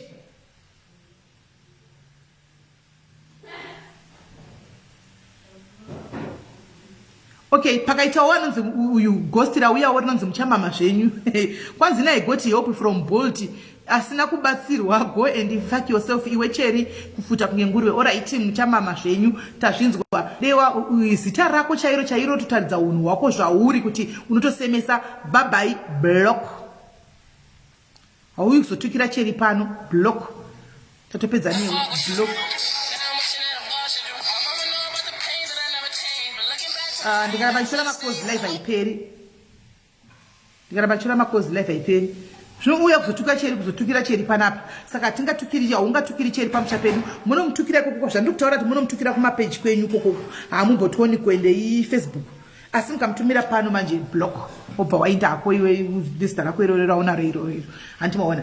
So guys ndo zvatachidangotaura ngatingorespectaiwo platform handitika kuti pano yanyaya dzevanhu munhu anofona achitoya pana pari guest ka haisi easy guys munhu kuya kuzotaura nyaya yake pane vanhu vanenge varipo vakamira vakawanda. It's not easy kuti vanhu vauye kuzotaura nyaya dzavo handimaona pamberi pevanhu saka zvinenge zvitori serious. Ngatigei kutamba nemaemotions evanhu guys please ndizvanongokumbira handimaona aya zvemagosta aya musanetsekana nawo aya.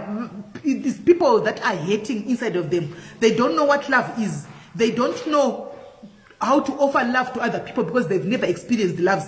They have issues within them. Magosa ari kutambura anitora nema issues izvo zvipamwe umwe ari kutoya kuzotuka panapa hana kana 20 rand kunotenga usawa nhasi saka shungu dzakari kudzipedzera panapa live yake inochi data ka hotspot handimaona umwe munhu asingatozivi peace in his life zvachose handika saka anoda kuzama kuti aite the next person ari padhuze ndiye anotargetwa andimazviona ndiye anotargetwa iyeye saka zvemaghosti musanyanya ndechawari nevanhu anoti ghost rikanyora zvarinenge ranyora richituka handimaona iwe unoenda kunisa laughing emoji papo handiona asi uri kuti uri member yediaries. You are the member yediaries pano unoziva kuti upenyu ivhiri gumbo mutsvairo mangwana unogona kunoda kubatsirwa handiona asi kuti paiswa comment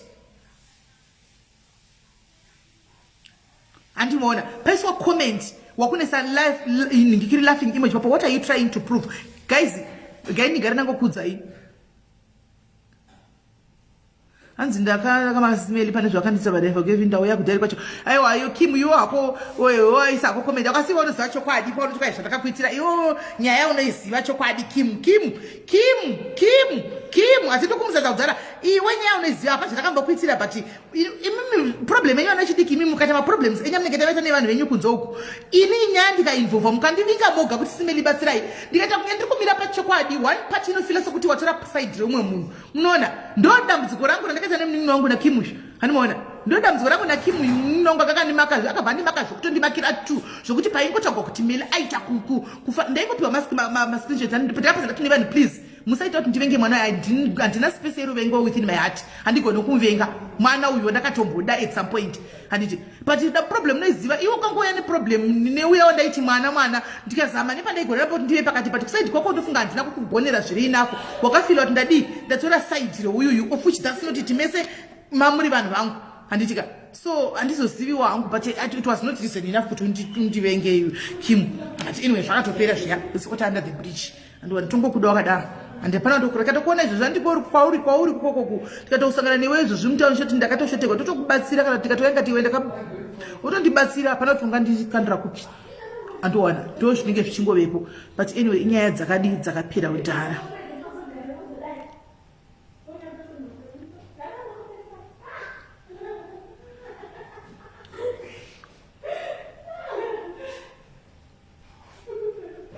Hands team Melly here. I liked you papa goreria ye let's destroy ya baba vaya na mai vaya. Ndivapi vaya moyo wa vanjanja. Ndipi ya baba vaya na mai vaya kashia. Ndaikanga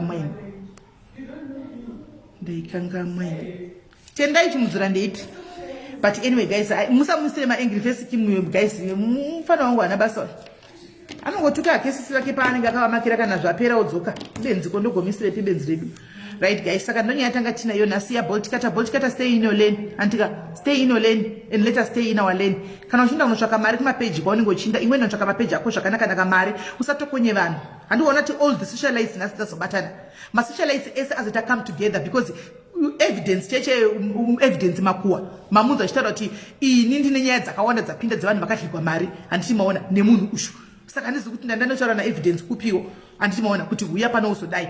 Saka tatalicious chaiye aito kuti munhu wangu azouyawo pano anditika akakudza zvakudza pakaita kuki chaiye anditika atouyawo pano anotoitawo zvake zvemudzimu andi akauya pano akati wakadlira vanhu vari kuchema futi. Saka ukuona kuti it was bound to come out somehow. Vanhu vese vabatsana nekuda kwenye pakaita jandux afona futi socialite futi akati please tadzidzawo verify. Vanhu vese are not happy. People are not happy ne the way yawo kuita naye kuti unotora mabhegi revanhu uchidai Zimbo live iko zvinonga imbomanya newe Zimbo live make sure kana zvazoputikawo zvazvaita pano you also be fair to people andika mobayawo live button renyu zvakare mozouyawo tichi kune vanhu vari kucomplaina vari kudi vakadligawo mari andichimaona so that we try and save our own people tozati kune nzara kunzo but tine dzimwe nzvimbo aiwa nabasa moyo wavanjanja ndaziva ndaiziva zvikazodi moyo wavanjanja ndakataura paya ndikati munhu zvinhu zvindezvamwari ndezvamwari hazvidestroyiwi nevanhu ndezvamwari ndangofarira mozati chipani chimwe chinhu chaitiwa namwari pana pagaizi mambo zvinotisawo madiaries angu chocho ndoda kutaura nawo pana pafamily yedu yediaries mazviona zvaitika palive guys ndakablokwa neevidence chera mozviziva ini handiende kupage kwaevidence ndandisina access handikumbodedza muri kukata muningi nakuramba achifona ambofona wani animaona handandisingaende kupage pachera animaona kwakuki ndakambotukwa animazati kuki kana ambozvifunga nongo ndakambotukwa kwakuki kwaitukwa zuva ini ndikabata nidzikwa animaona kwaitukwa zuva ini ndikabata nidzikwa handimaona panotukwa zuva kazhinji ndowanzobata nidzikwa handimaona but anyway zvinhu zvandatojaira chero naye anozviziva kuti panototukwa iye neni ndotobatanidzikwa handika saka chinoitika ndechekuti maona kuti kwakuki ndandakaenda ndandisingasaindi bcause ndakambotukwawo neparadziko panyaya dzazuva handimaona kwachera ndakablokwawo handitika kwagurundo gurundo reutoinda ndakablokwa kune iyi yasiri kushandisa mazuva ano kuti kwai ndakanzi rudo rwangu ruri kure asi kune iyi nyuwani iri kwei aiwa tetiriko square tetiriko handimaona saka zvandinakidza zvandifadza chinhu chimwe chete kuti 3 masocialites aya ndandakati ndichaendi kwangu because unoenda zvinokanganisa unongononongwa handimaona pasi samwe I think maranga ndangozvitozotika ruvengo haruna kwazvinoenda kubatana chigumbu tiri vanhu vamwechita zvinazvo zvinoenda we came together today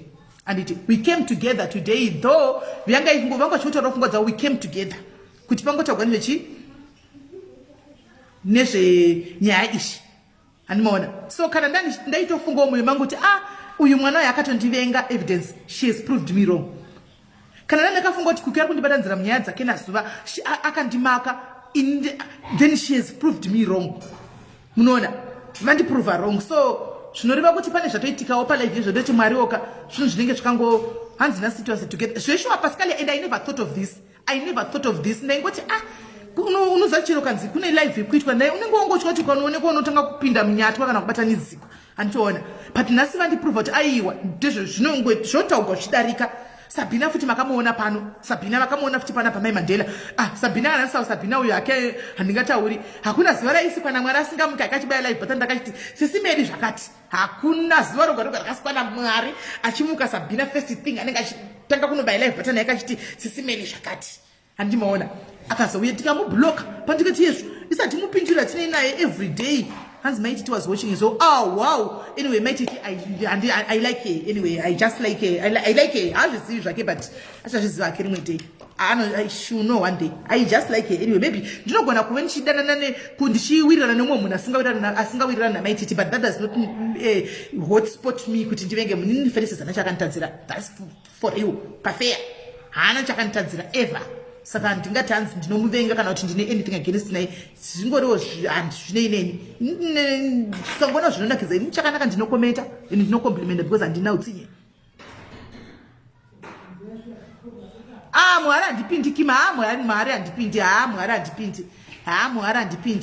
mwari handipindi mai Kima Dumbe vagara munhu wepano sezuru mai Miki munhu wepano anditika so maititi she's free totodawo kutoenda kwavo kunoona malife awo tichitofarirawo totodawo asi ndakangobhutsobhulokwa pakablokwa nakwandawanda paya vati kuike handiti mbusha yangu yanga iri asanhambotuka handituki maititi ndochokwadi handituki maititi because ndinotozati ndine kahotspot namaititi ndine kasoft spot pane kamwe kaunhu kavanonge takandofarira so kane kamwe kaunhu kavanonge takandongofarira plus remember guys nandava socialite ndovenga ndopafeya handivenge munhu handina socialite ndovenga kana vachiita hondo dzavo dzavanenge vachiita ewa ina ndapandokwana ndawandopindira enda ndawandopindira inbox kunoti hey zvikasodai hapana hanimaona kana waitawo chakanaka vakaitawo zvakanaka madam boss ndinogona komplimenta wamaita zvakanaka mainini chichi pamberi nebhora maititi vakaitawo futi pamberi nebhora handimaona tinongovada vakadaro guys we are all ladies tiri vakadzi mufunga kuti ngati dambudziko tadza kuenda kuna maiti tini kuti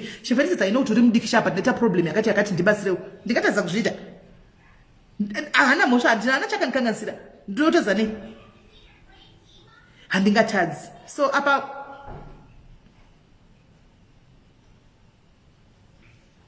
tatenda changamirwanzi ikono tatenganisa dherere meli you are a forced recon with period. Oh, thank you, Tatenda, thank you.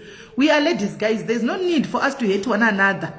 And now diaries na Kim. Mogamshira Kim. Bukure ma diaries.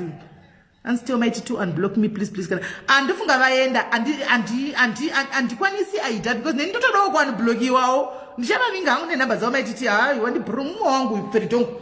Mwe wangu asiku ndofunga munakanga chiblock wangu kuyuki akata mistake and block out because they had and tuke maititi pano tukwache comment taone comment yangu ndo pafeya handina dena ndine ma comments akadaro handiti because ndine kama kaunhu kanongoita kandongofarira wangu kanobhondi reminder unhu wangu kudhara ndiri mwana mudiki handiti maona hadi kujairiko handi mazviona chete but anyway ndinangu handina space for hatred kuti ndingatozobudisa word muromo mangu kuti I hate ningi that one handizokwanisi handina that space for that hatred hayo handikwanisi handina hatred handina ndovenga ndikaona zvainya kunetsa kuita mutauro chete ndinongobloka ndobva ndangosiyana nazvo but hazina mhosva anga aripo anga handina kumuona mhosva anga aripo saka masocialize saka ndinobatanidza vanhu handimaona ndinobatanidza vanhu tabatana tese nhasi nemagosti anga aripo. Thank you very much for coming ghost account. Ndakuona nemagosti manga makazara panapa asi magosti sei ndiri kukuona iri kakubloka vamwe venyu asi munenge vanovhura maaccounts manyuwani vamwe venyu vazhinji vacho ndakavabloka asi ndiri kuvaona hamina kuti zviri kufamba sei apa asi chandofarira magosti mazhinji chaivo chemwe maitombontukaiwa atove team diaries saka tinongofamba chakanaka guys achiitwa inini pane ndakanganisawo guys ngatitsiurane nditsiurei nditukei chaizvo even kumapage kwenyu koko kuti makanganisa andika as long as takamira pachokwadi ende zvisina personal zvokuti ihate mukati. So guys she's a good soul. I know kungoti ake munhu akuti adi kubana vadi vakango character yacho adangojairwa character yake cheteka hamumboite problem naye animona. So guys ini ndakuenda tobatsana zvakare pachikamu chinotevera chichitu. So kusvikira tichazodzoka naBoltcutter kana auya kuzokumbira regerero kuvanhu vese vakazhira mari tozodzoka naye. Boltcutter, if you are watching, do the right thing. Boltcutter, uri munhu wese uri muZim community wewe. Boltcutter, uri muZimbabwe, do the right thing. If you are watching, do the right thing. Do the right thing. You can do a live page kwako, apologize to vanhu vese vakadlira mari kana unayo mari yacho, give them back their monies, or at least sanganai pakati une bhuku I think rawainyora macustomer ako aya vape kana mahafu chaichai nguva dzose ramahafu. Do the right thing. Even chero kati mari ndakashandisa handichinasi, I would like to apologize kune vanhu veZimbabwe. Hakuna vanhu vanoregerera sevanhu vekuZimbabwe, vanotuka vari very vile vanhu vekuZimbabwe, but on the other hand vanoregerera. Do the right thing. Police atikuvengi usazoconfuse kuti vanondivenga. No, we don't hate you, but just do the right thing. Chet hapana munhu anosingadeserve kupiwa another chance. Do the right thing guys. Ndofunga neiwa yaka ndapedza. Hanzi sei sori mukoma masimba zvino ndogoti varipi nai Julia mukoma masimba vacho havasipo pano, ndogozoti sori vari kupi mukoma masimba vacho havandivaoni. Mukoma masimba vakataura shuwa nezvaBoltcutter uyende vakatonditira live vachindituka mukoma masimba nenyaya yaBoltcutter. Ndikatoti munopenga imi, munopenga siyana ineni masimba chaicho vedu vemunhu zakwai vamwe vakaudzwa uno nemurwere wepfungwa vakati anopenga. Ini zvaitika pandiri nhasi testimony ndakaudzwa ndikiri nyaya yaBolisa uyu namukoma masimba chaiyo tichiti vari kurwara vakandiudza asi vakatoditsira live chaiyo hanimaona. Asi zvatora nguva yakati rebei asi zvazoitika nhasi. Mukoma masimba, wherever that you are, please forgive me my brother. Handina hangu tichiuya mudhuze kuzi muchandituka futi ndozviziva. Garai ikoko, chimbogara ikoko kublofu kwandakakuisai. Asi I know live muchaiona. Forgive me mufunge zviya zvamakataura zvaitika nhasi. I think aripo here umwe munhu anodhisera anoda kupiwa apology. Nevese vakambotaura vakapopotera kuti atidi Boltcutter uyu pano. Isikati aiwa ngati accommodate vanhu vanodawo zvespirituality. Please mutiregererawo vasikana, ndokwazvatisvitsa kunasi. Mutiregererawo ndokwazvatisvitsa. I think ndapenda nangu guys, ndagarisa pandangobva kuchechine kugara palife ndikutoti baba maswera sei handinayo vari kungosekawo vachiona live vari musitting room. So guys, bye bye, tobatana paleta.